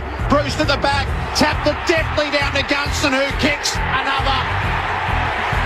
How will they stop the brown and gold from here? Josh Hill marks, he plays on, tries to put it inside attacking 50, bounces off the shins of Kennedy. Hill continues his run, Josh Hill snaps and goals. Wow. Something for West Coast at last. Kick back inside 50 and beautiful grab across the front by Elliot Yeo. Studied over the kick with the siren about to blare to give the Eagles any hope. Against Bavair heading into half-time. He sets sail at the right-hand post. It works back. It gets in. Not as bad as it might have been. The 2015 AFL Grand Final on ABC Local Radio and on ABC Grandstand Digital. Hawthorn by 31 points at the main break. 9-3-57 to West Coast 3-8-26. The grand final sprint about to take place before us. Our studious judges in the box believe this to be a match race between Dean Towers of Sydney and Majak Dor of North Melbourne, although there are two cab drivers who have been pitched in at this stage, and you just wouldn't know, to be honest. You just wouldn't have any idea If their fare's been taken Well, off. it's better than the cab driver drove me last night. I didn't know where he was going. I thought it might have been He knows Uber he's got to run doing straight it. down the track. It's an Uber thing, isn't it? What happens if they change lanes without letting anyone know? Oh, Which is nice. something that I like the way happens all you the think. time. No, you got to stay in your own lane. You know the rules there. It's never been the case when I've been in a Melbourne cab. Has it? No. Well, they're milling behind the Don't get in starting one. line. Clint, launch into the stats for us to this point. Having a look at the Hawks, Mitchell leading all possession winners on the ground for the Hawks with 17. Lewis with 15, Roughhead 15, Hodges had it 14 times, so too Gibson, Burgoyne and Duray with 13 apiece, and Smith and Bruce with 12, so too Frawley, while Gaff leading all comers with 18 disposals for the Eagles, Butler with 14, Shuey 12, Hutchings 11, Shepherd with 10 and Prittis with 9. The Hawks have had 222 disposals to the Eagles 161. The kicks to the Hawks 129 to 89. The hand passes to the Hawks 93 to 72. Contested possessions going the way of Hawthorn 72 to 63. The marks to the Hawks 56 to 34. The uncontested marks 48 to 31. The clearances to the Eagles 21 to 20. The inside 50s telling the Hawks 35. West Coast 21. The inside 50s, as you said, 35 to 19, I beg your pardon. The free kicks to the Hawks, 8 to 7. The tackles significantly to Hawthorn, 36 to 27. The disposal efficiency, the Hawks with 77%, the Eagles at just 68. Hawks by 31 points at half-time. It turns out both cab drivers are named Singh here. Oh, you in can't lane 2. Are they? No, they are. I'm serious. And got two lane cab drivers. 2 and lane 8. Yep. It's all a bit garish, it's fair to say, on the sponsor. They're bananas in pyjamas for the bottom bit. The yellow leggings of each of the sprinters. So the grand final sprint. Oh, false start. Lewis Taylor went. He should be just immediately disqualified in these things, shouldn't he? And one of the cab drivers went too. The rules are a bit casual here. Well, Matt Jackdaw blew the start hopelessly. Charlie Cameron was away quickly. I don't like the cab drivers from here. Matt Jackdaw's striding up and going past Charlie Cameron and Dean Towers. And Matt Jackdaw, he might have missed the start 2 lengths, but he won running away. The champion in the grand final sprint from North Melbourne. I think the cabbie should get a bus home, I reckon. They were ordinary. Are they Melbourne's fastest cabbies? No. I don't want a fast cab. I just want a cab. All right, we put our minds back to the grand final. Guy McKenna, Ken Judge and Mark McClure trying to come up with a construct. The biggest three-quarter time deficit overcome in grand final history is 28 points. Something in the 3-goal range becomes manageable. Can the Eagles take 2 goals out of this in the third term and give themselves a chance? Well, if they pluck back 3 this quarter, if they can just pull 3 in and get to within 20 points, you know, you've got a half a chance to sort of blow over the top. But I'm actually wondering how or why they haven't started with this stuff. They would have had the instructions how to play, and they haven't played anything like them from the start of the game. And I tell you what, Adam seems to be disappointed. Yeah, and well, we spoke about the prior to the game. I mean, how these boys are going to react. Well, a grand final's a lot different to a preliminary final, elimination final, your first final. It's just a bigger occasion, and clearly they've been shell-shocked, sellers. I'm sure the message was the same. They just weren't able to carry it out mentally and obviously then physically. So that's still some hope from them because, again, all the numbers and all the stats point to Hawthorn belting the out of West Coast right now, but there are only 5 goals, and as Judgy said just at half time, 5 goals in the modern game's nothing. They get a bit of belief, a bit of ownership of the football, because again, Hawthorn are smashing them inside. I mean, they're +9 for contested possession, so they're owning the inside ball, and they just look so much cleaner and composed around the inside ball. And then when it pops on the outside, there's 60+ possessions, but uncontested possessions, 45. So Hawthorn can actually move and march the ball forward at their pace, whereas when West Coast get it, they're under pressure because Hawthorn have actually out-tackled them as well. They're +9 in tackles, and they just haven't been having that fluency in their game, West Coast. So having said that, again, coaches had on to say, hey, boys, we can't be playing as bad as this. Hawthorn have given us their best shot. We are some hope in this second half. Who would you be poking in the chest, Judgy? Because the midfield's been really bashed up in the midfield. Prittis has been ordinary, and Shuey's just been average. Oh, yeah, the blokes that you need to get more out of. I mean, Elliot Yeo's had a really good year for them. Oh, he's had 3 kicks. You know, that's what I'm saying. Kicks the goal on the siren, which is great. But in a lot of games this year, he's been a real catalyst for them. He's actually been jumping up, taking marks, getting possessions. Mate, and what have you said? He's had 2 kicks so far in the first half. Yeah. You know, he's been seen as an important player for him because he's a bigger bodied bloke as well, and he can take a mark and all that. So he's one you'd give one to. Oh, absolutely. You need to get more out of him. I mean, I think you get a bit more out of Jack Darling as well. I mean, I've got to say, few of Jack's finals recently haven't been that good. You know, and he's a ball. No, and he's a big-bodied player who again can have an impact. And I just don't reckon he's getting involved enough in the game. I think he's, they've got to get more out of him. I mean, he's important, as well. So, and you look at your bottom six. You go Nat Newey. So Rose is a sub. He should have 0 right now. But Nat Newey 3 touches. We know he's not a big ball getter. And look, the hit-outs are almost even. I'm pretty sure at this stage. Kennedy 3 touches. Yo, as you mentioned, 4, kicked a goal just before half time. Sinclair's a bit part play, but 4, you're probably expecting them. McGovern 5. Yep. And it's not as though it hasn't been down in their defensive 50. Yep. It's been down there 35 times. And the other fellas who have been, Seed and Maston had 7 each. Now those blokes have been they're one of the reasons why they've been better in the midfield, because those blokes have been getting a bit of the ball. They've had 7 possessions each at half time. No good hitting the bottom ones. You've got to hit Pritis. You've got to hit the big balls. You've got to hit Darling. You've got to hit... Yeah, but you'd expect him to lift Pritis, don't you? But just who he is. I don't expect... You can't assume anything in this caper, but you really do have to point it out and say, hey, listen, this is the biggest stage in Australia. People watch it. Yep. This is what they learn from you. This is big games. You make your name. This is where you make your name. And you can be a Brownlow medalist, but if you don't perform in finals, guess what you are? Oh, yeah, look, I still think they just need to get in and own the football. And, again, it's easy to say like Hawthorn have, but to have that composure around the ball. And when they've been able to run and chain out of possessions, out of stoppages, and own the football and get them touching the ball, and getting some belief and moving the ball forward on their terms. Again, they look dangerous. 11 times they've scored from 11 entries, but it hasn't always been on their terms, and they've hack-kicked it forward. And, again, with Lake sitting back... I tell you what, Frawley's done a fantastic job on Kennedy so far. Yep. It's just advantage Hawthorn. Then when Hawthorn march it forward, it's just uncontested possession, easy opportunities. Like you'd said, Sellers, prior to the game, they've almost played 2 bruise-free games of football, Hawthorn, and that's what I'm seeing in the first half. So, West Coast need to come out and try to roll up their sleeves, and own that contested possession and actually get in their faces for the first time. We haven't seen it so far. Most of it's set up because the Hawthorn forward line is just so powerful in what they do. They keep the ball in. If you get it out of there, that's fine, but you are under the pump when you do. And Cyril chasing, like he just charges you down. Bruce does the same. Pioplo does the same. We saw Schollemaker, Shepherd, smother and do all that sort of stuff. That's the difference in the two sides. You don't see any of that from the West Coast forward line. And that's been one of the things they have been able to do this year. When they've played well, West Coast, they've done that. And we're not seeing that today. I don't think West Coast are out of this game, I've got to say. It's the old story. We always talk about it. I reckon there's 10 minutes. The next 10 minutes is going to tell us a big story. If West Coast could get a couple of goals quickly, I reckon we're game on.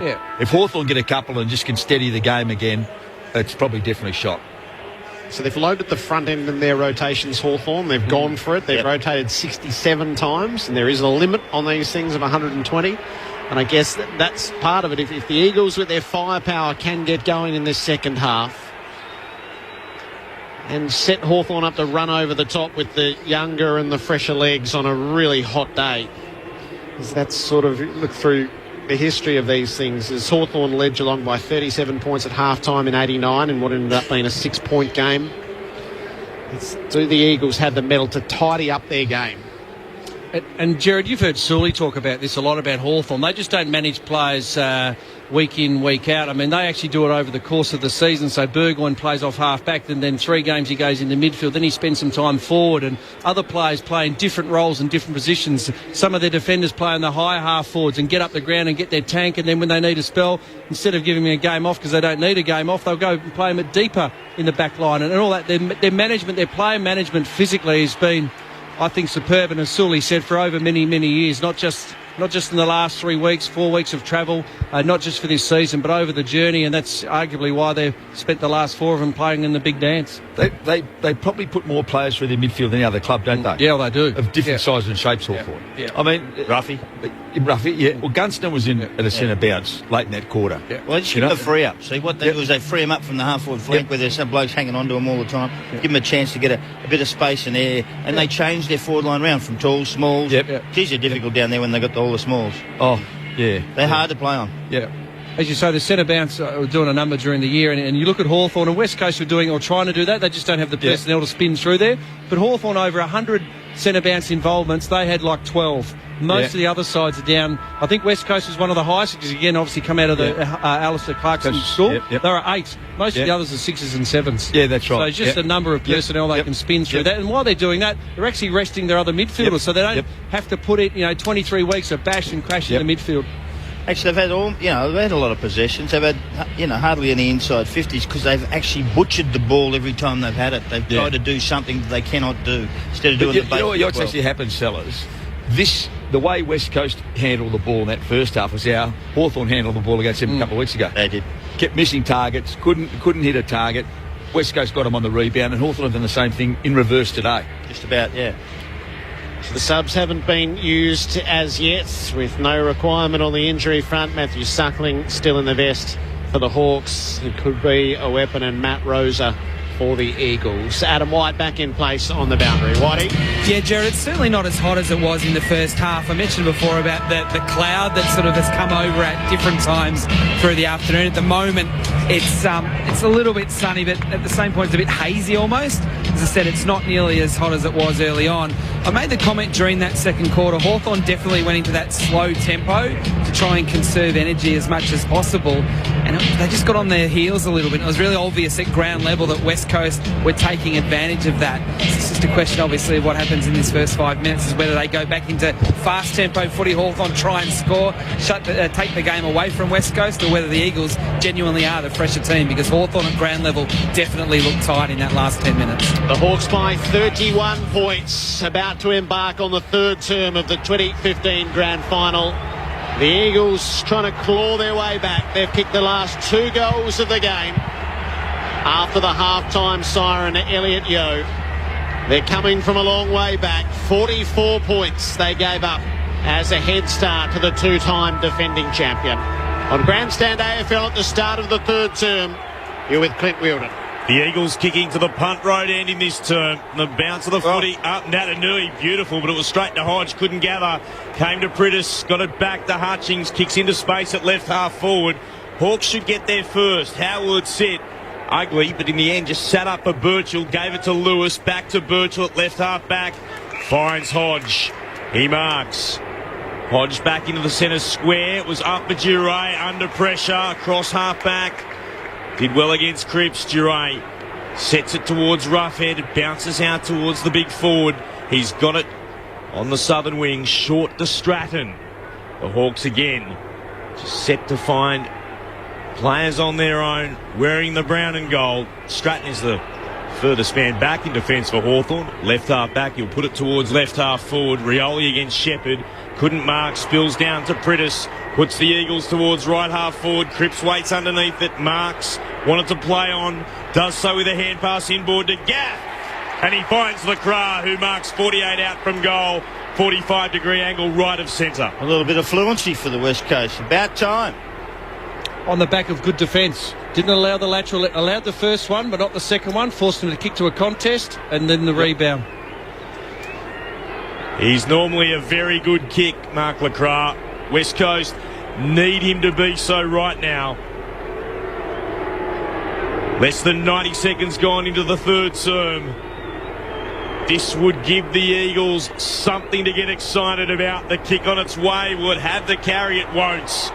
It was missing to the left anyway, but off hands and through for a minor. Hawthorn's lead cut to 30 points. Burgoyne to kick in. Unsure, so the Eagles are well set.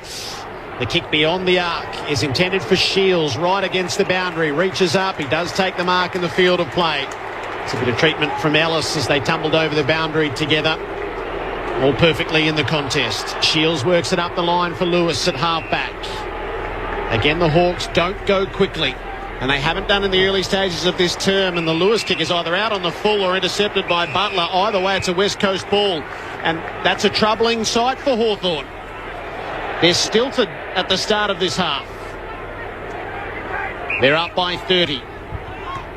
Butler High to half forward. Nat Nui sets himself off his hands. Prittis working underneath. He pulls it clear, gets it onto the left boot. It's a floating ball, which is against the boundary. It's kept in the field of play. Darling had a play at it, but Mitchell was able to sweep it up off the turf, off to Hodge, who's hot. He's down in the tackle. He gets it back to Mitchell. Mitchell's kick is okay for Hale at half-back. Hale gets the arms away and free, and then kicks towards Rioli. He's got men in front of him. Elects to take a bounce, runs towards right half forward. Clever chip to Schoenmakers. They're on deep, but the kick is smothered by McGovern. Bounces out to Rioli again. Taps it off towards Gibson. Gets it on to Burgoyne. A lovely play. Hand pass over the top was meant for Bruce. Couldn't get to him. Shepherd intercepts. He finds Cripps. Sends it towards the southern wing. Out there is Josh Hill. Tapped it to his own advantage. Gathers again and then sends it long in the direction of right half forward. The bounce is unfortunate for Yo. It's set up on its point. He turns around. Frawley got to the football first. Saw it over the boundary line for a throw in. Much better defensive effort by the Eagles. They were hard at it now. They look different. They look a different side. And they feel right in it. But it's the damage on the scoreboard that they have to retrieve. Sinclair with the tap, shark by Hodge, gives it to Burgoyne. Hawthorn to half forward. McGovern's got it covered. And he turns to break as soon as he marks. He kicks it to Butler. Butler wants to get the hand pass over the top to Hearn, running through the centre square. He'll put it onto the right boot, go deep inside the forward line. Darling takes the mark in the left forward pocket. No doubt in my mind, Jerry, that they've actually been told, just play on at all costs, just move the ball as quick as you possibly can. We've done nothing in the first half. We might as well have a big crack. Good signs. McGovern, good contested mark down back, good switch, ball movement, Hearn, long to Darling, and a good strong grab. Tight angle. Jack Darling, 40 metres out from goal. They've got to pull it back on the scoreboard. Darling kicks the goal. The first of the second half. And the Eagles are energised. You can see it.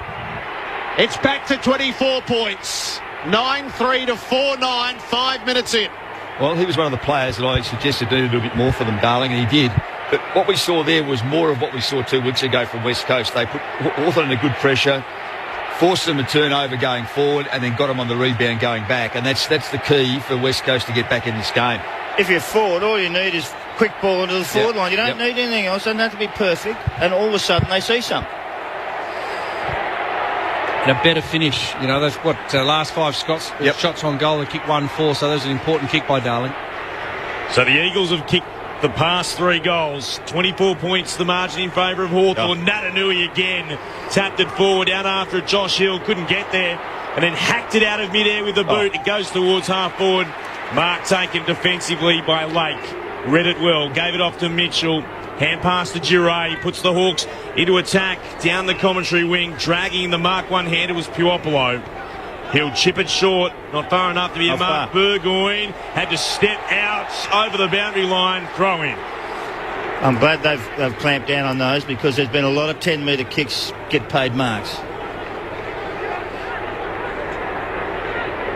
Right on centre wing. Ball put back into play. Another ruck. Got a telling tap. It was slapped down to there. I think Hodge underneath all of it. And then Mitchell diving out. And it's going to be contact below the knees. And it'll be Marston who has the free kick. He'll move it towards Shuey. Just forward of the wing. Commentary side of the ground for West Coast.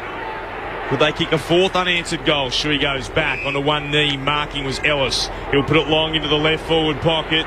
Waiting underneath. Unable to mark was Yo. Going up was Smith. Rash into the pack. High contact's the call. It's going to be a free kick the way of Hawthorn. It's actually gone the way the opposite of what I perhaps thought. Free kick though to the Hawks. They've got it in the right back pocket. Oh, it's coming in from in front. Hit him high. Gives ground to Stratton. He's in the gutter as he goes to play on with a long kick out to half back. Hale led up, knocked away from him by Wellingham, taken by Gaff inside 50. Smith stands against the flow again. It's been terrific, Isaac Smith. 40 from the defensive goal. 0 flow in the Hawthorn game though. Kick around the wing. Schoenmakers presents, but he can't take the mark. Shepherd for West Coast. Cannon into Puopolo. Open the play. Prittis lost the footy though. Burgoyne threatens to come back. Shepherd stood against him. Ellis had to go. Cannon into Puopolo. Prittis pulled it clear. He tried to work it forward, but there he is again, Isaac Smith, to cut off supply. He has been terrific. To Mitchell, who slips over, but the hand pass back to Smith again. Just got boot, the ball turns it over. Pressure this time, Shuey. He's onto it, Shuey. no. Chip shot, had options everywhere, took the wrong one. Straight to Giray, yet Eagles right and left and ahead. He could only find a Hawk who moves it short to Birchall. He marks between fullback and centre half back out to Frawley. Beyond defensive 50 to Roughhead, who marks for the Hawks at left half back. Roughhead works it around the wing. Gunston presents for him. Brad Hill's rushed forward. Gunston holds up. No. Now he uses Lewis. That's to get it beyond halfway. Hawthorn by 24 points. Not a lot happening forward of the ball. The kick is for Schoenmakers. He found a way to get loose, 55 from goal. He's going to set it to the teeth of goal. Puopolo worked away from it by Ellis. Ellis did well. He protects it through for a rush behind. It's Hawthorn by 25. 9 minutes gone of the third term. Those short 25, 35 metre kicks. They're the uncontested marks. You just can't allow Hawthorn. They've been really good, West Coast, but there's, again, an example of allowing those kicks, and that's what happens. They get a shot on goal. As uncontested marks, 64 to 37. Wow, Turn, long thumping kick down the middle.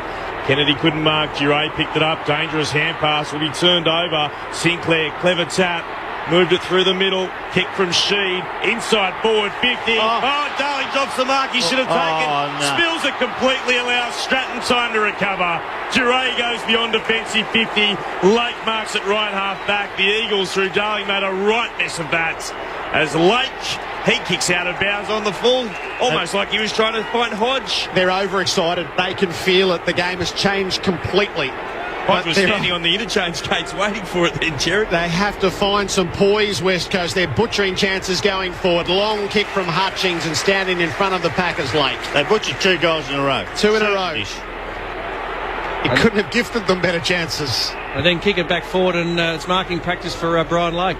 Lake down the line, looking for McAvoy. It clears the pack, and Puopolo rushes onto it. He gathers the bouncing ball. He pauses for a moment. He kicks for Rioli, who takes the mark away from Schofield. Rioli's going to work it to goal. They've got loose men everywhere. Schoenmakers keeps it away from Shepherd. Brad Hill takes it. Hand pass to Gunston. Back to Schoenmakers, who kicks the goal. Oh, how that wounds West Coast. Shepherd had the whole flock to beat. Try as he might, the numbers won out. And Hawthorn resets things at 31 points as Ryan Schoenmakers takes a big stride towards his first flag. 10-4-64 to West Coast 4-9-33, 11 gone of the third term. Adam White. Jared, I'm just watching the Hawthorn players to sort of sense, because they're right next to me, as to whether they're tired or it's just the momentum that they lost in that latter part of the second quarter. And I genuinely think it's just a momentum thing and a game style thing. They look okay. I don't think they look tired at this point in time. The Eagles butchered 2 goals. The Hawks go and convert their chance. Natanui gets a fist to it. Up into the air, taken by Shuey. Pops a short hand pass over the top. Hutchings couldn't get there. Shuey goes and gets it himself. Well tackled by Mitchell. Ball spills out to Hodge. They can come forward through Gibson. Marked by Burgoyne on centre wing. Hawthorn towards right half forward. Kick not enough on it. Bruce tapped it to his own advantage. Put his head over the footy. Got a hand pass away. It bounces in space at right half forward. Surely Puopolo held without the football. No call from the umpire. Willingham takes it over for a boundary throw in. Luke Shuey's a star player. But his execution today has been absolutely pathetic. And you talk about execution. Hawthorn have gone inside the forward 50 3 times and kicked 1-1. West Coast out of 8, 1-1. Hawks by 31 and at half forward. Natanui wins the tap down. Mitchell tackles Sheed. And a vice-like grip ensures it won't come out. Just come back to the last goal. Darling drops a ball down here. Shepherd goes 3 up at a contest here and doesn't get the ball in front of him. It goes behind the contest, costs him a goal. Isn't it just those little things that can cost you? Natanui to the side for Gaff. Kicks the Eagles out of half-back. Setting himself in the middle of the pack was Darling. He jarred it down to Kennedy, who's in the tackle of Frawley. Unceremoniously dumped as they crossed the boundary. Adam. Jared, Brad Hill just came to the bench. He's got some strapping on his wrist. It says run. Just 3 letters, run. Thrown in centre wing. McAvoy wins the tap. Coming through though is Sheed. Hand pass missed the target. Indiscriminate from Shuey. Got away with it. Kicking in danger. Feeds it out the gap onto Ellis inside 50. Sinclair should have taken the mark. He's after the loose ball now. Birchall stands against him. Sinclair brings him down. Josh Hill to Darling to Hutchings. The snap is in. It's a goal. Still the West Coast Eagles Cup. Back to 25 points. 5-9 to 10-4. 13 minutes into the third term. It's not pretty, but it's just biting and scratching, owning the football, moving it forward.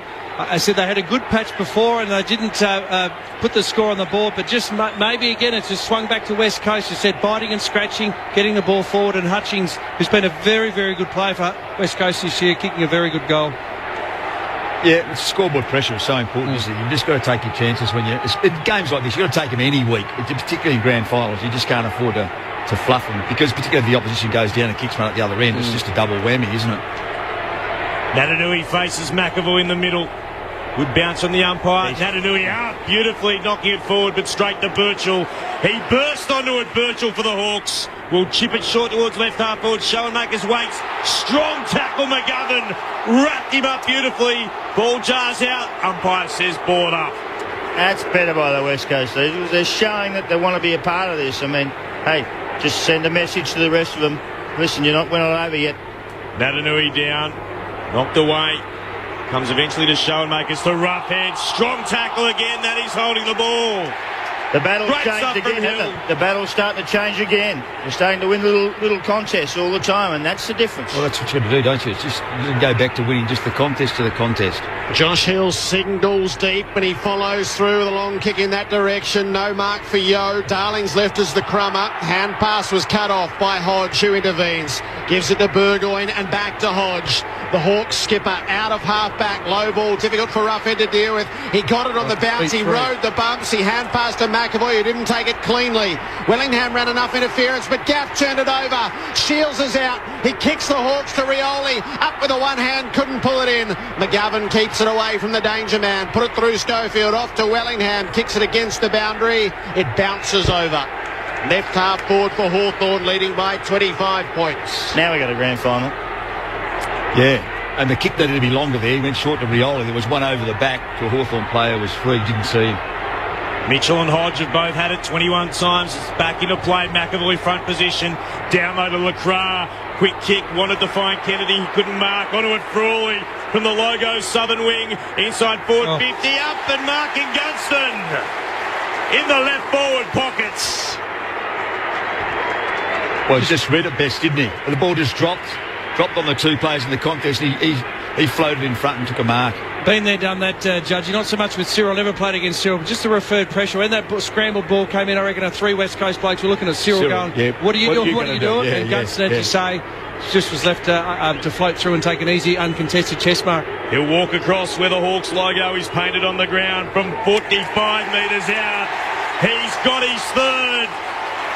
The Hawks lead back to 31 points at the 16-minute mark of the third term. They're 11-4-70. The Eagles 5-9-39. Well, the Hawks have been under some pressure for the first 5 or 6 minutes of this quarter, or 15 minutes of this quarter, as it's been going. And all of a sudden, a little bit of work there. And Gunston in for the side, under a cloud from injury. He's got 3 goals. He's justified his position, I can assure you of that. But they get one back, and they needed it badly, the Hawks. They're about to lose control. I agree with Bluey. When you look at the replay again, they're all that concerned with Cyril. Where's he going? Gunston's got off the hook and just floated in. I don't blame him, mind you.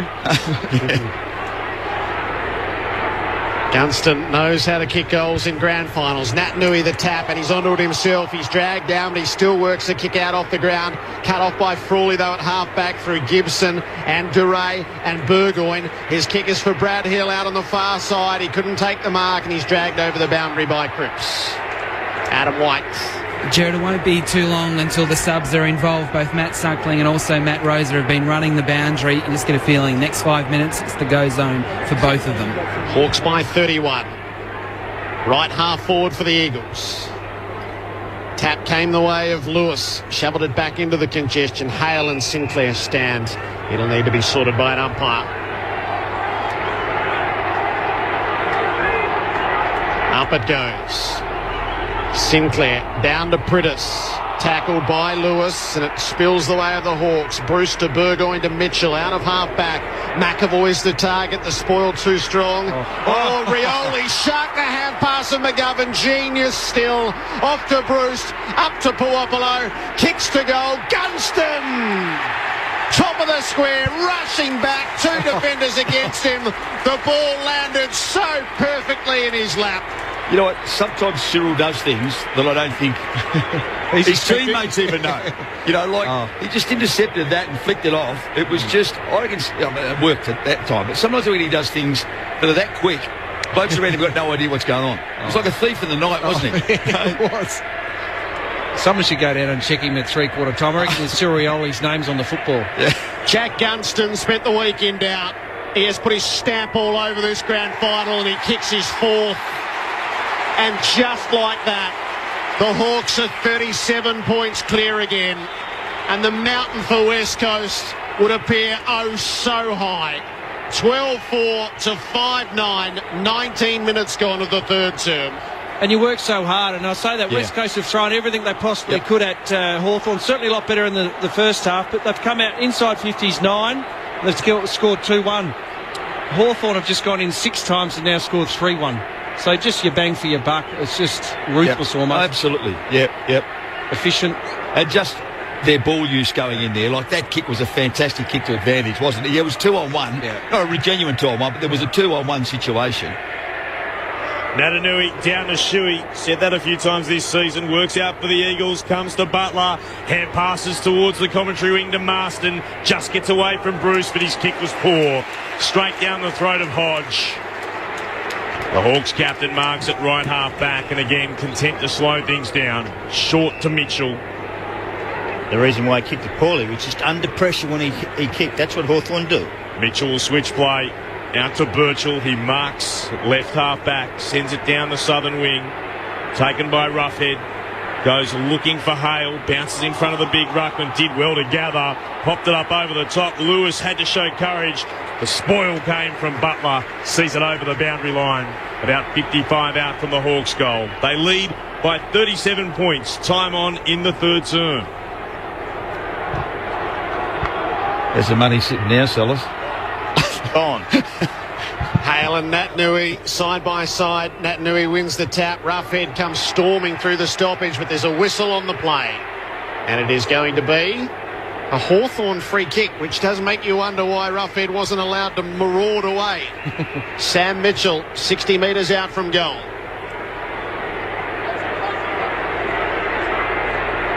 He was thinking short to Roughhead. Roughhead certainly thought that's where it should have come. Mitchell's been waved to play on, and now Roughhead does get it, but he's too far out to score. Hawthorn monopolising the footy through this phase. Dinking kick up into the pocket. Schoenmakers flies, knocks it down to Isaac Smith, grubbers it from the boundary. No. In this mode, there is just nothing the Hawks can't do. Smith's second to sit alongside Hodge's miracle at the other end. Hawthorn by 43 points. They saw the challenge and they've answered it. 13-4-82 to West Coast 5-9-39. Clinic? Yeah. In a word, a clinic? Yeah, it's going to be now. It's going. They waved the flag West Coast, showing great, I reckon, character to come out and had a real crack. Didn't take the opportunities, he said, Bluey, 9 times inside for, 2 goals or whatever he said. Hawthorn have gone the other end and said, you've had your chance. Yeah. We'll show you how to do it now. And they've just gone bang, bang, bang, kick goals. Yeah. And effectively, I reckon it could be a massacre. I think Adam White. Up a real massacre. Yeah, sub has happened for West Coast, so Sinclair is out of the game. Matt Rosa in. Stayed down, won it forward, out after it Mitchell, just slapped it out to the side. Shuey intercepts, Shields tackles him, he just got the ball out. No, he didn't. Holding the ball was the call. There's a little bit of afters too. Shields for the Hawks. He'll take the free kick. Thought about going short to Gibson. Instead, rather than going inboard, he'll head to the southern wing where Birchall marks. He'll play on and find Burgoyne. Burgoyne pauses. Had 98 more disposals, make that 99 now more as the short kick went towards the knees of Bradley Hill. He couldn't mark it. Tumbles away from him and over for a boundary throw-in, true centre wing. Southern stand side of the MCG. Ball back into play. Natanui front position, didn't quite reach him. Hodges up, got 2 fists to it, only as far as the opposite captain in Hearn, and his kick is straight down the throat of Mitchell. He marks for the Hawks between left half back and centre wing. Thought about running down the line, thinks the better of it, sends it back to Lake, who marks, and he'll switch play towards right half back. Shields has to wait. Hill was up, provided the contest, but it came down to Shields. Now to Frawley, goes back to Shields for the Hawks on the wing. They nutted that out pretty well. Duray takes possession, gets away from Butler, feeds the hand pass to Schellenmaker, steps around to Ellis, kicks in the Rioli direction. It's deeper and Gunston is onto it. They had to win the battle all the way down the field, the Hawks. They did, through grit and composure. And Jack Gunston, from the gutter in the right forward pocket, can have a look at a fifth. A few holes starting to open up there, Blue, down in the back. Gunston on the upright approach, looking for his most accurate kick. No, he's hit the right-hand post. They jumped out of their seats, the Hawks, as it was in flight. Not to be this time. It's equal to the game-high lead of 44 points. The Eagles short up the corridor from Hearn. Now it's with Ellis. And Ellis shows the frustration shown by so many West Coast players today. Where do I go with this? Beyond defensive 50, spoilt the back from Duray, down towards Rosa, though, the sub on for West Coast. Gave it to Schofield, got it to Butler. A hurried kick will bounce on centre wing. Lecras tracks it to the boundary line. Had no chance of keeping it in. It's over for a throw-in. Adam White's downstairs. Officially, the subs in AFL footy are over. Matt Suckling has taken the green vest off, the last AFL player to take a green vest off. That'll be a quiz question in years to come, as Natanui won it down to Lecras, to Prittis, straight into trouble. Clever hand pass forward to Cripps. Hand pass is turned over. Driving on over the top, but McAvoy comes back again towards Gunston. Now to Lewis, who'll go back inside the defensive 50, marked there by Lake. In the right back pocket, elects to go on a bit of a run. Kicks towards the goal square. Frawley marks. He'll go short again to Lewis, who has it once more. Chance to go downstairs. Whitey. Hale is the red vest man, and it might be his last action in AFL footy. Schoenmakers to the outer wing. Opportunity for Stratton. He'll kick to left half forward. Puopolo is wide open. He takes the mark. They've got targets all the way down the field. Suckling's run into it, but Puopolo's kick not that time weighted as well as the previous, and it skips away and out of play. 35 metres out from the Hawthorn goal. Natanui against McAvoy. They're both left to ruck for the rest of the day. Natanui the tap. Mitchell had a touch in there. Ellis fumbled it. Mitchell goes again. He feeds it in front of Smith. Taken without it. Mightn't matter. Shields gets it goal side still. Puopolo tackles Gaff to ground. It'll be balled up 15 out from the Hawthorn goal. We laud Hawthorn's ability to use the football, but what about their one percenters today? The smothering, the chasing, the tackling. Natanui wins the tap down to Hearn. He's under fierce pressure. Gaff with the blind kick. The loose ball will favour the Hawks. Gathered by Birchall. Off to the side for Gibson. A lot of numbers deep. Queuing up at the moment, judging out though. Oh, yeah. Gibson takes pause. He is going to roost it to the teeth of goal. Puopolo on the fly. Natanui as well. Ellis tackled with a footy at the top of the square. Shields stopped him cold. Umpire rushes in to ball it up.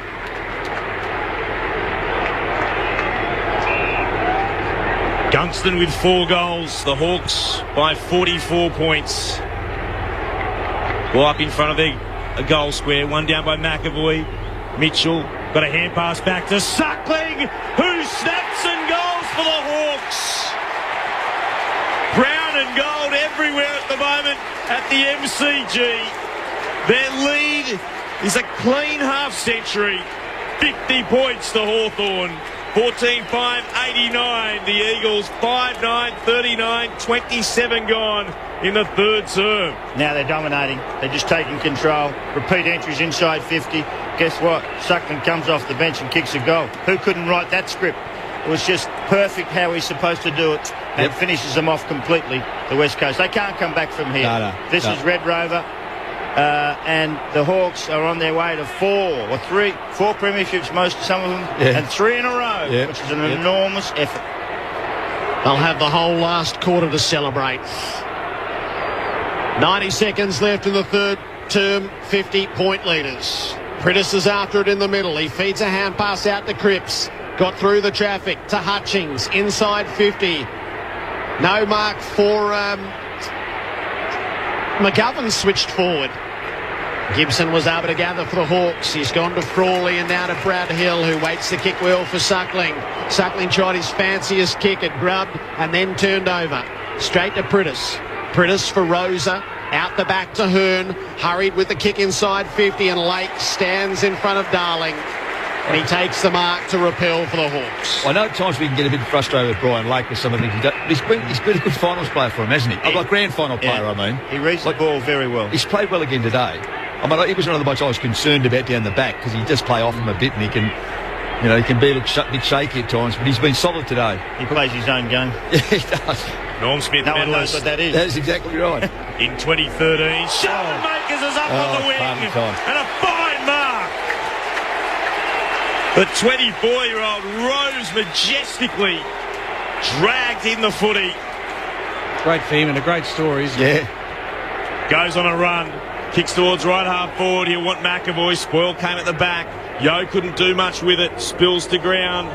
Rosa tries to get a hand pass away. Ball locked in there. Ball up. 55 out from the Hawks' goal at right half forward.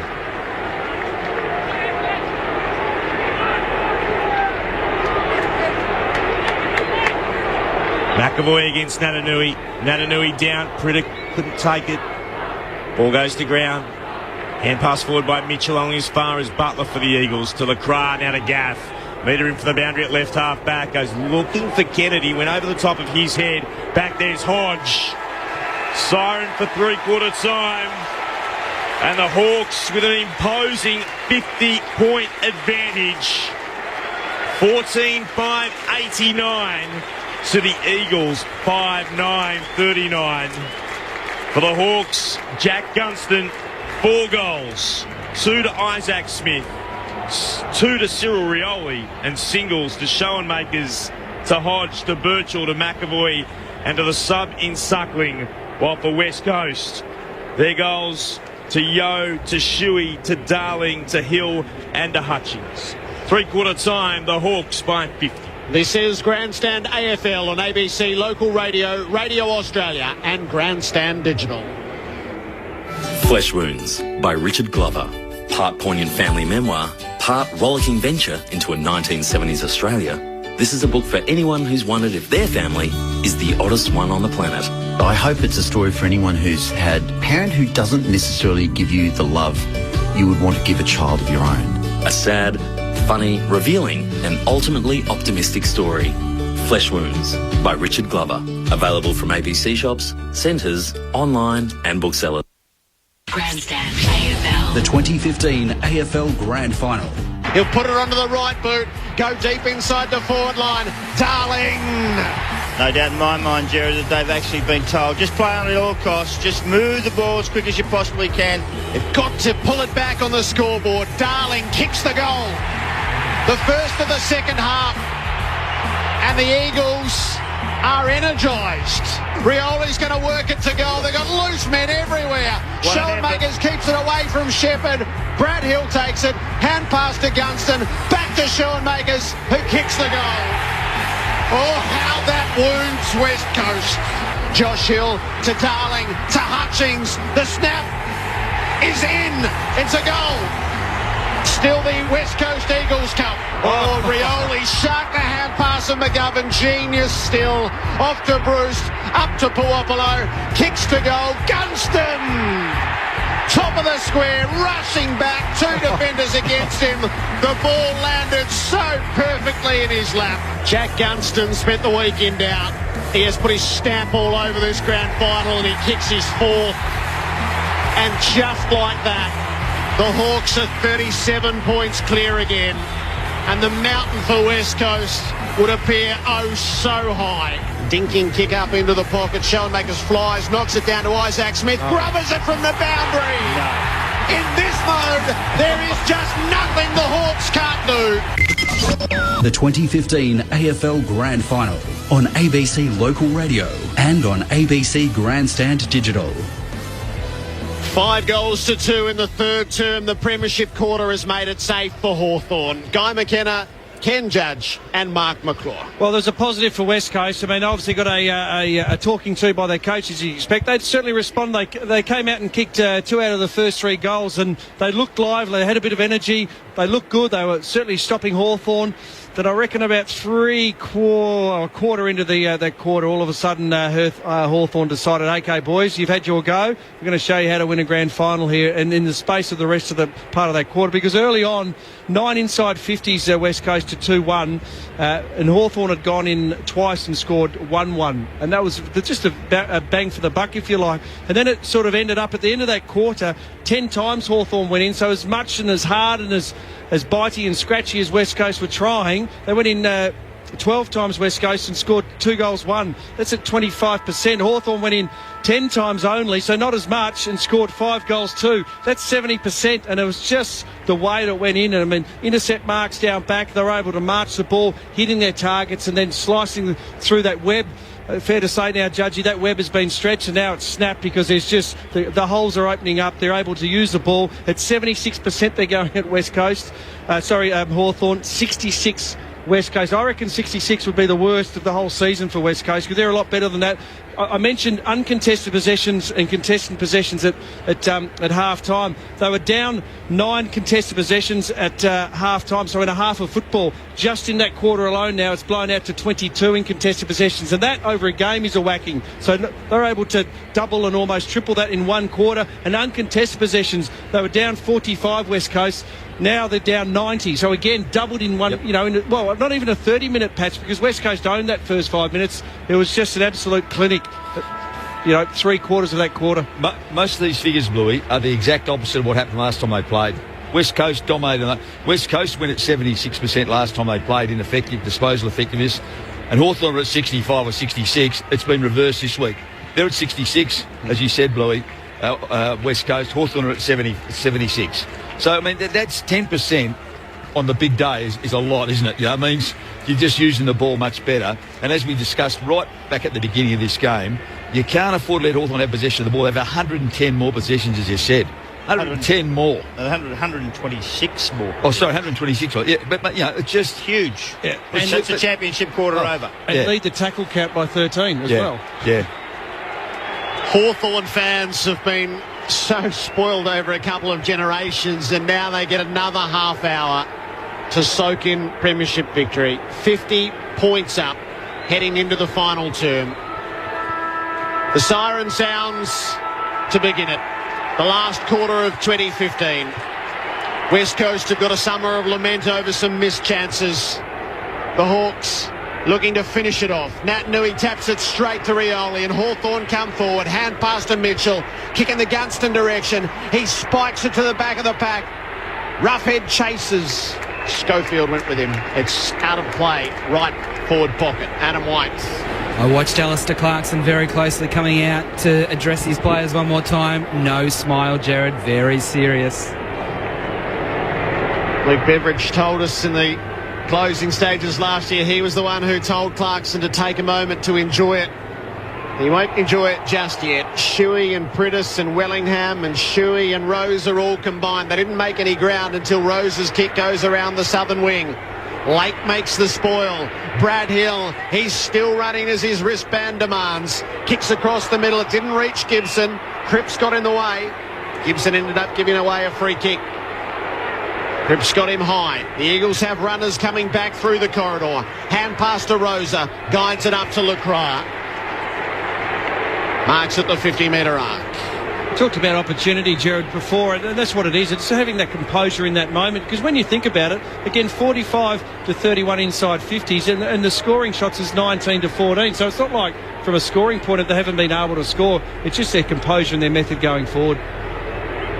Lacroix measures up the shot at goal. The right foot drop punt from the arc of 50. He started it on a good line, but it started to get away. And it's through for a behind on the hook. And they're 49 points down. So the question is, who takes the Luke Beveridge role today? Burgoyne, kick to himself, goes on a bit of a run. Hand pass to Giray. Kick beyond defensive, 50 for the Hawks. Up and marking. Gunston again. He's at left half back, not 15 to kick. So Mitchell has the thump it forward, wants Rioli. At the back of the contest, he marks. He'll look to put it long from 51 outs. Racing with the flight of the ball. Right there. Well, he could have let it go. Oh, that's unfair. Cyril's going to win the Norm Smith. Yeah, exactly. Cyril, he's just robbed him.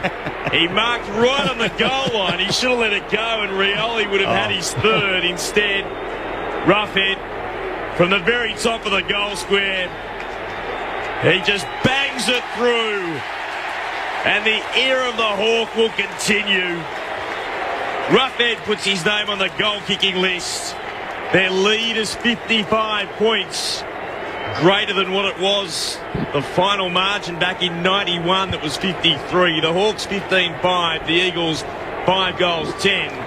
Nearly 3 gone final term. Well, the ball movement is the key in that area there, but you can see Sammy Mitchell's penetration with ball in hand. He is a freak over the top. And the kick to Cyril. Well, era killjoy, Jared Roughhead. That was a goal for the ages there. And I know he hasn't got one on his books, and he took one then, and I know Cyril wouldn't mind, but gee whiz, it was right through the middle. He should mind just a little bit. You're not entitled to do that. The bounce leaves the circles and will need to be redone. Getting back to the foot skills of Mitchell. How well weighted was that kick? Freak. He's just unbelievable, Mitchell. Jeez, a good player. Rioli's day has been remarkable. 14 disposals. He's nearly on his quota. He has influenced the match so profoundly. Mitchell works a hand pass forward up to Suckling, on to Hodge from centre half forward. He's kicked into the pocket. Brad Hill chasing after it. Hand pass to Roughhead. He's going to give one off. He goes sideways to Gunston. It didn't go 15. He's dragged to ground by Gaff. He got taken high. He felt guilty. Suckling's dragged down by Shepherd. Roughhead smothers the kick of her, and the ball is still loose. Bruce taken high. Oh, they're waving play on Rioli. Hand passes to Smith. Smith kicks the goal. It's his third. Rioli has a hand in yet another goal as he closes in on the Norm Smith. 61-point leaders, Hawthorn. West Coast mugged them illegally 3 or 4 times, and they still came up with a goal. Hey, Jared, you can't push the bloke who's doing the votes. Yeah, all I can do is have undue influence. Come on, Cyril. I must say, we talk about how good Hawthorn are with the ball. They're 1%ers, but even that, then, with Roughhead's that last kick inside, if that was any other side, I reckon they're having a shot for goal. Left foot, smart Alex Showtime stuff, but no, still team disciplines. Go inside, give a teammate a better shot on goal. From the bounce, Natanui palms it down, but again straight to a Hawk in Lewis. Got a hand pass, but running onto it is Hodge. He moves it out to Birchall on centre wing commentary side. Kick to Roughhead, couldn't mark. Ball came from Willingham. Tracks it to the boundary. Roughhead kept it in. Popped the hand pass over the top to Bruce at left half forward. Sends it inside the attacking 50. Schofield brings it to ground for the Eagles. To Gaff, to Marston. Up was Willingham. To Gaff again at right half back. To Marston once more. And he finds Kennedy. He marks on centre wing. Kennedy with just his second kick of the game into the right forward pocket. McGovern marks. Josh Hill receives the hand pass. He can just about run into an open goal. He will do so. Oh no! Diving effort, Lake. The goalkeeper at full stretch. Lake has saved the goal. Nothing going the Eagles' way. It's a minor score. The Eagles' blunder reel just gets longer by the minute. Hodge marked the kick in and out to Birchall. They have made some inexplicable mistakes. A young team overawed in the occasion. Dropped marks in front of the eyes, off chests, and that the salt into the wound. Puopolo flew in front of Nat Nui. He couldn't mark. It's out of play. Adam White. Brian Lake in front of the Hawthorn cheer squad just had a bit of a smile, of course. Lake and Hill, it was probably Harrison Hill, were teammates at the Western Bulldogs. It's going to be hard for him not to come up with a new contract out of this, Brian Lake, the way he's played the grand final. McAvoy wins the tap down to the front. Roughhead playing like a man with a guilty conscience. He's after it. He doesn't keep it in with the assistance of Lewis. Well, I knocked him early before the game, Ruffy, but he's been pretty good today, Ruffy. Very good. Spent a lot more time pushing up the ground, hasn't he? Not so much time forward. He's really got involved. 10 goals neat, Hawthorn's lead. McAvoy to the front. Shuey has it. They all have him. There's no releasing that ball. Started so well. Shuey kicked the first goal. Should have set the Eagles up for the second. It was the start of the errors that have marred their game. Lewis out of the stoppage to Mitchell. High ball to half forward. Rioli closing. He pats it down rather than trying to mark. Couldn't quite open the play for Puopolo this time. It's out of play at left half forward for Hawthorn. He's gone for a lot of marks today, Rioli has. Yeah. Bruce, all the smalls go for him. Ball spun back into play. McGovern doing the ruck with it. McAvoy beautifully down to Shells. Inside 50. Hits Burgoyne on the chest. Leading out. To the left of centre, he'll kick from just outside 50. He'll kick it 5 rows over the fence. Oh, yeah. But how good is this bloke been when you consider that Port let him go because they reckon he was gone? He was shot.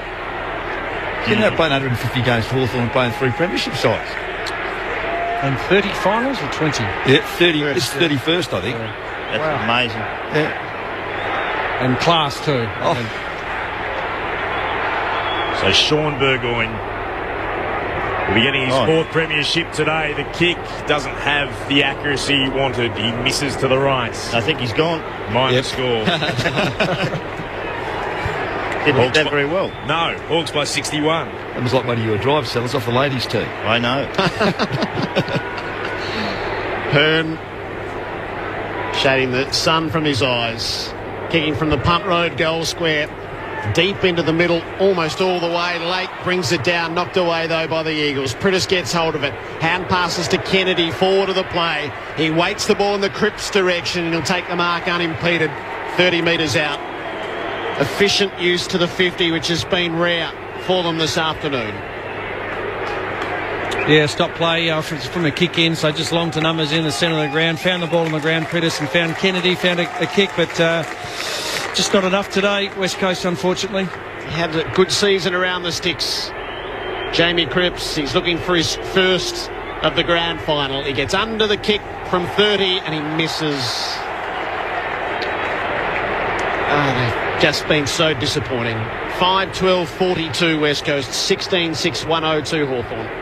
It's been a horror show at times for West Coast. The Hawks bring it beyond their defensive 50. Gibson pops it over the top. They share it around through Smith, and now it comes to Roughhead, who marks on centre wing. Kicks inboard. Spots a teammate in Hodge, the captain, who kicked an incredible goal earlier today from the left forward pocket. He sends it towards the centre circles. Thumping kick from Suckling, inside forward 50. No mark taken. Yo's at the back, gathers for the Eagles. To Wellingham, to Butler. Butler will kick short and find a teammate. Beyond defensive 50, between centre half back and right half back. It's Gaff who marks, back by hand to Wellingham. Wellingham not sure where to go. Elects to go short by hand to Butler up against the boundary. Dangerous kick. Shuey couldn't mark but brought the ground. And it spills out again. Schoenmakers gets a kick inside forward 50, waiting for a Puopolo. He's right in front of the posts. The horror show does continue. Puopolo will pop it over the top, continuing to run by. Another chance for a goal, and this is Stratton from the East Perth Footy Club originally. Just 1 goal for the season. 1 goal career. So you might be a chance for a vote.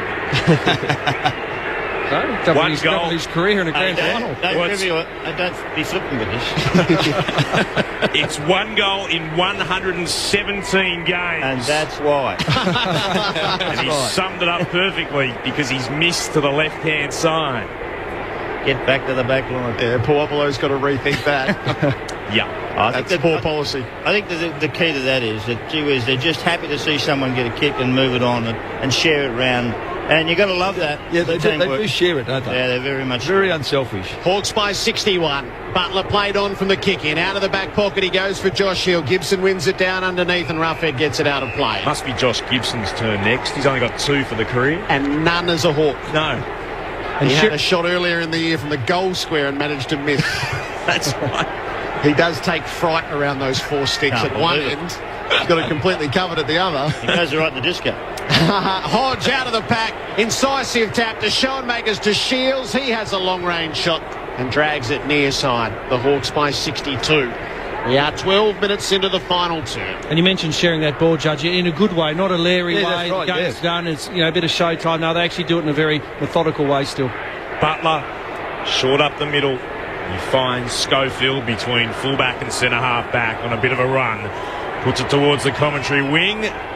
4 up. Gibson, one of them. Tapped forward, though, by Josh Hill. Gets it on to Marston. Now to McGovern. Takes a bounce. His kick smothered beautifully by Gibson. It's set up to Gibson, then high front on contact. Surely, yes, it is. Against McGovern. Gibson will have the free kick at left half back for the Hawks. Gets up, cradling the side of his head. And then kicks across half back. Finds Frawley. A premiership medallion heading his way after he moved to the Hawks from Melbourne. He'll go back to Gibson, just long enough to be a mark. He's still at left half back. Glances inboard. Now we'll get told to move it on. He'll thump it towards a big pack. Going up Rothans! Oh, it's party time. It was into the back of Wellingham. And then he moves it on again. This is Birchall. Birchall just false started. He decides to go back through centre half back. Duray, who plays out the far side for Bruce.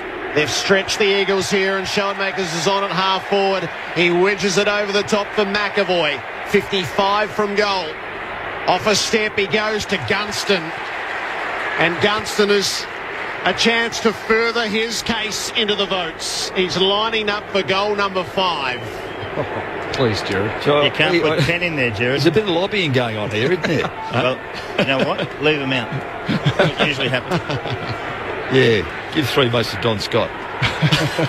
2 to Lee Matthews and 1 to Michael Tuck. Well, you should give 3 votes to Don Scott. He kept this club alive. Oh, yes. 45-degree angle to the right.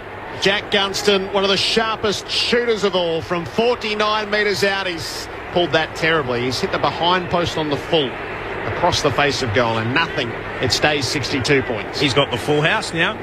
Out on the full, poster, behind, 4 goals. He's got the lot. Butler takes the free kick for the Eagles. Beyond defensive 50. Punch came over the side from McAvoy. Rising against Natanui to fist the footy over the boundary line. He spun back into play about 52 out from the Hawks attacking goal.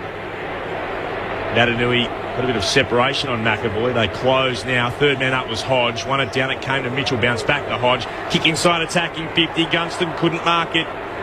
Yo runs over the top. It came to Gaff for the Eagles. Shares it with Hutchings. Now to Rose. A run down. Bruce spilled out though. Got it away to Hutchings. The Eagles still through Gaff. To Cripps, to Hutchings. Oh, the hand passes at the bootstraps of Shepherd. Hutchings goes back to try to gather again. He's under real pressure. Ball locked in. Ball up. They might have got away with that, West Coast. Let's head downstairs. Adam White's. Not too many Hawthorn players actually want to come off the field now. We were questioning whether they were tired around about half-time, but there's a lot of shaking the head saying, I'm not rotating, I want to stay out here. 62 points Hawthorn's way. Shuey out of the stoppage. Kick smothered by McAvoy. The Hawks won't give West Coast anything. Shepherd to Shuey to Rosa. A hand pass out the back to Butler. His kick up inside the 50. Darling's the target. He flies against Stratton. Stratton got a hand in there. Gaff downs, lost the footy. Mitchell caught in the tackle, released it. Off the ground goes Hodge, but it was a throw from Mitchell. And Prittis to receive the free kick, 52 metres or thereabouts out from goal. He slips the hand pass straight to Rosa, who kicks it wide to the behind post. It gets past everybody and goes through for a behind. Mark that down to Rosa. 61 points, Hawthorn's lead. We've crossed the halfway mark of the final term. Hawks quickly back into play. Taken beyond defensive 50. Birchall moved it to Suckling, now to Rioli. The people are having their say. He's the people's choice. Thank you, Jared. He finds Gibson. Gibson gets told to play on. There was no one really on the mark, though Hearn was lurking in the vicinity. Kick towards left half forward. Almost taken by Bruce. Tried the one-handed, spilled away. Yo was very happy to see it over the line. Adam White's downstairs. I was just saying before about players not wanting to come off. There were 3 lined up to come on. Isaac Smith, one of them, and all the midfielders saying, no, I'm staying on the field. You're not getting back on. Well, he back in. Up was McAvoy, punched it forward only as far as the Eagles in Wellingham. Gave it to Marston, kick towards the logo commentary wing. Duray got in front of McGovern. They sweep the hand pass through Suckling, then Stratton, now to Gibson. Moving it on again. Frawley gathers the bouncing footy just forward of left half back. Moves it to Suckling once more. By hand to Smith, now to Gibson. Got in trouble, got the hand pass away to Smith. Charging onto the footy, chips it short. Mitchell dives over the top of it. Real courage again. Knocked it out the side. Smith was there, gave it to the captain. He couldn't kick one from here, surely, could he? He'll go long towards the top of the goal square. Yo gets the fist on the footy. And that has been declared to be over the line, so a minor score. The Hawks lead goes back out to 62 points, 17 gone in the final term. Kick in is measured up for Shepherd. Hand pass to Marston, who gives it out to the side to Wellingham. Kicks down the line. It's going to land in the arms of Gibson, who tracked it back. Pulls it in for the Hawks at halfway. There's no more despondent sight than a team playing out the last quarter of a grand final without any prospect of winning, and that is where West Coast is cast at the moment. Gibson used it short to McAvoy. His kick goes out the back to Suckling. Suckling won't use the width out on the far side. He keeps it to the near for Stratton. And they're all pretty well manned ahead of the ball. Stratton's kick will be to a contest. Rioli's coming from a long way back. He jumps, he makes the spoil. Mitchell cleverly out the side for Lewis, who steps back inboard. Rioli's ghosted forward. He rises, he couldn't hang on. Porpolo trying to get it back to Rioli. He's lost it this time. Sheed kicks haphazardly into the middle where it's cut off by Frawley. Frawley looking for Duray. Marks in the centre square. Gives it off to Lake. Lake thumps it long. He wants Bruce. Spoil came from Shepherd, seeing it over the boundary line. It's about now where these two teams actually want this game to finish. One who wants to have a drink, the other who are thinking, put us out of our misery. If we can't win this, let's get off here. No, they're going to make them suffer right to the end. They're about to join an elite group, the Hawks. They'll become the 5th club to win 3 in a row. 6th time it's happened. The Demons doing it twice, and of course Collingwood going on to make it 4 straight. From the throw-in, it's locked in again. McAvoy at the bottom of that. They'll board up. Still 50 out from the Hawks goal at right half forward. Smith was third man up. Won it straight down to Rose. Got a hand pass away to Butler for the Eagles. Kicks beyond his defensive 50. Forward is Darling who marks. Hand pass to Marston. Pops it towards the southern wing. Hutchings. Running behind him was Sheed. Receives the hand pass. Gave it to Prittis. Sweeping hand pass forward again to Darling. Hand pass missed its targeting gap. Be okay for the Eagles. Marston was there. Gave it on to Prittis again and then goes towards the top of the 50-metre arc in Hearn. Hearn short inside marking Kennedy. Has not been his day, Josh Kennedy, the Coleman medalist. Hard markers on him, aren't they? He's had a great year. Look, he's had a bad day. There's no doubt about that. But I don't think what's happened upfield's helped him at all, to be honest. I mean, he cops the end result of what went on up the ground. And up the ground, they've been terrible. They just haven't used it. Yeah, and you can say his performances to get him into the grand final has been fantastic because he's been a lone hand. So 49 metres out, Kennedy's kick doesn't have the distance. It's marked on the goal line. The Hawks can bring it away. Gibson out to Birchall and now to Mitchell, clear of the defensive arc. Mitchell works it around the defensive 50. Having another go there is Gibson, who's been racking them up late. He kicks it to Gunston. He's kicked 4 goals too, and he's here at half-back with his shoulder to the wheel. Long down the line. Schoenmaker sets himself. Rioli! He got it this time! His grip grows firmer all the time. That will do it. He kicks it backwards to Gunston. I've got you on board, have I, fellas? I'm not doing the vote. Gunston gives ground to Burgoyne. They might just kick it back to Rioli and let him repeat the dose. They'll stretch across the face of goal to Brian Lake. Lake's game has been tremendous. 14 disposals. Yep. Burgoyne out to DeRay. He hasn't been bad either. And one outstanding save as well from Lake. DeRay's one of the key reasons they're here after a tremendous performance in the preliminary final. And backward he goes, and Lake's got it again. He thinks he's still a chance for the Norms foot, Brian. Yeah. They're getting squeezed up into the back pocket here. Lake will have to kick to a contest on the way out. Hearn is favoured by it. He marks, plays on, pumps West Coast back to full forward. Kennedy on the rise, a two-grabber.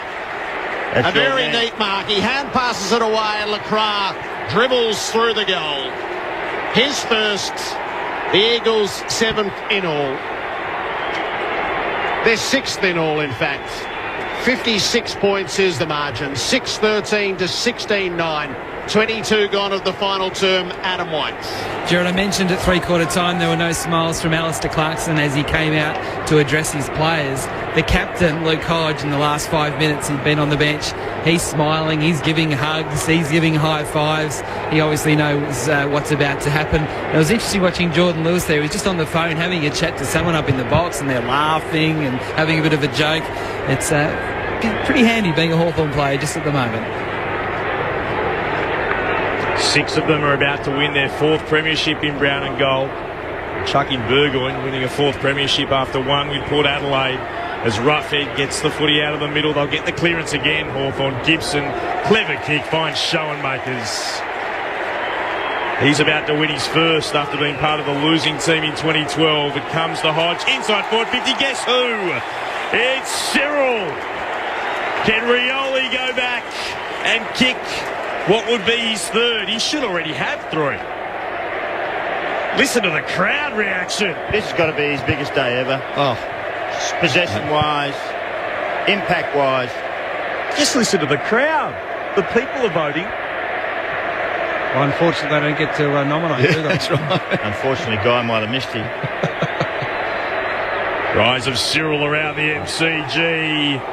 And he doesn't do what they want him to do. He misses to the left-hand side. 24 minutes gone in the final term. The Hawks lead 57 points. 2 goals, one out of bounds on the full, and any number of assists throughout the afternoon. Hearns on the kick in. Oh, no. He's tried to rifle that ball. Mitchell got in the way.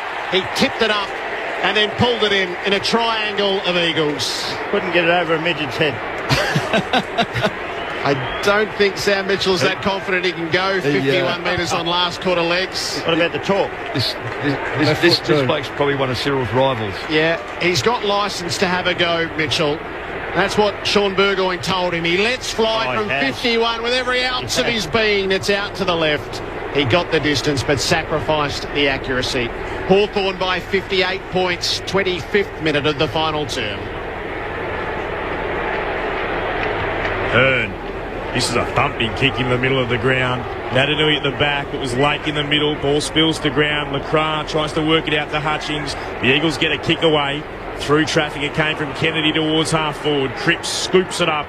Gave it to Gaff. Got tackled well by Duray, but got a hand pass out to Rosa. Forward of the wing. Southern side of the ground. Puts it inside the attacking 50. Darling spilled out. Lacroix hand passes it. McGovern will just chip it through for a goal. The Eagles, they get back-to-back majors, but they mean oh so little. They've cut the Hawks' lead to 52 points at the 26-minute mark of the final term. Yeah, well, as I said, it's just we're just playing out time now, which there's probably not a lot to go either, but I don't think that'll worry Hawthorn at all. They'd probably be very happy if this one get a siren.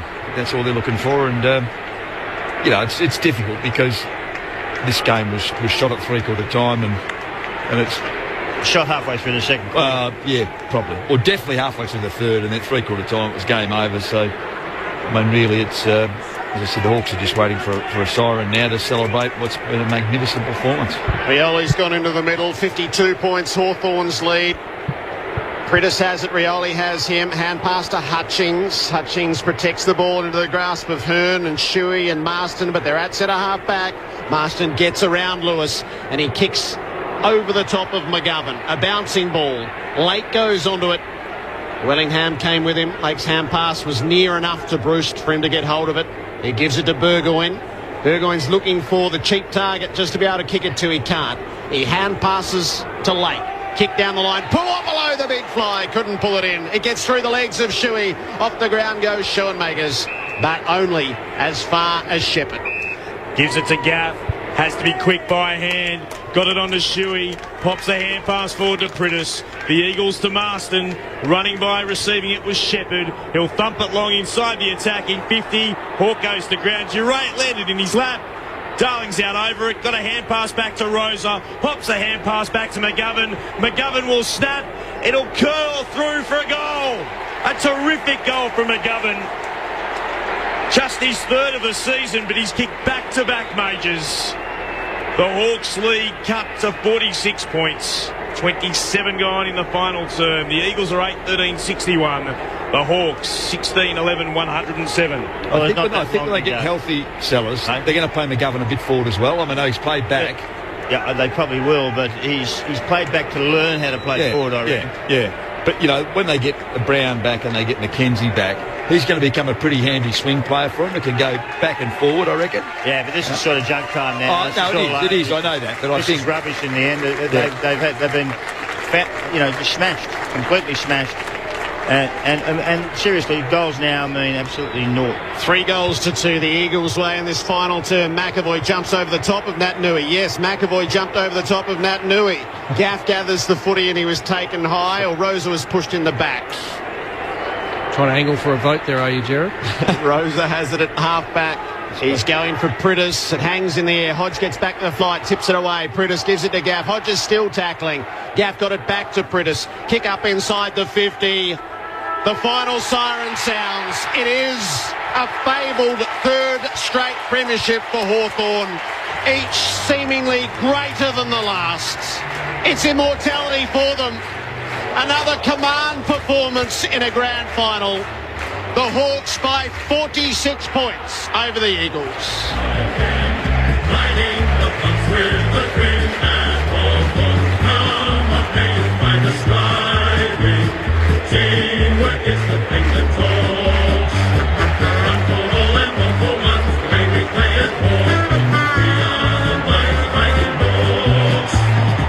Hawthorn led all afternoon by 19 points at quarter time, by 31 at the half, 50 at the final change and 46 at the close. The final score 16 goals 11, 107 over West Coast, 8-13-61. They built their lead imperiously in the second term, answered the questions of West Coast in the third, and played out time to glory in the last.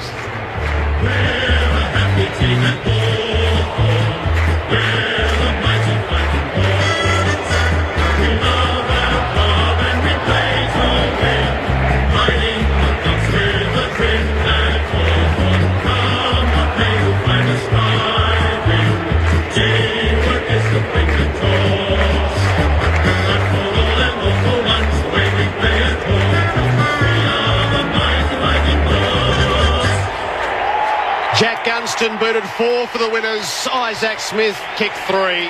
Rioli booted 2 with singles to Roughhead, Suckling, McAvoy, Brad Hill, Birchall, Hodge and Schoenmakers. For West Coast, McGovern with 2, the last 2 of the game. Singles to Lacroix, Yo, Shuey, Darling, Josh Hill and Hutchings. They didn't spend too long slumped on the turf, West Coast. They had a lot of time to get used to the fact that they were going to be losers this afternoon, and they're up shaking the hands of the Hawks. There's a few different levels to this. There's a couple in their first premierships, Ryan Schoenmakers and James Frawley. There's a couple in the middle, and then there's the half a dozen who become the greats of the Hawthorn Football Club. 4 flags for Roughhead, Lewis, Mitchell, Birchall, Hodge and Rioli. who all had profound influences over the contest this afternoon. For the second straight year, they just took it by the throat. They were ruthless. They made a good thing of it early and celebrated late. And the spoils to be theirs. Alistair Clarkson with a 4th flag in this reign, 11 years old. Amazing, absolutely amazing, and well, so well deserved. The two best teams we knew throughout the season played often today, and it was the Master versus the Apprentice. I mean, the coaching stakes and obviously the playing stakes. And Hawthorn were ruthless from first bounce to last. I mean, Shuey got the first goal, then they kicked the next 9, Hawthorn, and never really West Coast were able to get themselves. They flew at them after half time, after the coach addressed the players, rejigged a few things, but ultimately it was just a class of Hawthorn. And look, one of the stat that just jumps out: 433 disposals, 309 West Coast. Of those 433, 301 uncontested. So you want to talk about applying pressure to an opposition side. They just couldn't get the hands on the football, 1, and then 2 on the opposition when they got it. It was just a masterclass in the end. And that was one of the things we discussed before the game, Bluey. If you let them have possession, they're going to kill you because they're the best users of the ball in the competition. And I think one of the things, we've all marvelled at what West Coast have done this year, but I think we all probably accepted that Hawthorn were the best side in the competition, and allowed to play on their terms, they are definitely the best side in the competition. And I didn't see West Coast do anything today to stop them playing on their terms. As you said, those stats are just confirming what we're talking about. As you said, 148 marks. I mean, everyone's just cut down their marking. They've 148. It's probably a world record in a grand final in actual fact. Yeah, to 56. Yeah, so, and look, you know what's going to happen with West Coast? They're going to be a good side for the next few years. Don't worry about that. I reckon Hawthorn, this is their last go at it. And I reckon there's a bit of that about them. I reckon there's, I know Hodge is playing next year, and I know Berger. They've all signed Mitchell. But I reckon this is probably their last real crack at it as a group. I reckon West Coast will be stunned by this. West Coast will bounce back. They'll be a strong club in the next few years. And I reckon Hawthorn's probably won there. They've finished their little dynasty, I reckon. I mean, that might sound like I'm being hard, but I think that's just the way it is. Well, I think they're the best team we've seen in this century by far. Yeah. With the 4 wins of the premiership, and this decade, no doubt, with 3 in this decade, no doubt. And it's all set up. The scene was set by Hodge and Rioli early in the game. Absolutely, the battle after battle win, and then they destroyed the confidence of their opposition. Their ball movement and use was tremendous. Contested ball, and now they're just starting to. Jordan Lewis has come out onto the ground with Freddie, who is 6 days old. I can't believe it. Is that taking the family club to the end of the group? That is taking it to the very end. What a week. He came back from Perth. Lucy went into labour on, I think it was the Sunday. Yep. Had Freddie. They only came back from hospital on Thursday, the parade Friday, and Freddie Lewis is out in the middle of premiership celebrations on the MCG. At 6 days old. I think that's the first of many, isn't it? Yeah. Actually, their ball use and movement was just incredibly good. We understand that contested ball, they were very strong, and they're usually not that strong in contested ball because they have so many uncontested. Their tackle count was high, their clearances were good. They share the ball well. I love what they do. I was surprised by Frawley's performance today. I didn't think he fitted this club at this stage, but it took him a while to work out what was going on at this joint. I thought he was fantastic. And Lake, well, he's resurrected his career again. He might get another one. They are the stars of this competition and the benchmark. And if you haven't come along from another side to watch them, you wouldn't have learned anything because they are magnificent what they do. West Coast, well, mistake-ridden grand final for them. Totally mistake-ridden. Didn't meet the expectation of the players would want on themselves and the expectation of the coach and their supporters. Well, Adam Simpson's has come along as an educational coach, and to make a grand final in his second year, I think that's a tremendous performance from my part. They didn't have one 200-game player. They got a lot of young players, and they'll get an experience out of this that they'll learn for the future. And you'll see them back here. Lessons learnt for them in 2015. Maybe in the next year or two they'll bob up again. Well, Bluey, I throw to you. You got beaten in 91. I mean, someone's got to go there, don't you, and get beaten to understand. I mean, you don't want to lose them, but you go there, you get beaten, and it just gives you a better resolve. I think West Coast will bounce back next year with that list, particularly getting a couple of those tools back as well. And they'll be back. They'll be back here again, next year and the next couple of years, and they'll be about the place in the next couple of years. Yeah, their next. Well, certainly for premierships, but the next 6 years for West Coast will be enormous. As you say, they'll learn a lot out of today because, again, you just as horrible as they were, Sellers can't disagree with that.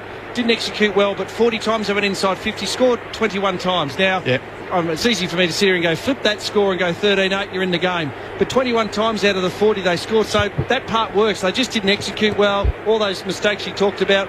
Hawthorn 59 times and only 27, so only 6 more occasions they scored in that complete dominance. But, they'll learn a lot from that West Coast. I mean, disappointed, execution was poor, and, bigger, stronger, that burning desire in your gut, Judgy, to know that you got to this place and didn't play your best. That's what drives you the following pre-season. Don't forget, we looked at Port Adelaide last year and we thought, hang on, they're going to come, and they fell off the perch, so don't think it's going to happen. But that's exactly, that's true. The difference there, but Port played really well. They played really well. West Coast didn't, and so that knot in your gut, you won't lose that. You won't lose that probably through halfway through the next season, I don't reckon. Forget the pre-season. And so that nasty little knot that sits in your gut, from now until probably another 12 months' time, you've got to make it and redeem yourself. Yeah, no, there's no doubt, and there's a level of embarrassment attached to it, isn't it? Because when they actually analyse the whole thing, and it's going to all be written, they're outclassed. Yeah. And that hurts you more than anything. You get beaten sometimes, but then you're outclassed and probably realistically embarrassed in the end. That score, probably the last couple of goals, made it look a little bit better. No, they played nowhere near the actual level they played in the last 2 weeks or 3 weeks, or the last 12 weeks. Nowhere near that level. For what reason, we don't know. Collectively, individually, like you mentioned, Kennedy, you've been calling the games in Perth. I mean, he's almost single-handedly carried West Coast into this position, and he 5 or 7 possessions today. What's he had in the end?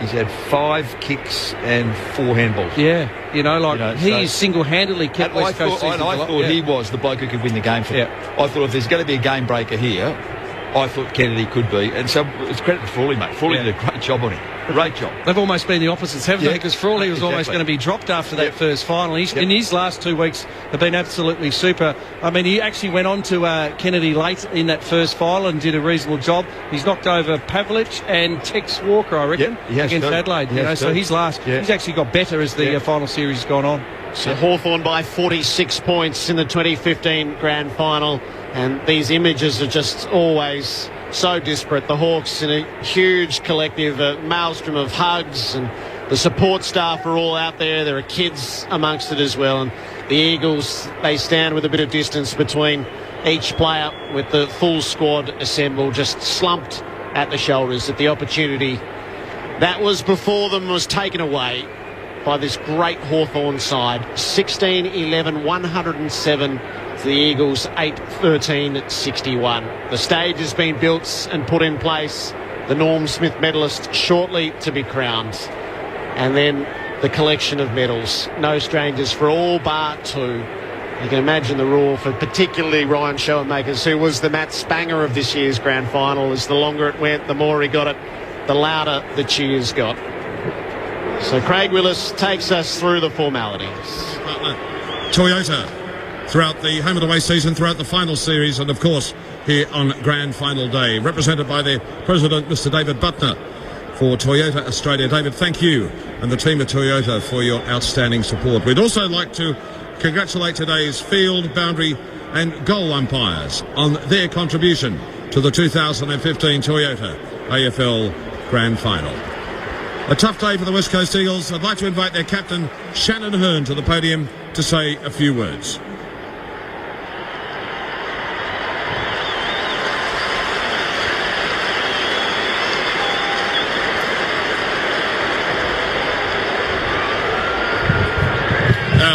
Firstly, Hawthorn, just well played today, just took way too good. All the sponsors, Bank West, SGIO, been great support all year. Coaches, staff, playing group, all the WA community and our supporters, really appreciate it.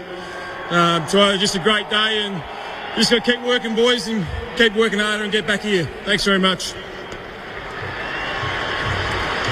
Shannon, thank you, and we look forward to seeing the Eagles back in action in 2016. Ladies and gentlemen, would you welcome former Adelaide Crows Premiership player and winner of the 1997 and 1998 Norm Smith medals, Andrew McLeod, to present the Norm Smith medal to the player adjudged as best of field in the 2015 Toyota AFL Grand Final.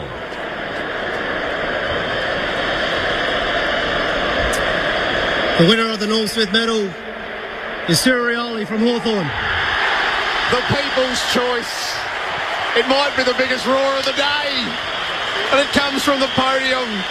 18 disposals, and from the very first moments of the day, he looked like this would be his. Cyril Rioli graduates to be among the greats. It'll mean so much more coming from Andrew McLeod too, who did it twice and is a Hall of Famer. Thanks, Andy Mack. Thanks, Andy Mack, for presenting me this medal. I just want to thank everyone for coming out here today from both crowds. Thanks to the West Coast boys. To my wife and family sitting up in the stands, thank you. And Brocky, this one's for you. If ever a decision was right by popular acclaim, that is it. It is every young footballer's dream to be on this dais on Grand Final Day.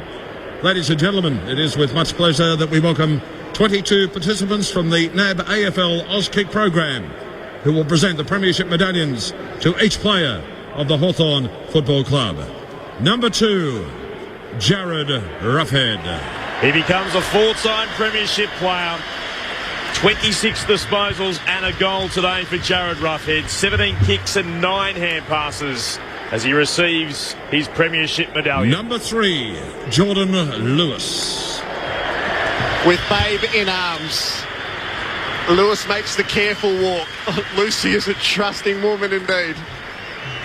Lewis did his, but he had 26 disposals. He too a four-timer. Number 4, Matt Suckling. The sub today came on and kicked the goal almost immediately. 8 disposals, his second premiership with the Hawks. Number 5, Sam Mitchell. He had a superb final series. At least twice he was best on ground during it. He had 34 disposals. It just seems like his quota, and the Mitchell kids are all at his knees.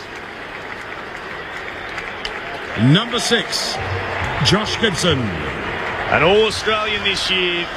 He becomes a 3-time premiership player.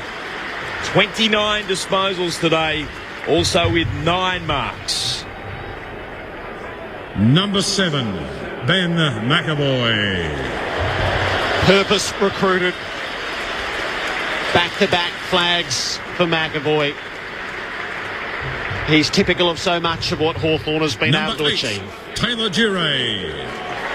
26 disposals in the grand final, 17 kicks, 9 hand passes.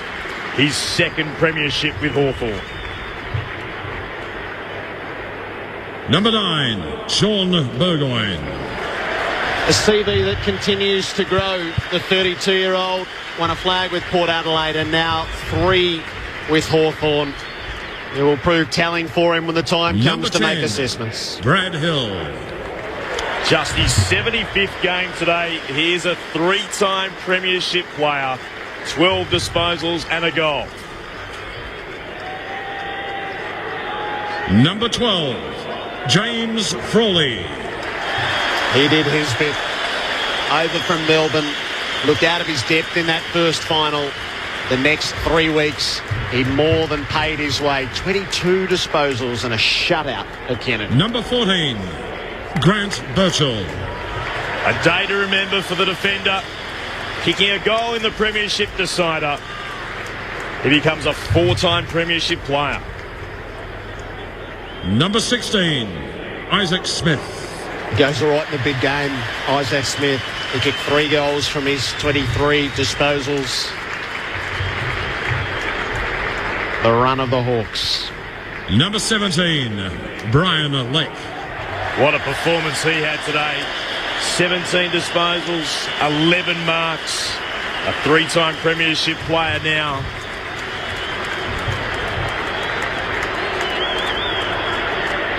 Number 19, Jack Gunston.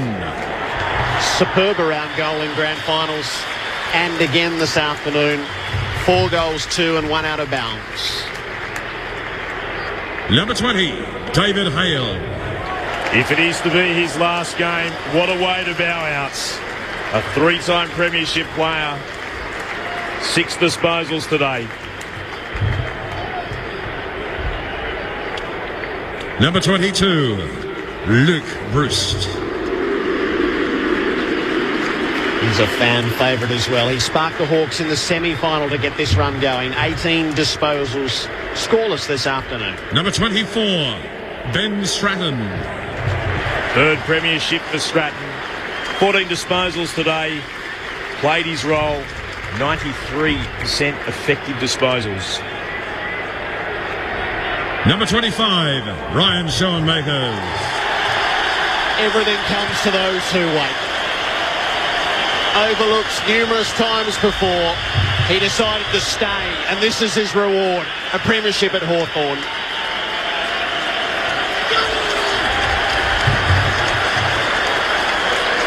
Number 26, Liam Shields. Another one of the Hawks to bring up a 3rd premiership today. Plenty of hugs and high fives as he makes his way out to receive his medallion. 17 disposals. Number 28, Paul Piwapolo. Small man, big presence. 15 disposals, didn't kick a goal today. He's done his bit right through. Number 33, Cyril Rioli. Listen to the roar. The Norm Smith medalist, who'll go up to receive a 2nd medallion. 4-time premiership player. 2 goals today. And now, the captain, number 15, Luke Hodge. Well, the legend of Luke Hodge goes that little bit further. He kicked the goal of the day in the grand final. He had 30 disposals. He was everywhere that the Hawks needed him. He's captained 3 of these flags. Australian Football Hall of Fame member and 1987 Carlton Football Club Premiership coach Robert Walls to present the Jock McHale Medal to the coach of the 2015 Toyota AFL Premiership team, Alistair Clarkson of the Hawthorn Football Club. Jeans, Hafey, Barassi, Parkin, Sheedy, Matthews, and now Clarkson. 4 premierships to his name. And greater at Hawthorn than Jeans and Kennedy as he goes to the top of the pile as the ultimate mastermind at the Hawks. First of all, thanks to the West Coast Footy Club. Commiserations, Simo, and all your boys. You've done a magnificent job throughout the course of the last 2 years under your coaching. And I'm sure you're going to be back bigger and stronger next year. So congratulations to the West Coast Club.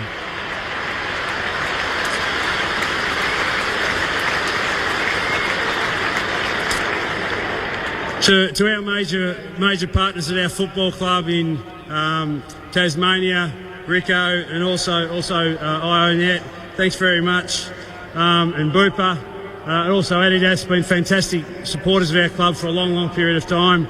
To our board and our administration, stability is what makes footy clubs, and we've got a really stable footy club at the moment, which is why we're having some success.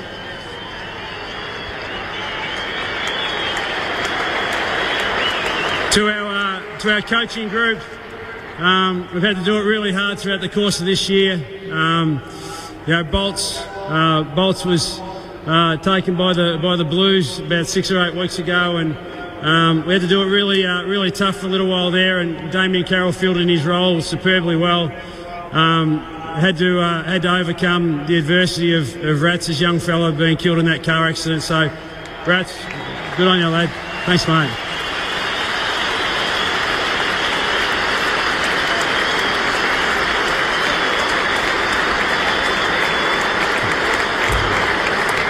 To this group of players over here, very special band of boys. They made some real special part of our history with their efforts throughout the course of this year, but particularly today, couldn't be proud of you boys. Thanks for your efforts.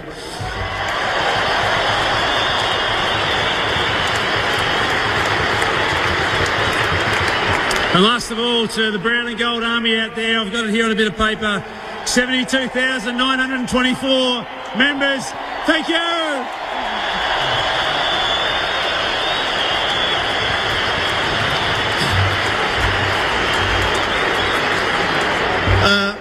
Firstly to Simo, Shannon and the West Coast boys, commiserations. You guys are a super team and I've got no doubt that you guys are going to be back here next year. To the AFL and their partners Toyota for putting on another fantastic season. As I said, there's no better place than to play here at the MCG on Grand Final day. To see 100,000 people here is just a fantastic effort. Thank you. To all involved in the Hawthorn Football Club, the sponsors, all the staff, the parents, the partners, and all our family. Thank you, football. It's an up and down sport, and you guys ride the roller coaster with us, so thank you for all your support.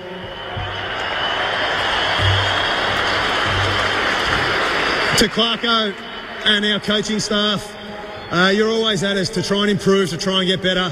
And there's no doubt we wouldn't be up here if it wasn't for you guys and all the time and effort you put in. To my boys, mate, couldn't be prouder. We've had an up and down year at times, but to continually stand up in big occasions, absolutely wrapped. So well done, fellas. And finally, as Clarko said, to our 72,924 Melbourne members, thank you very much. Well done.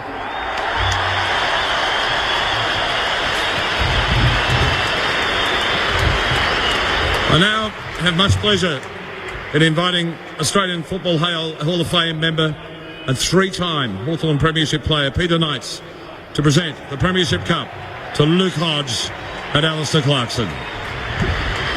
Peter Knights up on stage, and from Hawthorn royalty to Hawthorn royalty, this cup changes hands. Alistair Clarkson and Luke Hodge hold the cup aloft again. It's the mark of true greatness. 13 flags in 54 years for this astonishingly successful club. 4 in the reign of Clarkson and 3 in a row. It says everything that you need to know. They swamp the stage. They are the dominant force in football across a couple of generations. And again, it's the gold streamers that fill the air at the MCG at the climax of a season. Hawthorn, the premiers of 2015. For Alistair Clarkson and how this plays for his legacy, he's with the greats. Oh, he has to be. I mean, 4. I mean, 1 is hard enough, as we all know, but 4, and at Hawthorn, it's got such a proud and rich history of great teams and great clubs, and it's just across the board. I mean, smart coaching, smart players, and again, I suspect they might fall away, Judgy, but I don't reckon they're going to fall away because those young kids coming through, I say this a lot, certainly in the last few years, having been up at Gold Coast with a young list, and you look at Hawthorn, Sydney, Fremantle, have those old lists. For a young kid that's drafted by Gold Coast, or some of the other young clubs, just imagine if you're a first-round draft pick and you go and train at Hawthorn.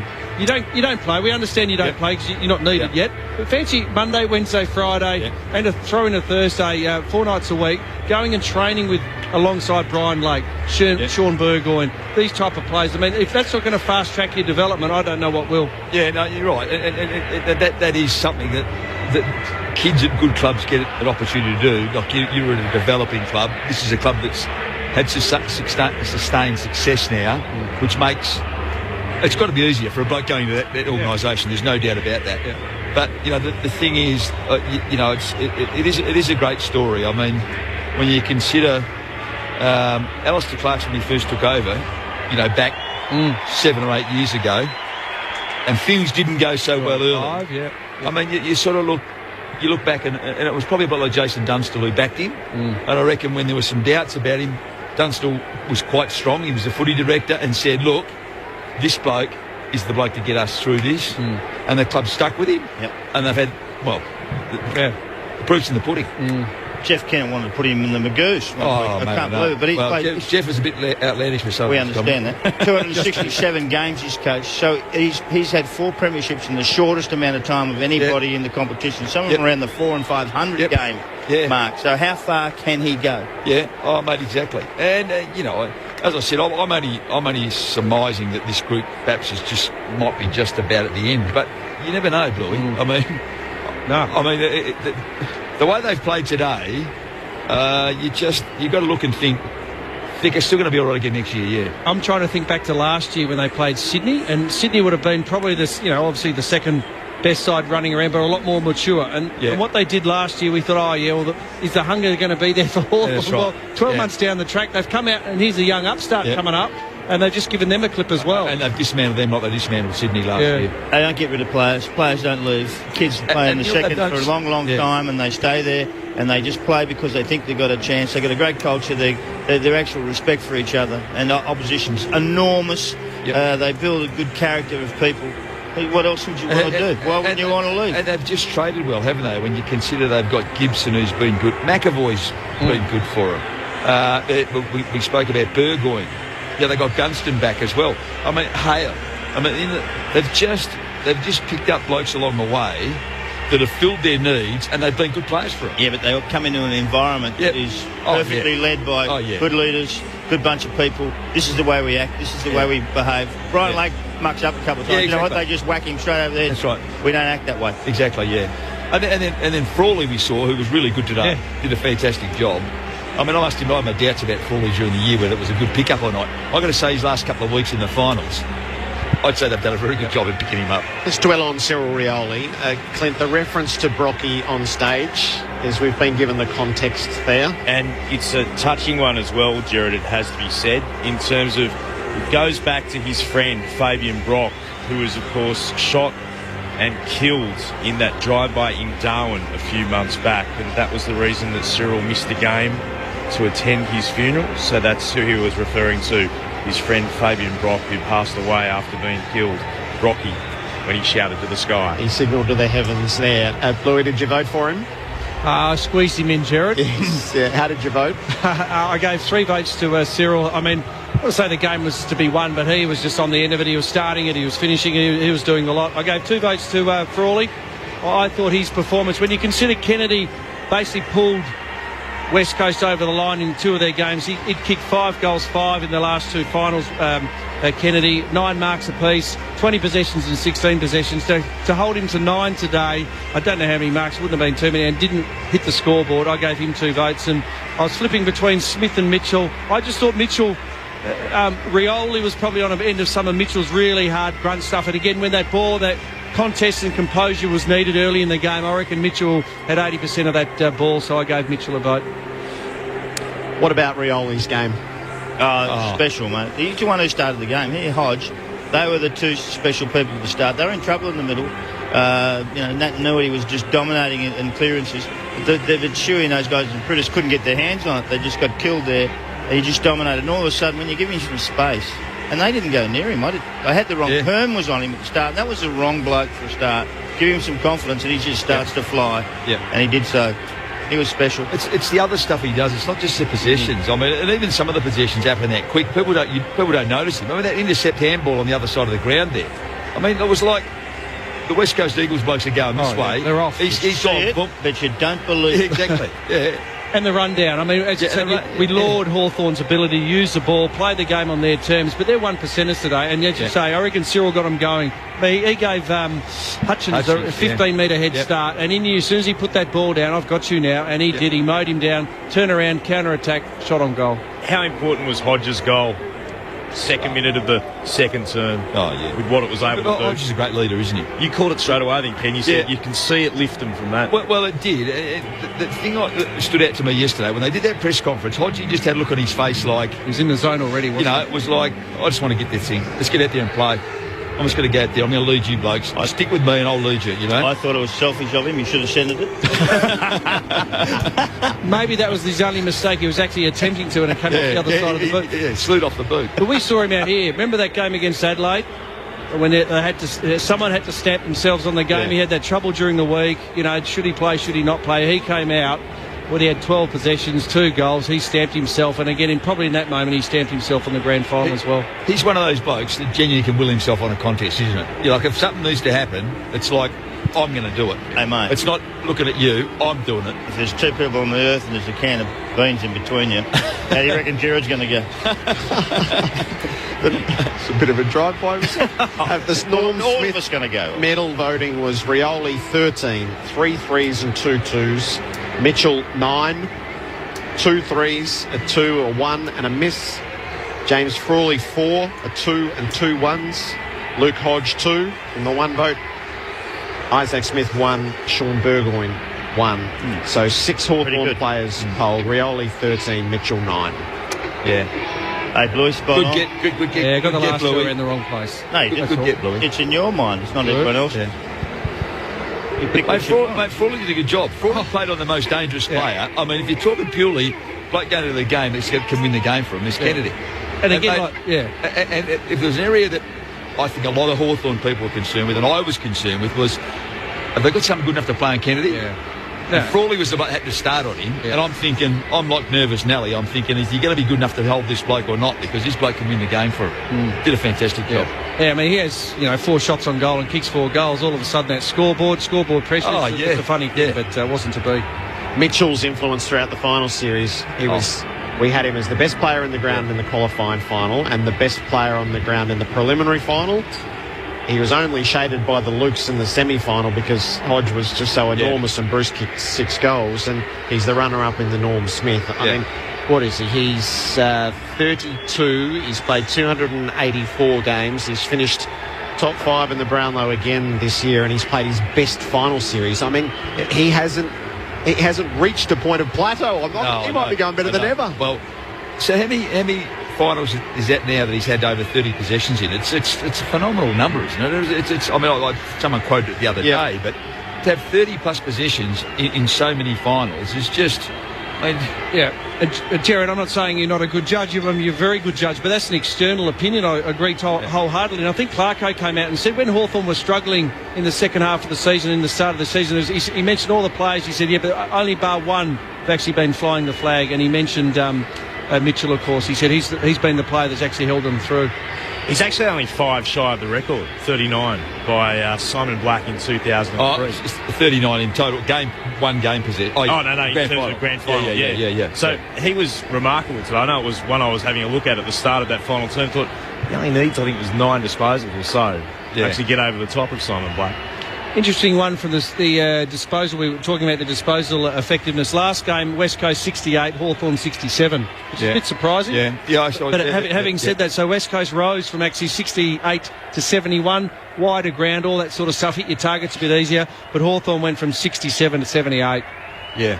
And, with 301 uncontested. What are you doing? Tell us. I spilled some water. You would think I'd be spilling something else, but no, I'm spilling water. He's just got excited. He wasn't nearest the pin, he's just carrying on. Thank you, Matty. He always does. No, he missed the winner today. We had the spread going. Judgy went, the highest we went was 18, and they won by 46 points. Their presence, and it's real in these big games. It's not. West Coast didn't get spooked by them. West Coast's first 3 minutes, they couldn't have asked for anything more to land into the game, and then just Hawthorn just steadily took it away from them and then just wrenched it right out of their reach. That and he takes the ball out of the first centre bounce, you think, that's ominous. Bangs it forward, you think, we're going to go. You just think straight away, they're up and they're going. Well, after that first sort of 10 minutes, Hawthorn then started to just get a handle on the game, didn't they? And then they just started to dictate what was going on. They just started to totally control things, and so it was just, they just sat. They said, "Okay, you throw your first couple of punches. We're going to see how this is going to turn out. What are you going to try to do with us?" And look, fleetingly, they're actually able to defend them down the line and do all that sort of stuff. But it was just not enough. And again, Hawthorn are able then to do. They'll be able to march the ball out of their back 50. Lake, Frawley doing their great jobs down back. Burgoyne just run and stun off half back. They were just able to march the ball forward and, get it inside forward 50. They had some troubles down there, but it was just too much, and West Coast defenders couldn't hold up. They did put together a horror show highlights package of butchered chances too. Yeah. That is something that West Coast will look back on and go, why did Shuey not hand pass over the top? Why did we have guys left and right of us and we decided to go ourselves? They absolutely butchered opportunities. The other thing is, Hawthorn got a wake-up call in Perth 2 weeks ago, I reckon. they woke out of a slumber. When I say out of a slumber, they went into that game, and I reckon they thought they were just going to win, and they got a touch-up. The next 3 finals they've played were statements in each one of them. Like, we're here, we are the best team. Okay, we're going to do it the hard way, but we'll show you we can do it the hard way, and we'll show you how good a team we really are. There was a bit about that in the next 3 finals. They were an angry group of players, and they played much harder and much more committed footy. Now, I know that night I copped a bit of flack on the radio because everyone said, you didn't give West Coast enough credit. I said, well, I gave West Coast credit, but I also, sometimes you see a side, and I didn't think they were on Hawthorn that particular night. They probably weren't allowed to be on totally, but they weren't on anyhow, and they've had a few of those this year in a few games where they come out and they play like, it's just going to happen. Are you still upset with West Coast? No, I'm not. When you got the chops? No, I'm not upset. That was a long time ago. Sellers, You've given up on that? No grudge? No. You sure? No, that had nothing to do with any of these blokes. Bluey cost me my job, but he couldn't play for me.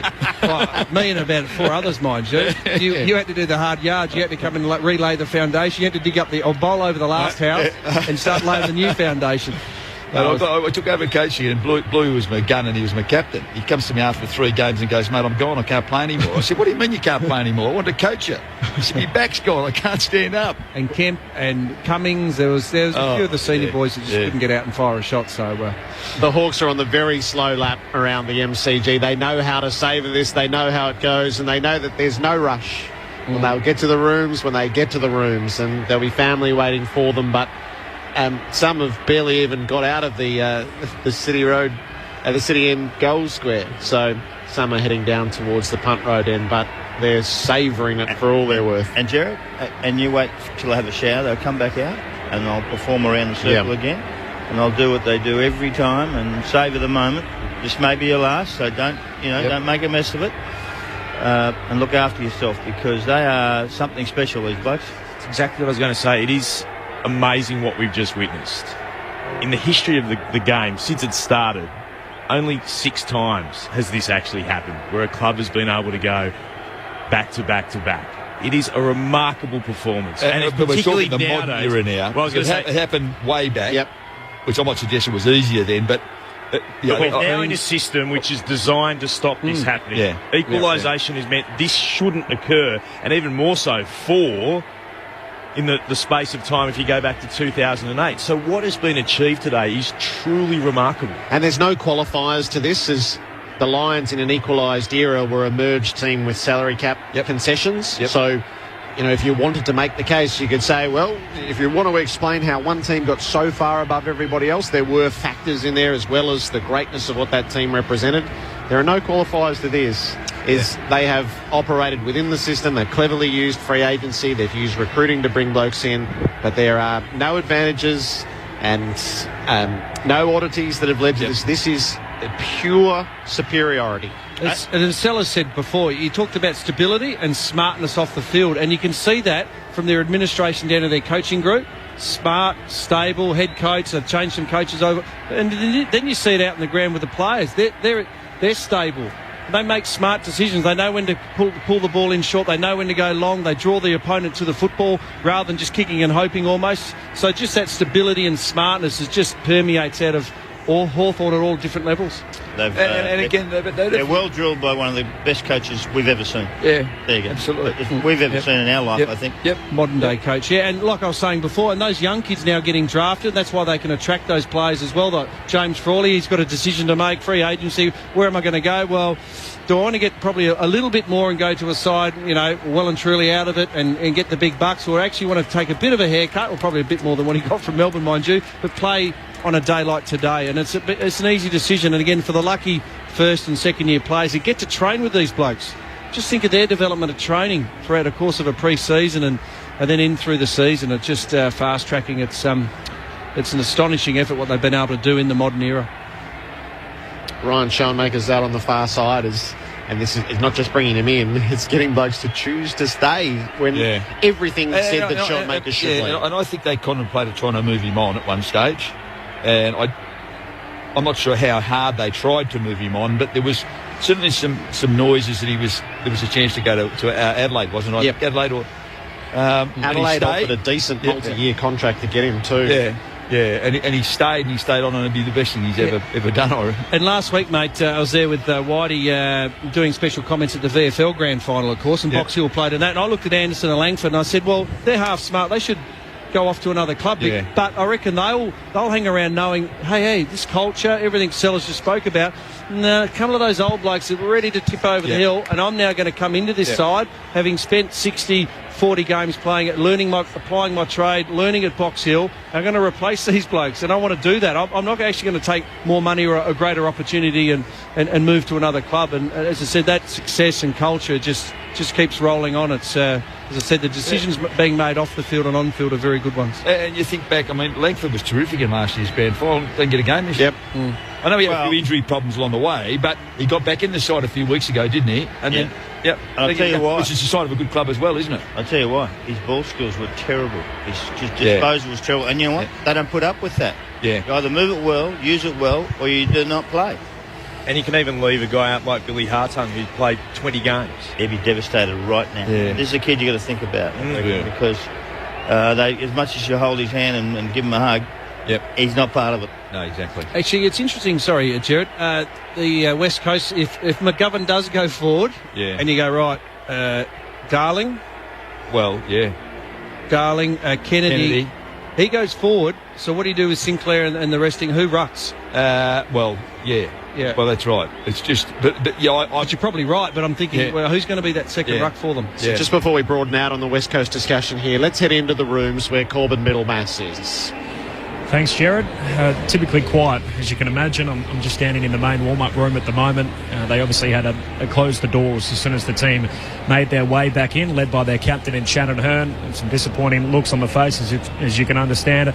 They went straight in to a meeting in which the doors were closed out the back, and I'm currently standing in the warm-up room at the moment where they've just let the family and friends into the room. So there's a section here which is really behind the fence where the family and friends usually stay, but that's been flooded with the amount of people that have come in here, the wives and girlfriends, along with a lot of small children as well, as you can imagine, waiting to see the players.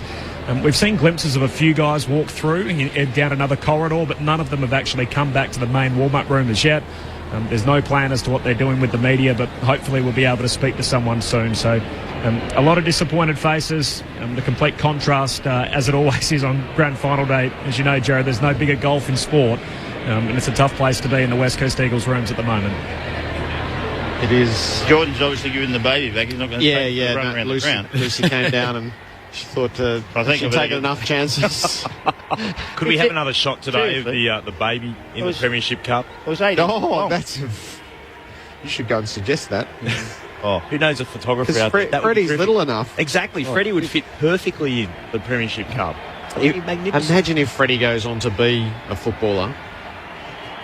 That image is going to be priceless through his career. Ross. 6 days old on the MCG on grand final day. Yeah. Freddie Lewis. There was a very good player that played for East Fremantle and came across the way for North Melbourne called Fred Lewis. Yeah, back in the 70s. Did his knee and didn't end up playing at North, but was very talented, state player and all that sort of stuff. So there has been a very good footballer called Freddie Lewis. Do you think it'll make any difference to this, Freddie? No, probably not. Touching on West Coast again, one thing that we know about the Eagles is that they fight back the year after. 91, the loss in the grand final, win in 92, 05, a loss in the grand final, win in 2006. They are a well-run and organised club, and they will be back, as you've said, Ken and Guy, in terms of where they're at. There's only one player who's 30 years of age, in Matt Prittis. Sometimes you've got to get a kick up the backside to realise how much it means to you, or how much you want it. And mate, they've got to kick up the backside today. And I'm sure Adam Simpson would be talking to them about that, right? Well, pre-season, day one of pre-season, boys, we're going to some redemption. This is about a bit of redemption and all that sort of thing. So just on the specifics, there was some real moment of frailty this afternoon. Drop marks, jumping out of the way, losing the ball in the sun. These are moments individual players are going to have to deal with, and Adam Simpson is going to have to coach them through. So this is not automatic. They'll have to come to terms with their failures and then address the collective. How do you coach that, Louis? Yeah, well, it's funny. We went into a pre-season. I showed the moments when Sydney won their grand final just recently, and I put put all those moments, and Hanbury's great mark, and they said, are we ready for this? We have to be ready for it going into our pre-season, because if we have to go to the next level, this is what you need to do in the biggest day of your life, and are you ready for it? So we need to train this. So, yeah, a lot of those ones I'd be putting up. Certainly, some of the marks, the decision-making, all that sort of stuff, put them up and show them and say, hey, we thought we were good, we had a fantastic season, but we need to go to this other level. So we need to train at a higher intensity, because how we trained was good enough for the majority of the season. But when we got down to the pointy end, guess what? We got through the semi-finals, we got through the quarterfinals. You know what? We failed in the big dance. On you go.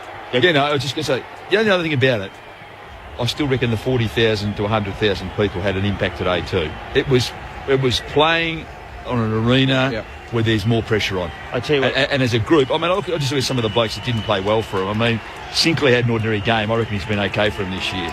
Elliot Yeo, ordinary game, been pretty good for him this year. Josh Kennedy, ordinary game, been good for him this year. Darling and Sheed. Prentice. Yeah, well, you know. Nowhere near his But level. you know what that is? That's a bit about, this was, in the end, it was just... Hey, Kenny, you reckon the 100,000 had an effect? And I'm going to tell you what, Monday afternoon when they go back and have a look at the review. And in 1987, when we lost one, the one we lost, and Robert Walls went through the review. Can you imagine Robert Walls going through a review with you? I mean, seriously, it was brutal as it could get. And frightening, and not frightening, but just, cringeworthy. You watch it yourself and you hate every second of it. But you know what? You win. They won next year. That's right. And that's what happened. They'll have to be honest about it. Oh, you got it. And that's it. If you try to plaster it over and all that, you don't improve. Yeah. If you don't say, look, this is what happened. I'm not giving up on you, but guess what? On that day, mate, you had a bad one, and you know. You don't say I'm chucking you out and all that sort of stuff. No, but it was pretty brutal. No, I agree. Work, and you want that. There's a great saying, only feedback, never failure. And today, I mean, yes, disappointed you lost, but you can't say that's failure. Just you need some feedback. Here, you need to have you composed. So again, here's your individual game plan throughout the pre-season. Need to work better on the composed in that moment when the heat's coming, ground balls up in the air, decision making going forward, all that sort of stuff individually and then collectively. Because like the numbers, you know, as I said, you can skew them either way you like, but they weren't blowing. I mean, as bad as they were, they still managed enough inside 50s and scored and hit the scoreboard better than Hawthorn on today's result, but just their execution in those moments. So show those moments so you can get better. Yeah. I bet you it goes from start to finish and just itemises, goes bang, what happened here? Yeah. Your thought process. Shuey actually had a bounce here in front. Yeah. And when he shouldn't have had a bounce, he ran 5 yards. Why do you need to bounce? Took his eye off the opponent coming at him and then made a poor decision. Yep. I mean, the little things like that make a huge difference to the game because the confidence rises and lowers. That's also a pressure thing, isn't it? Because the Hawthorn at the other end weren't making the same mistake. Rough edge spins out of a pack, could snap on goal, doesn't, unselfishly gives it to Rioli, goes bang and kicks a goal. And you're just talking, and that was only just after that instant down there where Shuey doesn't give it inside, he tries to kick the goal, misses, and whatever. Yeah. And obviously selfish. Yep. Don't you dare do that again. This is not our mantra, and that's how it has to be. If you don't like it, go and play something else. Yeah. But you know, I think we said during the game a few times, they are one of the most unselfish teams, Hawthorn. They don't mind sharing the glory. They're happy to give it to blokes in better positions when they can have a shot. They can be clear, you know, in pockets and all that, and they go, I'm going to go inside and kick it in because he's in a better position than me. And people talk, you say that unselfish. They had 433 disposals and I reckon about 105 tap-ons. Yeah. Or little flicks out there and knock-ons out of mark, all that sort of stuff to, again, put their teammate in time and space. Has Ben McAvoy got Jordan Lewis's bub there? Has he got a bub out there? He must have one as well. I saw that. Is he cradling? They're just passing, the last of them are passing below us, so they've still got a quarter of the ground to go. That should be another hour. Jared? Say that again? Ben McAvoy? What's he? Yeah, no, he has. He's got a just baby in his arms. Yeah. Oh, yeah. Very fertile place, isn't it? Bringing on the next generation, the family club. What about Geelong's? I was going to say Jared's. Well, it is Jared's club, but Geelong. What about their father-sons coming in the next? They've rigged up the system so you can't get them all from now on. Hawthorn 16-11, 107. That wasn't there. Over West Coast 8-13-61. So a 46-point margin to the Hawks. The crowd was 98,633. Jack Gunston kicked 4 goals for the winners, Isaac Smith. And with 3, Cyril Rioli 2 and the Norm Smith medal. Well, for West Coast, Jeremy McGovern kicked the last 2 goals of the game to be the only multiple goal scorer out there for them. For our audience in New South Wales, the ACT and Queensland, they're about to leave us. So, Sellers, just give us your best 60-second sum up of what took place this afternoon. Well, there was 2 sides went out there and one walks back in with a trophy on their hands, and it certainly wasn't West Coast, because at the start they were shaky. Everyone says they didn't come. They came to play all right, but they just couldn't cope with the pressure of the Hawthorn Football Club, which was set up by Hodge and Rioli, who were outstanding at the start. Rioli wins the Norm Smith medal, and so he should have. He was absolutely brilliant. But their ball movement and use, the control of the ball and how they go about it, their tackle count was enormous. Their clearance work was brilliant, and their defence just held up beautifully. And they just continue to play football in a manner with ageing players. They've got 8 200-game players at Hawthorn, and it showed today quite comfortably. They are miles above the rest of the competition when it comes to big games and moments in games. They won the battle, the hit and the hard and the bash and crash through the middle, and that was the end of the game, Jared. 3 straight premierships for the Hawks. Luke Hodge is just trying to assemble the troops who are in all sorts of estates around the fence, waving to family and shaking hands with fans and the like. For those who are about to leave us, it was Hawthorn by 46 points to be premiers in 2015. We've got the next hour to get the aftermath, the flavour of it all from the Hawks. This is honestly Hodge's biggest captaincy effort of the day, trying to drag everyone trying to in. get them organised. Exactly. The only time he hasn't had them organised all day. For what it's worth, he couldn't get Brian Lake. You say Brian's playing his own game? Brian's playing his own game. He's over with his kids in the goal square, kicking while the rest of them have gone down into the rooms. Brian was driving the buggy on the ground a minute ago. Hey, Jared, and guys, I think that is just special by the football club, because you know what they do? They go around and they say hello to everybody. Yep. And they don't miss anybody, and I love that. Let's savour this as they get to the rooms. Adam White is in position as they slowly make their way down there. Whitey. Thank you for that, Jared. This is 3 years in a row I've been in the rooms when Hawthorn come in as premiers. We're just waiting at the moment. They're starting to dawdle a little bit. Luke Hodge is going to be the first man to come into the rooms with his medal around his neck. All the press photographers are all just charging in now to try and get the ultimate shot. They're rushing in. About 7, 8, 9 of them. We're still waiting for our first player to come around the corner, and here it is, Luke Hodge with the cup. Isaac Smith with a headband around his head. Luke Bruce, Jack Gunston, Ben McAvoy. The cup is in the middle of the circle as they all start to come around. But as you're saying, guys, a lot of them are still up on the ground. Luke saying to everyone in. But at the moment, they're arming arm, but there's only 8 of them. Matt Suckling, another one with a scarf around his head, saying Premiers 2016. Sean Burgoyne comes in now.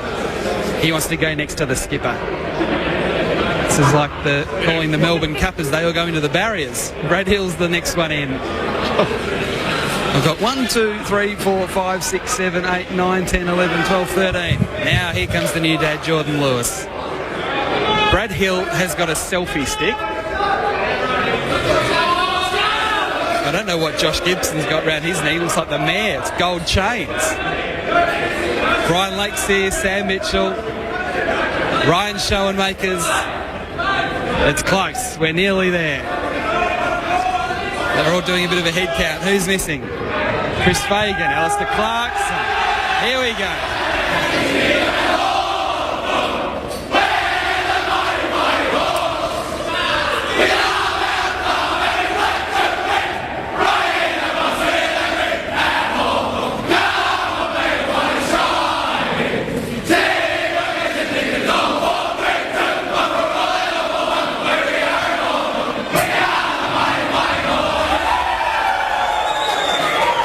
For 2015, Sean Burgoyne's the one to pick up the cup in the middle of the circle and give it a kiss. And they all start to disperse in different directions. I've got a feeling they'll go into the rooms first. before we can have a chat. They're starting to jump off as quickly as they can. We'll just wait and see what happens here. Yeah, it looks like they're all going to go away for the moment. No, we might be able to grab someone here. There we go.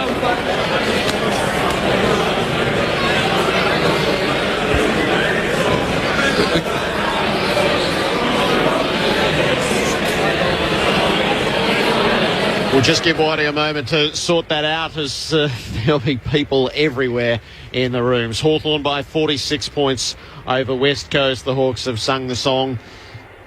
Just having a glance around sort of other media at the moment, the point is well made about Cyril Rioli. He's from the families of Maurice Rioli and Michael Long, so the $1 million colt just won the Melbourne Cup, as he was bred to do. Yeah, exactly. Let's head back to Whitey. Well, I spoke to Jack yesterday at the parade. Were you going to play, Jack? Were you going to miss? You're always pretty confident. Yeah, as I said, I knew from Monday that I was going to play, and I was fit enough, and I knew that I'd be probably one of the fresher ones out there. So, I was in a good headspace and, ready to get out there. Were there a few anxious moments through the final series after that incident that you thought maybe this isn't going to happen?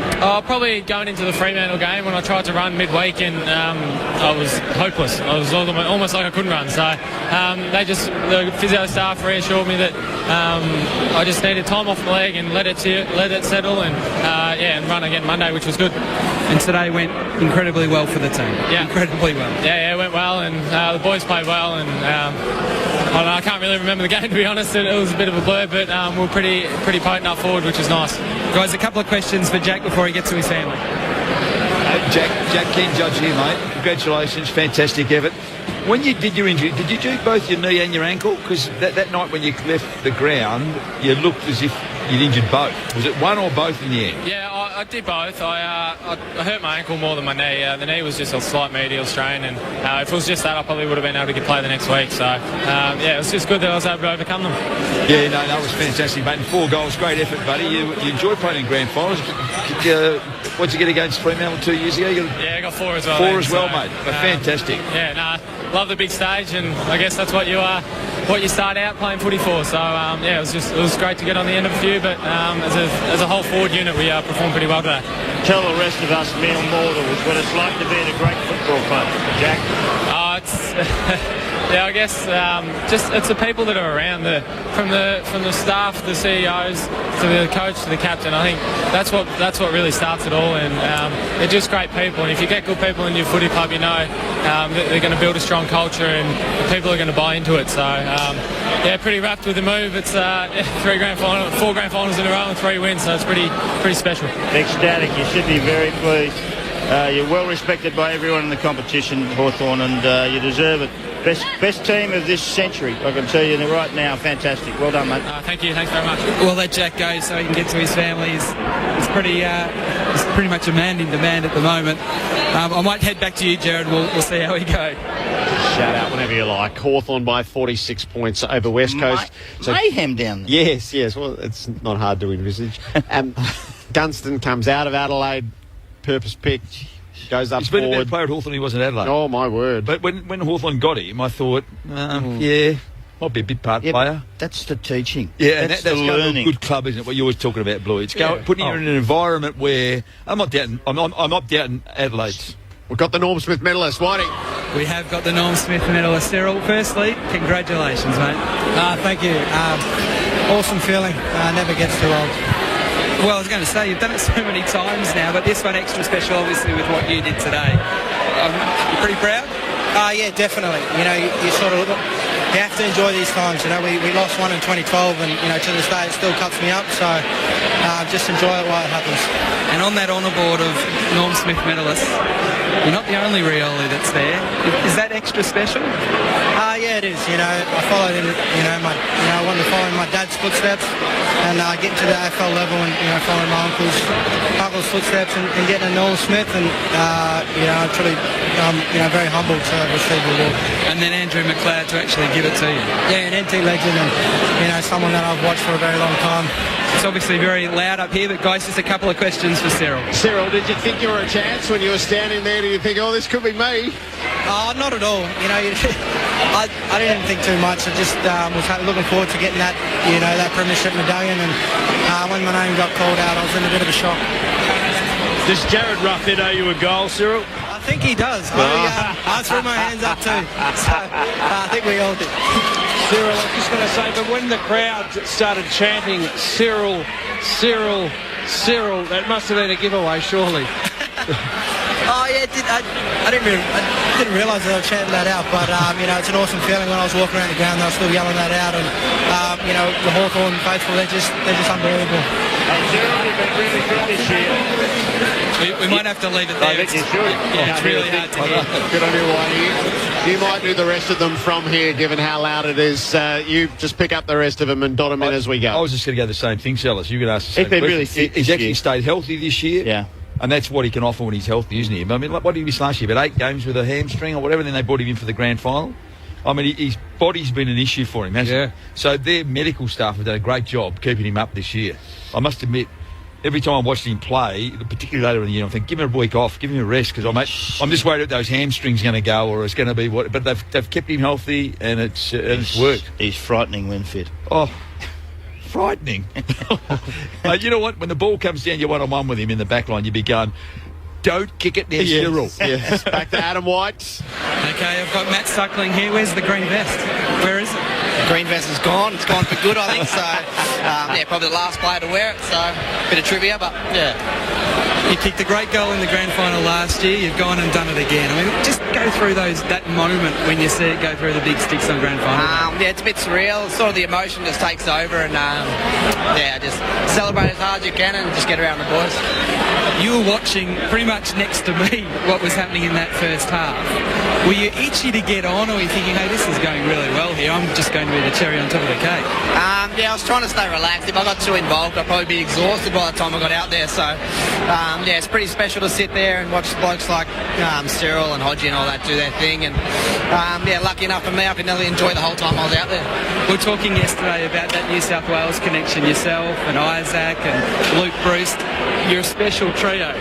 Yeah, it's obviously special to have great mates like that and to win a few flags with them and playing big games at grand finals. It's a bit surreal, but I'm sure we'll enjoy it over the next week or so. And we also talked last year about whether you'd get that chance to win the premiership with the knee injury. Now you've got another one. Yeah, I know, yeah, well, so it's going to be something I'm going to look back when I get older and I'm an old man in the pub and have 2, and hopefully there's some more to come. Well done, Matt. Congratulations. Great watching all of you. So straight from the Hawthorn rooms into the West Coast rooms where Jeremy McGovern is with Corbin Middlemass. Jeremy, how do you put this into words? It's tough, mate. It's been a tough day. The Hawks are really good. We can't take anything away from them, but, you don't like losing. What went wrong? I think a whole game plan a little bit, but it's a big game, and Hawks with us, they've been here multiple times. We can't take anything away from them at all, but there's just little things as well through the game which we probably didn't do what we've been doing all year. Your team defence on this ground, was that a factor, knowing that the width I think is almost 20 metres wider than your home turf? Yeah, a little bit. We haven't looked into it too much, but at the end of the day, the Hawks won. They did a better job on the day, but we don't like to look back at our structures yet too much, but I'm sure we'll go over it in the coming weeks. What was going through your mind in the last quarter and a bit, probably knowing the result but having to play out the last few minutes? You still want to play it out. You want to hold a bit of pride, and I think the boys did it a little bit, but it gives credit to the Hawks. We can't take anything away from them. They're really good today. I'll hand you upstairs quickly to the grandstand team. But Jeremy, the goal just before half time by Elliot Yeo, we felt in the commentary box that may have just breathed a bit of life in for you guys. You came out early in the third quarter, and I think stats where you probably had 9 inside 50s, but only got a 2-goal return, and Hawthorn went down the other end and made you pay on the scoreboard. At half time, did Adam Simpson sort of talk to you about the fact that he still felt you were in the game? Yeah, definitely. As a group, we sort of felt like it sort of turned a little bit there for a 10-minute period, and we got a bit of momentum going into half time. But we come out, we threw the kitchen sink in that third quarter, and the Hawks just responded. They're a great team. They've done it all year, so they responded pretty well to us, coming out hard in that third. Jeremy, did Simo also say that it was a mistake-ridden game and poor decision-making? Yeah, at times it all adds up. There's mistakes, decision-making. Hawthorn's just structure that was really good. The boys played well. We had a few boys down. Just think it all adds up. It's a grand final, so everything sort of adds up. 2 weeks ago, you were outstanding. What's the difference between 2 weeks ago and today? Yeah, that's in your mindset. Yeah, it's a great question. I think. I don't think it's that good, but still. Yeah, our mindset was good. We felt confident coming in, but it's a big game. Things change a little bit. Hawks have been here a few times, but we did go away from our game plan a little bit. Our pressure probably wasn't as good as what we'd like, but it is a credit to Hawks, mate. They were great today. Jeremy, thanks for your time. Appreciate it. Thanks, boys. Jeremy McGovern in the losing West Coast rooms. Back to the Hawks with Adam White. Yeah, thank you for that, Jared. We've got Jordan Lewis right next to me. He's just answering one more question. He's going to come to us now.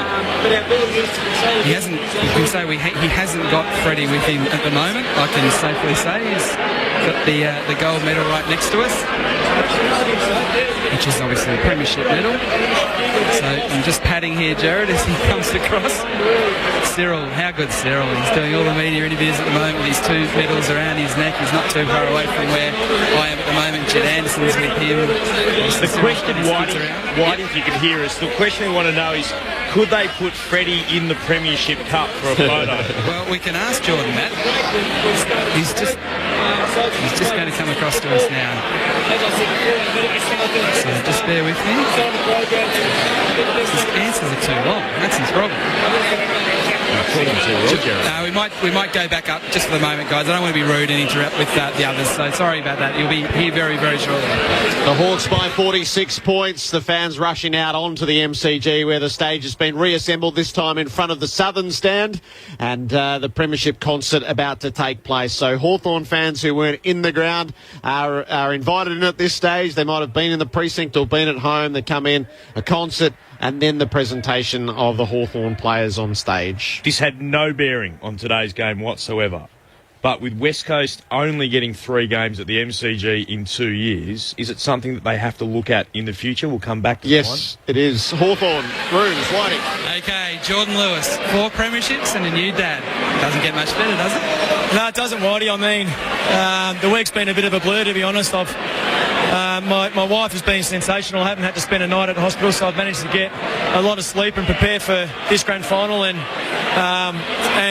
just to have a little kid to enjoy it with. It's it's just something special. That's going to change. You're not going to get much sleep soon. Well, how many days do you reckon I can buy?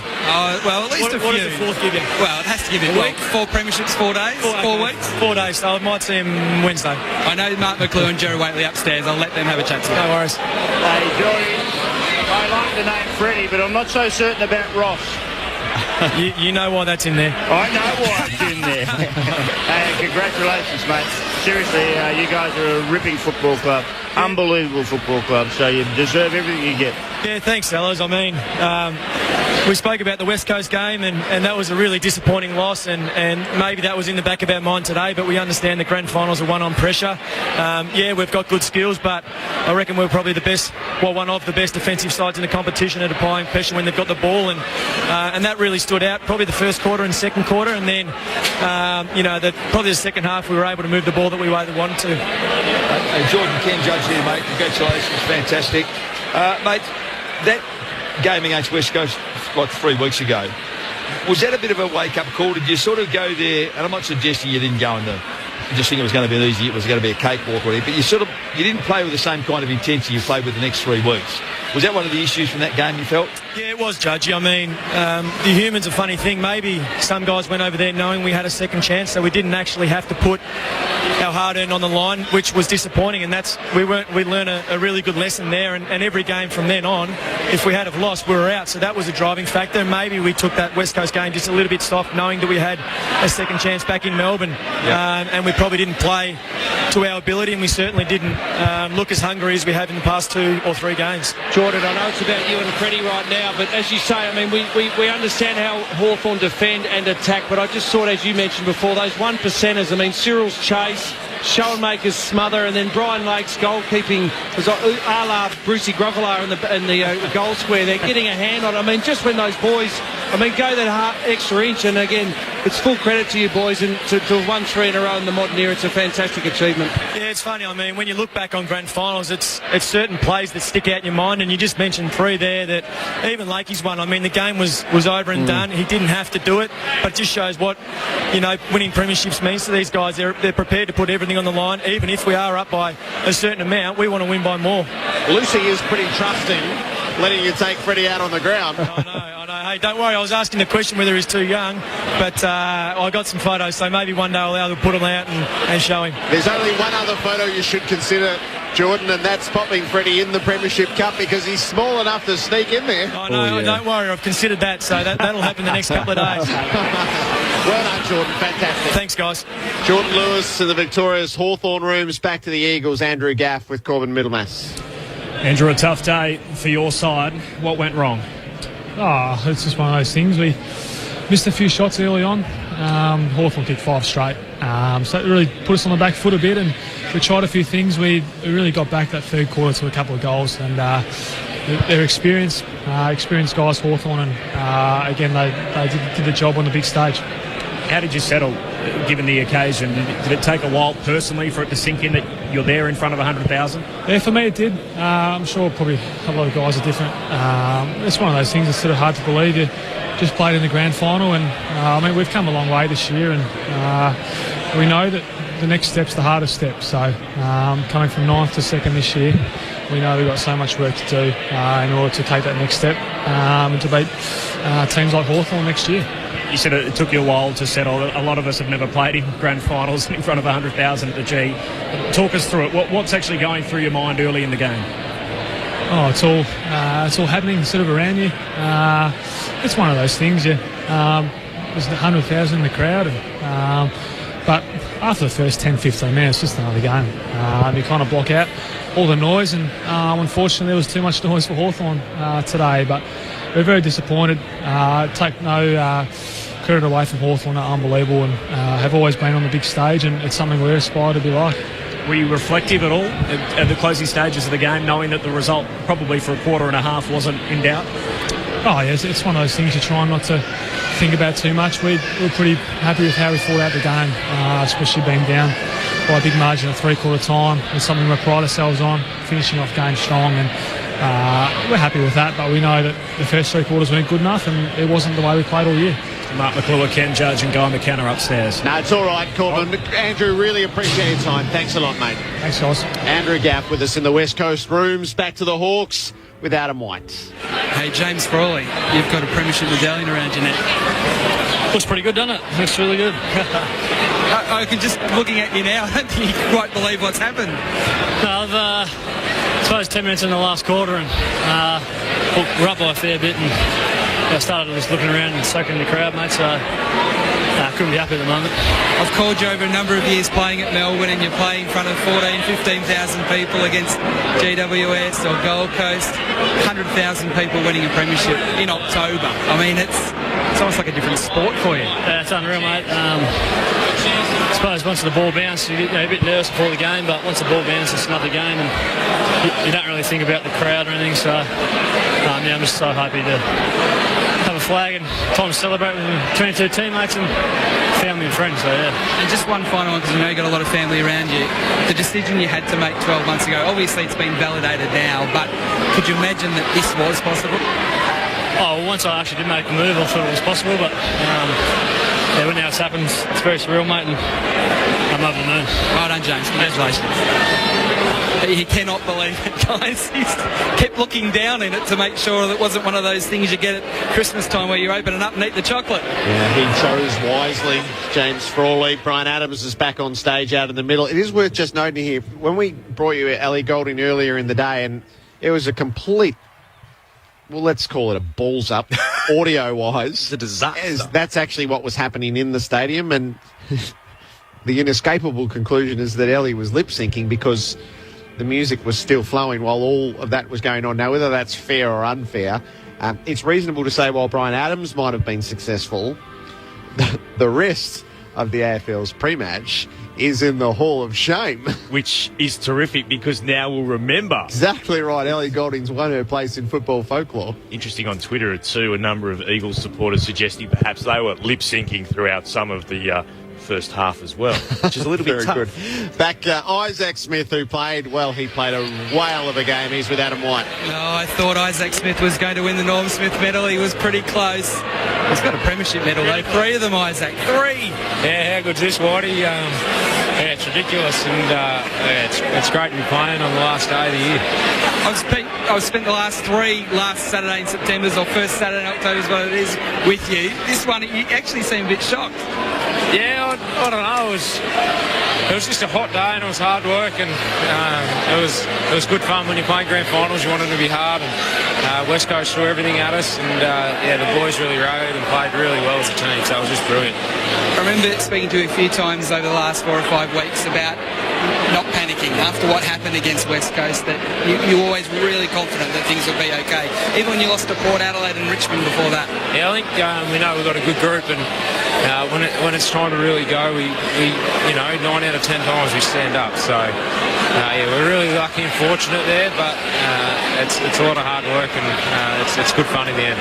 What was it like playing in that sort of heat? I know you're from Wagga and you know that sort of weather pretty well, but I saw you come to the bench a few times in the first half and you were really struggling. Yeah, I think I spent a few petrol tickets too early today, and it was that hot out there and your mouth was that dry, it felt like you couldn't get any air in. So we don't tend to play in those conditions down in Melbourne, and it's probably pre-season training the only time to sort of get those conditions. So we threw everything at them early, and they kept coming, and what a cracking day for footy.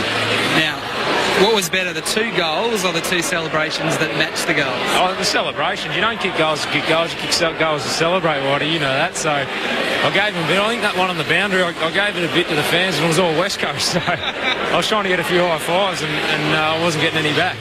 Well done, Isaac. Congratulations, mate. 3-time premiership player. Cheers, mate. Thank you. Isaac Smith, who was dashing in what he did this afternoon in the Hawks' 46-point victory. He kicked 3. Yep. He was special. Yeah, no, he was very good. special. He was and very good early, particularly early. I mean, what do you have, 8 in the first quarter, I think. But I thought early when they needed to make some statements, he was one of the blokes who helped them make a statement, I reckon. He breaks up the game when he's run through his line, doesn't run through the line, and he kick over a line as well. And as I said, he played in that game 3 weeks ago against West Coast, and he was underdone because he hurt his knee and all that sort of stuff, and so he didn't have a great impact that night. And probably people doubted he would even play in it. Played and had no impact. I mean, he's obviously healthier, and his last few weeks have been much better because he's been healthier, you know. So, I mean, today he was significant, particularly early, I thought. Tell you, the kid who's made an impact on me in the last few weeks is Duray.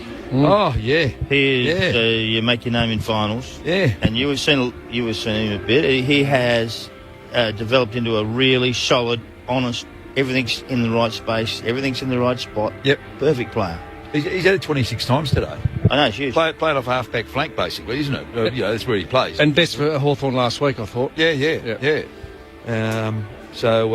No, he's done well, and it's just funny how that's where blokes make their names, isn't it? You make your name on the big day and the big stage. You can destroy your reputation as much as make your reputation too on those days. And there's a few blokes that are, I reckon, from West Coast point of view, that they've got to come back from a fair way back. One of the feel-good stories of this grand final is Ryan Schoenmakers, and he's with Adam White. Yeah, this is my favourite story of the day. I'm so rapt to speak to you, Ryan. You're a premiership player, mate. Oh, thanks a lot. Appreciate that. It feels amazing. It's been a long, hard grind for me personally, and it really has paid off. Just take us through that last month, because you're out of the side. Whenever you had played this year, you'd played really well, but you got your chance. Did you sort of grit your teeth and say, this is my time, this is my moment? Yeah, absolutely. I was pretty shattered when I went out of the side. I know I was pretty down with myself at the time, but there's a lot of good people around the club, coaches, players, really close friends that told me to just really stick in there. You never know what happens in September, and luckily it went my way this year, and I knew it was going to be tough. Gunners went out of the side, and I got a bit of opportunity, and I didn't want to let that slip this year. I suppose last year that kind of did happen, so I was really determined just to not give that opportunity up. Now, what happened after last Friday night? You played well against Freo, particularly early in the match. You knew that Jack was ready. Take us through that sort of Friday night through until when you were told you were playing. To be honest, I wasn't all that stressed. I mean, like you said, I played pretty well on the Friday night. I was happy with my performance, and all year, I think Gunners and I have played in the same forward line bar a couple of games, which was the few that he missed late in the finals. But I knew we could play in the same forward line, so I wasn't sure if it was a matter of Gunners or myself. So I was pretty confident. It was a long, nervous wait though. And how did it happen? Who told you, and when did it happen? Yeah, so Clarko called me on the Tuesday night, and to be honest, I was very nervous when I saw his name come up. Absolutely, but a bit of a sigh of relief when I got the positive news from him. But he just wanted me to relax and enjoy the week, soak it up, and prepare like normal. So. And was it what you thought it would be? I'm sure so many of your teammates would have told you, but was it like what? This is exactly what I thought it would be like. Yeah, absolutely. I mean, 2012, I played in the grand final and unfortunately didn't taste that ultimate success. So I was pretty determined to make sure it didn't go that way today. So it's a completely different feeling, obviously, and it's just amazing. And how about the crowd? Just yelling your name like they were in the last quarter. It was amazing. When I ran to the bench and just heard the roar, I was. It's an amazing feeling, especially in front of a big crowd like that. It really is just. You can't describe it. And you stayed. You could have gone. You stayed at Hawthorn. Good decision, Ryan. Yeah, well, it's proven that way now, isn't it? It was a pretty easy decision for myself. I knew I wanted to taste success, and I thought Hawthorn was the place to do that. So, I knew there was going to be some hard yards throughout the year, as that's proven. There's been some ups and downs, but I was more than happy to take on the challenge, and it's proved pretty well at the moment. Awesome, mate. Well done. Thanks a lot. Ryan Schoenmakers there with Adam White, giving us all the emotion of the Hawthorn rooms as the faithful have gathered en masse now on the MCG with Brian Adams performing. Couple of things from the Eagles press conference. Adam Simpson, no shocks here. It didn't feel like we were in the game from the start. We missed a lot of opportunities, and saying we just simply didn't take our chances. There was a moment there in the third quarter when I thought it was on, but they make you pay when you don't take your moments. You want to sum that up? Yeah, and I think there was that period in the second quarter. I reckon they had 5 inside 50s, 5 shots on goal and kicked 1-4 before. I think they might have kicked the next 2 or something like that. But the moments, the opportunities, and against a side like Hawthorn that's been to the dance, 3 previous times. I mean, you have to make them pay, and didn't kick straight, didn't take their opportunities, and in the end it was a masterclass by Hawthorn. Touched on it before. We might have to head to the Hawks rooms again, but this is football headquarters. This is where the big games are decided. Surely just having one opportunity to play here in the home and away season isn't enough. It's a vexed question because the thesis is right, but is West Coast going to give up any of its 12 games at Subiaco? Is it going to rig the draw to play more teams in Melbourne and more home teams at the MCG? The advantage becomes the disadvantage. And the 12 at home, a spread of other clubs outside of Melbourne, which they have to play, is you can't just play in Perth and in Melbourne, and then you have to land the tenants here at the right time. And West Coast would, I'm sure, request to play the big Melbourne clubs in Perth, because that's where you get. So it's not easily done, but it feels inadequate. But it's not easily done. And the problem, of course, for West Coast, being a travelling team, quite often the Melbourne clubs, understandably, will take those games to Tasmania. So here's your left-of-centre question. That's a crowd thing, isn't it? Absolutely, it is. Like, you're going to play at the MCG, Hawthorn on West Coast, and have 25 or 30,000. Oh, you can have more than that, probably. Yeah. But, I mean, you can take it to Tassie, it's a full house. Yep. And, Hawthorn fulfil one of their commitments. So the left-of-centre question, I'll raise this in a moment. Brian Lakers with Adam White. Thanks, Jared. I spoke to Brian yesterday and I said, you love playing in big games, Brian. You go, yes, I do. You've done it again. Yeah, I didn't expect it to pan out that way, but, the boys were unbelievable again. And for once, we kicked straight. It probably cost us in 2-12 not kicking straight, and today to get that result was unbelievable. So finally the forwards do what the defenders do every week. Yeah, we were under the pump, I guess, us defenders after that, the first final against West Coast. We probably let the side down with the way we played, and we went into this game knowing that there's a fair bit of importance onto us, and you saw it by Chip's game, Gibbo's game, and even Birch's as well. Their ability to sort of rebound, stop them from scoring, but our rebound was amazing. A triple premiership player. Yeah, that's... everyone says it's a cliche. It hasn't sunk in yet, and it's probably not going to until I retire and end up being a fat old man sitting at the bar somewhere and telling everyone how good I was. So until that day, that's probably when it's going to sink in. It's amazing, I mean, I just spoke to James Frawley before, making the move from Melbourne. You made it from the Bulldogs. You think it might happen because you're going to a good club, but to happen 3 times in a row. Yeah, and there's that added pressure as well. I was obviously I dealt with Nathan Brown when he was at the Bulldogs, and he left to be in a successful side with Richmond. So you always have that pressure. I left the Bulldogs to win a premiership at Hawthorn, so that pressure of that 12 months to win one, and always that thought of if you don't win one, it hasn't worked. So to win one for me was just a relief. I guess that's the same with Trip, but 3's probably just been a little bit greedy. What do you do now? Do you go for 4? Are you allowed to go for 4? I might hit up Clarko and all the guys that do all the list management tonight when they're probably a little bit vulnerable, and see if I can sign a contract. But yeah, I don't know. I'm just going to enjoy the next week or so and just let that happen. They're lining up to talk to Brian Sellers. Give us one of your best. Do you think you'll get another contract, Brian? I'll get a contract somewhere. If it's not at the Hawks, Caroline Springs are just there. I'm sick of them at the moment. They are bugging me like you wouldn't believe. Brian, are you licensed to drive the drinks cart? Yeah. Mate, I've got a black belt in driving. As you know, with my golf cart, I was going to rip it up on the grass, but I thought, better not here. I've got the kids on there. Brian, well done. Fantastic. No worries, guys. Thank Congratulations. you. Brian Lake, good fun there in the Hawks rooms. So on your question, Clint, the 2 games the Eagles missed, they played Collingwood? Yes. But they played them at Dockland. And the other one is, again, taking a game away. So Melbourne sells a game to Darwin. So that's not actually an option for West Coast. Melbourne sells it. Yep. So they get 1 against Richmond. They get shortchanged on the Collingwood game. Yep. Would West Coast sell 2 home games to play at the MCG? No. Absolutely no chance. Well, that's the end of it. Absolutely no That's chance. the end of it. If you want to play more at the MCG, sell your games, take the money, come and play here. But the twist in the fixture, I should say, is to get the bigger sides, not to Perth now. You don't need that because, as Judgy would know, you fill out then regardless who you play. You could play the Coolbill up under 14s and you'll fill the stadium. So when you come to Melbourne, play the big sides here so you get the experience. I know you say that, but you can't seriously say West Coast, we won't play the big teams in Perth. Just send the little teams over to... Otherwise, you're not a big club. You have to play the giant teams on the major occasion, and you need to host them in Perth. But at least split them. I mean, you can't be serious about having one. I'm not saying you are, but you can't have one game here at the MCG in a football season. What I'm saying is there was 2 opportunities that Eddie had. They could have played Collingwood here. Yeah, I know I'd accept that. And they should.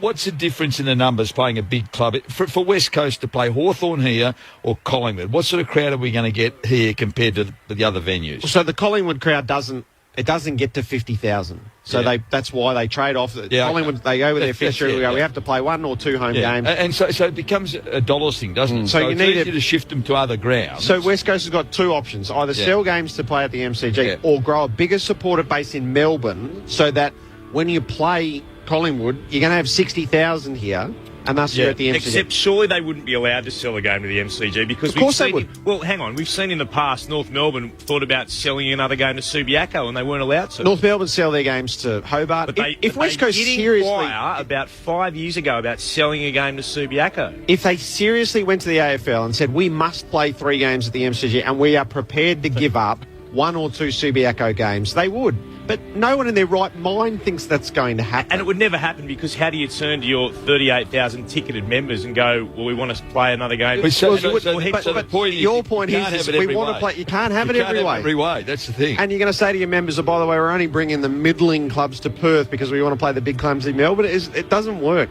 It's really stiff. It is because the grand final gets played here and Hawthorn's the best MCG team that we've seen in generations. So they get the home grand final. But if Fremantle does the right thing last week and beats Hawthorn, you're here against a Perth side and it's no disadvantage whatsoever. So it feels not right that you only get 1 game at the MCG for the year. But that's just the lot. What actually happened? I think that's a genuine answer in terms of we know pragmatically that's why it works, but you still take the step back, and it does feel. I bet they get 3 next year because now they're this team. They weren't this team coming in. They weren't even a Final 8 team. Yep. Now they're a big They're player. a draw card again. So like they were in They 05, play 06. Hawthorn here next year. You can lock that in. They play Richmond here next year, and I'll bet my bottom dollar they play Collingwood here instead of at Docklands. But the other thing, also, West Coast beat Hawthorn in Perth 2 weeks ago. They set up their season when they beat Perth there. They weren't able to get the job done in the end against Hawthorn back here. But they set themselves up with the best chance, and most of us, including me, said West Coast are now the premiership favourites. West Coast are the team to beat. All that sort of stuff, and they came in today, and on the big stage. I agree with everything you're saying. So they had an advantage when they won that a couple of weeks ago, and the ground made no difference today. It's as I said at the very start. It does make a difference. Well, it's not an excuse, but it does make a difference. I do. I think there's a couple of things, mate. I think the width of the ground, and I've said that before. Changes the web the way it works. I think it just makes it easier to spread them. Yep, it's a wider ground. And you see how many times Hawthorn flick the ball out really wide on the ground, to do their attacking. And so that extra width on the ground does actually, here's a bit of a difference in how you play it. Give us the stats, Clint, as we finish up with our broadcast from the 2015 Grand Final. So the Hawks by 46 points, and looking at the stats for them individually, Sam Mitchell with 34 disposals, Hodge with 30, Gibson with 29, Roughhead, Lewis, Duray and Burgoyne all with 26, Smith with 23, Froy and Birchall with 22, and Schoenmakers had 21. In terms of the West Coast Eagles, Gaff with 34, Shuey 26, Pritters 25, Sotu, Butler, Hutchings with 21 and Marston with 20. Overall, total disposals, Hawthorn 436 to the Eagles 321. The kicks to the Hawks 270 to 158. The hand passes to the Hawks by 3, 166 to 163. The contested possessions to the Hawks 136 to 120. The marks incredibly lopsided. Hawthorn 148 to the Eagles 56, and the uncontested marks, Hawthorn 130, 80 more than West Coast on 50. The clearances to the Eagles 41 to 35, the inside 50s to the Hawks 59 to 40. The free kicks favoured Hawthorn by 1, 14 to 13, and the tackles to the Hawks 59 to 45. Hawthorn 16-11, 107, beating the Eagles 8-13, 61. Guy McKenna voted in the Norm Smith medal. He gave 3 to Rioli, 2 to Frawley and 1 to Mitchell. For the dissenting view, Mark McClure, how did you line them up?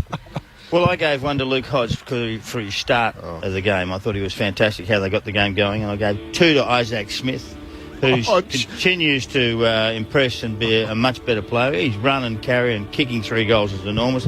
And I gave 3 to Cyril Rioli because he was the best. And obviously, when the boss calls for the best, you've got to give it the way it is. I thought sure that he was going to give 3 dissenting views. When the boss declares it halfway through the last quarter, we've got to play voting on the award. That's got to get him. That's got to get him 3 votes. He was going and then opens the window and said, "Look, even the crowd's supporting him." The people's choice. Hey, Blue, obviously, he had his last bet on him. No, not at all. Blue, I'm not sure what the future holds. If you are back in Clubland next year and we don't have access to you in this form, it's been great. Thank you so much for spending the year with us. Well, thank you for having me, mate. It's been fantastic. I said I came down to Melbourne to put my kid in school. I had nothing to come to, and you were the first one to reach out, even when I was going through obviously the nasty patch, the last innings, if you like, up at the Gold Coast. So, I just thank you for the opportunity to sit in the broadcast box. It's been fantastic, and took me probably about 6 or 7 weeks to work out selling, but that's a challenge. I haven't even worked myself out. There you go. That's the biggest challenge. And Judge, it's great to see you here. Yeah, no, great, mate, fantastic. And I love, as I said, unfortunately I didn't coach Bluey for long enough because he got injured. I've known Sellers for a long time. We're good mates, and I've enjoyed it, mate, and I've really enjoyed the final series. We're all Western Australians. Yeah, that's right. It wouldn't be Grandstand AFL without your Sellers. Well done. Terrific year. You think so? I want to, just on behalf of all of our callers and our experts, there are 3 people to thank here, and it leaves out a few, but the vote getters. I think Matthew Drew on the technical side of things. Every game, every week here in Melbourne. Always in the vote. Outstanding. Andrew Mays, who produces so much of our coverage. Mays is back in the studio today, so he doesn't get the glamour of the games, but terrific job. And Andrea Williamson, who puts our coverage together with all of our experts and our callers right throughout the country. if not for Andrea, we wouldn't go to air, and we wouldn't have this sort of team. And we get together to have a drink tonight. We do. Which is fantastic for everybody. So that's the end of the 2015 season. Clint, it was great to have you as part of it. Thanks, Jared. From the West. One quick thing. Good luck to my wife. Hang on for another 24 hours, Bill. She's in hospital. My best wishes. Oh, she's in hospital. Yeah, that's going to make for a tense evening. Yep. The very best of luck. The 2015 Grand Final. It's a coronation again for the Hawks. This is some of how we saw it. It's the battle for supremacy. The Hawks searching for their crowning achievement. The Eagles to restore Western domination. The 2015 Grand Final on a hot October afternoon. Hawthorn and West Coast to go at it. At the opening siren on Grandstand AFL, you're with Clint Wheeldon. What a contest awaits. The Eagles and the Hawks were underway, and Natanui gets clean possession and thumps it inside 50 to begin. Hale with the more telling tap, picked up off the ground by Shuey, might have been taken high. Umpire says no, it's kicked out of there by Gibson. No, the umpire has paid the free kick. Just the out of zone umpire saw it. Shuey with the chance to have a shot at goal from deep in the left forward pocket will put boot to ball from around about 40 metres out. Indication of the wind after this kick. Can the Eagles kick the opening goal of the game? They can! Shuey with a great start. The ball never deviated. Lake rushes on with the advantage of the 50. His kick for Hale reaches in, can't take the mark. Tapped out to the side by McGovern. Roughhead slipped under the pack, gave it to Rioli, and he snaps a goal. A taste of class from Hawthorn early. Rioli never misses from 15 out. Hand pass to Gunston. Feeds it out the back to Smith. Doubles his way around Wellingham, who confronted him. Kicked the full forward. McAvoy sets himself and he marks. Ben McAvoy clunks it at full forward. McAvoy close in. Angled to the left. Right foot drop punt. Hits the target. The Hawks need a dividend out of the ruck. And Ben McAvoy lays a down payment. Through the middle for Smith. Had to bat it down as it got out of his reach, and then he runs the gauntlet. Smith's had a couple of tremendous moments. Hand pass to Gibson. Kicks it out to Schoenmakers. The Hawks to half forward. Kick for Rioli. He's on his own again. Cyril Rioli, 48 metres out from goal. He hit it pretty well. He's kicked his second. And if the Eagles lay off Cyril Rioli, he'll be collecting 2 medals at the end of the day. Got it onto McGovern, was able to get some boot on the football. Spilled it though. Out again to Mitchell. Chance to have a shot at goal. They've got it, the Hawks, and Birchall's kicked it. They're fourth. Just an arm wrestle again now. I reckon Hawthorn have had their play. Now West Coast is starting to, I mean, they're still dominating stoppages, but just Hawthorn don't have that flow, starting to get that ball into contested situation and starting to own some football.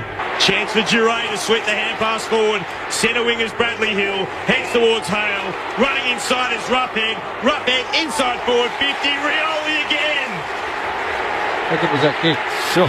He makes the blow quickly. All on his own is Brad Hill. He marks and puts it through for another one for Hawthorn. A big early lead for the Hawks. All the tough contests when there's a disputed ball, Hawks win. Then they move it forward, and Cyril's been so damaging, incredibly damaging up forward, unbelievable. And Bradley Hill in space, well, no one catches him. Pops it into the left forward pocket, probably not the best one. Looking for Hodge though. Chance behind, Piopolo gave it back to Hodge. No. Oh, Hodge! Oh! How could you kick one from there? He was standing on the boundary line, the left forward pocket. What a goal from the skipper. Absolutely miraculous. He shouldn't have kicked it there for a start. No, he that's should never right. have kicked it there. The trust they have in Hodge is just paramount. So then he gets around, he beats his man one-on-one, and then he kicks a banana goal. He probably should have centred it, but you know what? They give him a bit of license, a bit of leniency, and You know what here's they've the given start. Up was Sinclair, couldn't mark. Hutchings goes through. Gathers gets tackled himself on the outer edge of the centre circles. Ball up. The web has well and truly been stretched, Judgy. It hasn't snapped yet, but it's certainly well and truly stretched. Lake brings it to ground. Sinclair is left as the crummer. He did it well. He worked the hand pass to Yo, who has a bounce, loops it up over the top. It's gathered by Gaff, who kicks inside 50 to Kennedy. That's better. Hearn is open, 40 out from goal, back in the corridor. Kennedy sees him. It was laid off by the Coleman medalist, who's booted 80. Time for a captain's goal. Hearn misses to the left. So Hodge at one end with a spectacular bending ball. The set shot at the other from Hearn misses, and it leaves the Eagles 25 points the wrong side of it. Schoenmakers can run onto the footy as the kick is forward. Cyril all on his own. The ball bounces his way. Sat up for him nicely. Gets a hand pass to Gunston. At full forward. He snaps and goals. The Eagles in desperate trouble, and the Hawks are celebrating. West Coast are shell-shocked at the moment. Feeds it to Bruce, kicks to the hot spot. Here's Cyril, he flies. It's over the top of him. McGovern gathers in defence for West Coast. They need a rebound here. Hand pass to Hutchings. He's going to run him down. Spectacular stuff from Norby. Cyril Rioli playing one of his finest. He's kicked them. He's laid them off. He's tackling. He kicks inside 50. Hails his target. It clears him. Bruce to the back. Tapped it deftly down to Gunston, who kicks another. How will they stop the brown and gold from here? The inspiration is Cyril. The goal kicker is Gunston with his second. The Hawks have the Eagles on the precipice. 37-point leaders, 10 minutes into the second term. They're shell-shocked at this stage, West Coast. I tell you, they are broken now. The battle has been busted. The confidence that's gained by Hawthorn is just, you can see it, it's immense. And they're just dominating. Turnover again. Stratton to Birchall to Gibson. How many looks are they going to take here, the Hawks? Gives it off to Smith. He's 60 out from goal. He's going to lob it to the square. It's going to go through. Hodge has shepherded it through. Isaac Smith roaring at his own supporters. For the second year running, the Hawks have got it one halfway through the second term. What a mighty force they are.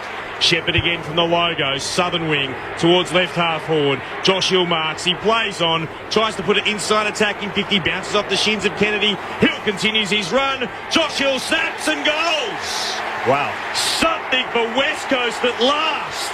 It's come at the 15-minute mark of the second term. Their only other goal is at the 2nd-minute mark of the opener. You're right, Sellers. This is a lesson in how not to play against Hawthorn. And Birchall sees it safely into the hands. Actually, the Talls are playing no part in this game up forward. They bring the ball to the ground and all the small blokes are just killing them there. Rioli, Bruce. Nat Nui bowls over Birchall, open the way for Pritis and Gaff. Kick back inside 50 and beautiful grab across the front by Elliot Yeo. Terrific sense of timing. It's going to be the last kick of the half. He's on a 45-degree angle out to the right. Elliot Yeo studied over the kick with the siren about to blare to give the Eagles any hope. A gasp of air heading into half-time. He set sail at the right-hand post. It works back. It gets him. Not as bad as it might have been. The Yeo goal leaves the Eagles 31 points down at the main break. They feel right in it, but it's the damage on the scoreboard that they have to retrieve. He kicks it to Butler. Butler wants to get the hand pass over the top to Hearn, running through the centre square. He'll put it onto the right boot, go deep inside the forward line. Darling takes the mark in the left forward pocket.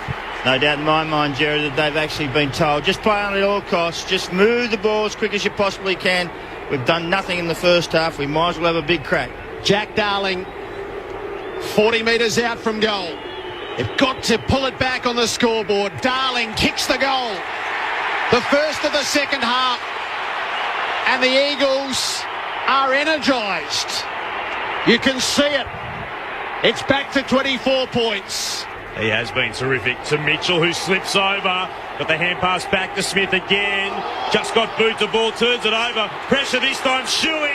He's onto it, Shuey. No. Chip shot, had options everywhere. Took the wrong one. Straight to Giray, yet Eagles right and left and ahead. He could only find a Hawk who moves it short to Birchall. Kennedy couldn't mark. Giray picked it up. Dangerous hand pass will be turned over. Sinclair, clever tap. Moved it through the middle. Kick from Sheed. Inside forward 50. Darling drops the mark he should have taken. No. Spills it completely. Allows Stratton time to recover.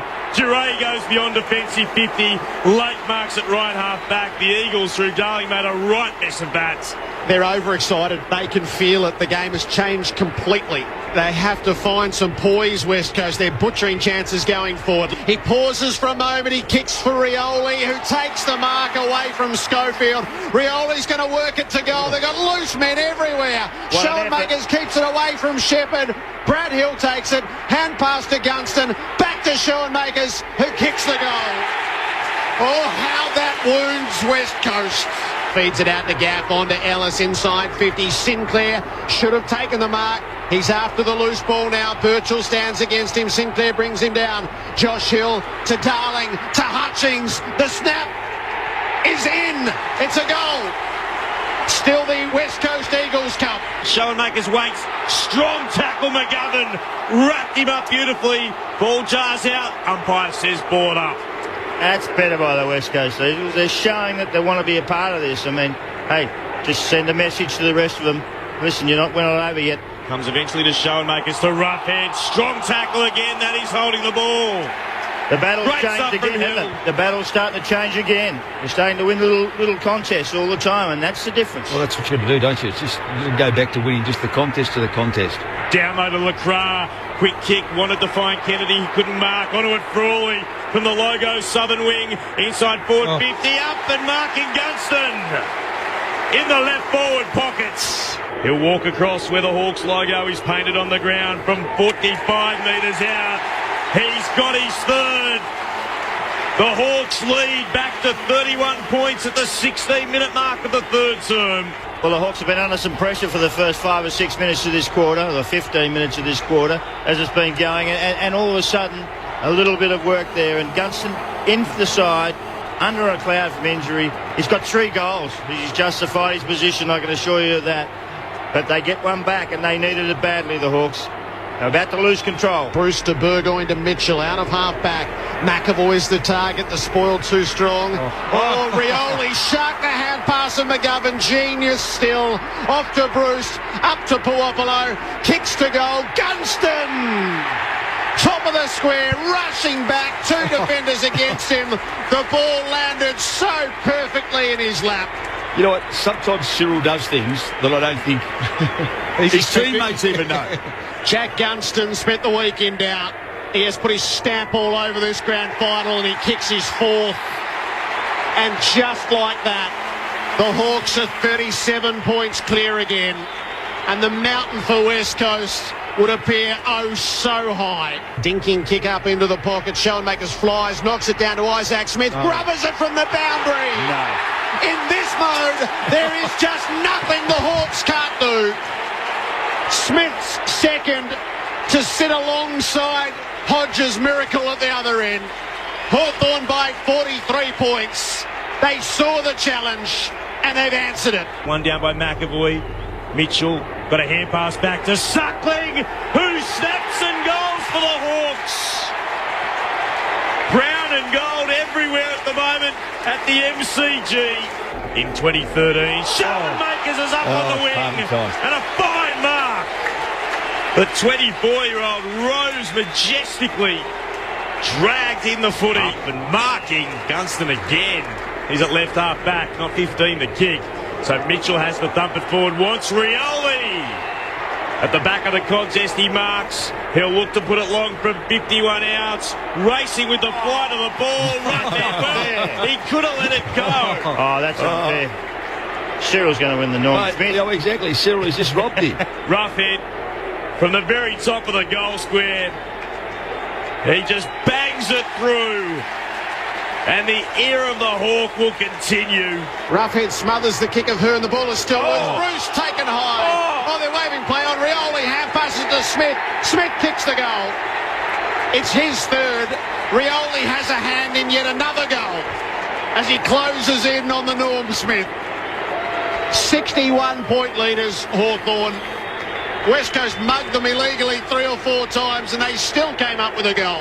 Kennedy with just his second kick of the game into the right forward pocket. McGovern marks.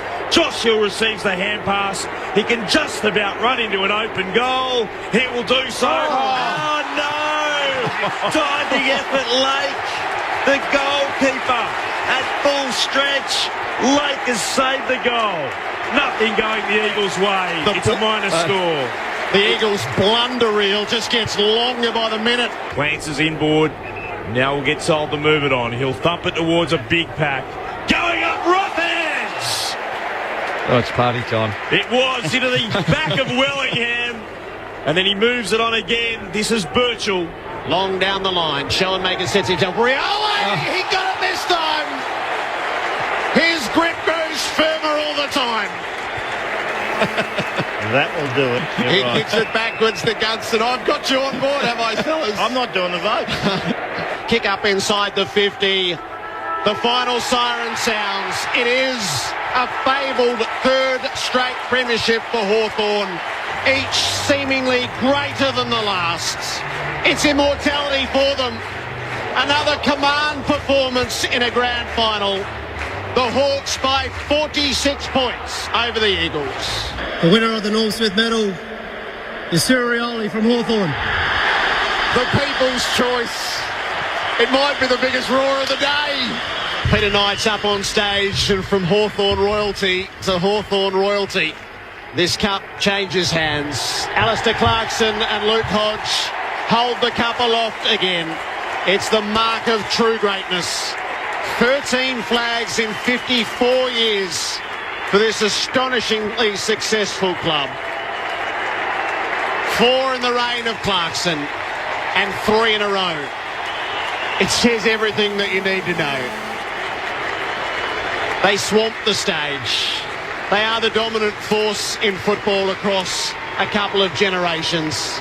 And again, it's the gold streamers that fill the air at the MCG at the climax of a season. Hawthorn, the premiers of 2015.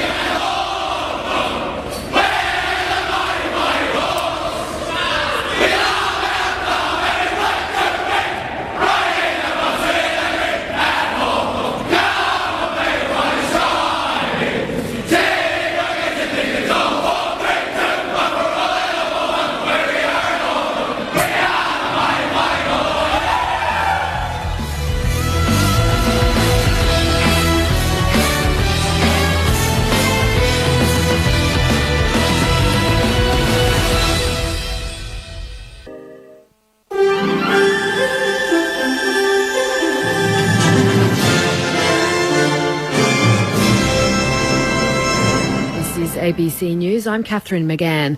The Muslim community has condemned the shooting murder of a New South Wales Police Force employee by a radicalised teenager. 15-year-old Farhad Jabbar Khalil Muhammad fatally shot 58-year-old Curtis Cheng outside police headquarters in Parramatta in Sydney's West as he left work yesterday afternoon. The ABC has learned the boy's sister, Shadi, went missing on Thursday, possibly attempting to reach Iraq or Syria. Muslim community leader Jamal Rifi says parents must intervene if they suspect their children are becoming radicalised. Fathers play a very important role in recognising and seeing the changes of behaviour. Mothers play a crucial role, and they need to seek help, and immediately they need to contact the authority. Firefighters are continuing to battle very high winds as they work to keep several fires across Tasmania at bay. 2 bushfires at Magra in the state's south and Penstock Lagoon in the Central Highlands are being monitored, but there's no immediate threat to surrounding properties. The fire service says residents need to remain on alert. Organisers of the Australian Masters Games being held in Adelaide have praised the efforts of a pilot involved in yesterday's emergency landing in the middle of a busy Adelaide car park. Candice Marcus reports. The Cessna with a pilot and 4 skydivers on board had engine troubles and made an emergency landing in Victoria Park on the edge of the CBD yesterday afternoon, avoiding pedestrians and cyclists before coming to rest on its nose. All on board suffered minor injuries on impact and 2 skydivers were kept in hospital for treatment. General Manager of the Games, Nick Mercer, says the pilot did an amazing job. I'm just incredibly impressed. It's such a skillful type of pilot to be able to do what he's done. 62-year-old Keith Perrott was bruised during the rough landing but was back in his parachute ready to compete this morning. It won't deter me. Just something I love doing and I'll continue to do it for years to come. Authorities are investigating the incident. A man has appeared in court charged with the murder of another man whose body was found on a road in Melbourne's west last night. Phil Johnson reports. 48-year-old Melton man Gavin Fogwell has made a brief appearance at the Melbourne Magistrates Court on one count of murder. Homicide squad detectives have charged him over the death of 43-year-old Adam Moody, whose body was found on Ballarat Road in Deer Park just before 10 o'clock last night. Fogwell was arrested at the scene. His lawyer told the court her client had recently stopped taking medication for anxiety and depression. Fogwell was remanded in custody to reappear in court on Wednesday. Phil Johnson, ABC News, Melbourne Magistrates Court.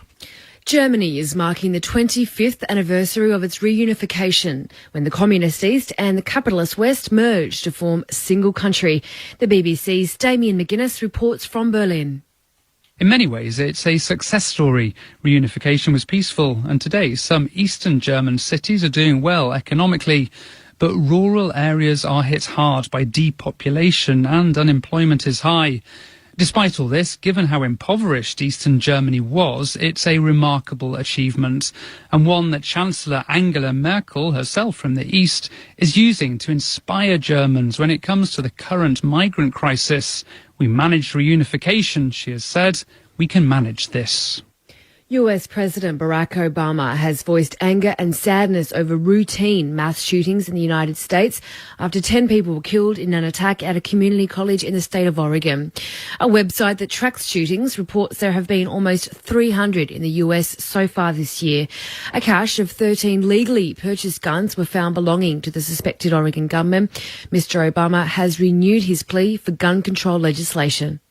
Let's not forget, this is happening every single day in forgotten neighborhoods around the country. Every single day. Kids are just running for their lives trying to get to school. To sport now, and Hawthorn has claimed its third straight AFL premiership with a dominant performance against West Coast at the MCG. The Eagles kicked the first goal, but the Hawks responded with the next 9 to set up the win. The final score 16-11-107 to 8-13-61. Taking a look at the national weather forecast for tomorrow now. Brisbane, sunny and 29. Sydney, hot and sunny, 35. Canberra, clear skies and 28. Melbourne, sunny, 26 degrees. Hobart, clear skies but a bit cooler, 20. Adelaide, partly cloudy and 31. Perth, partly cloudy also, 23 degrees. And Darwin will be sunny and 34. ABC News.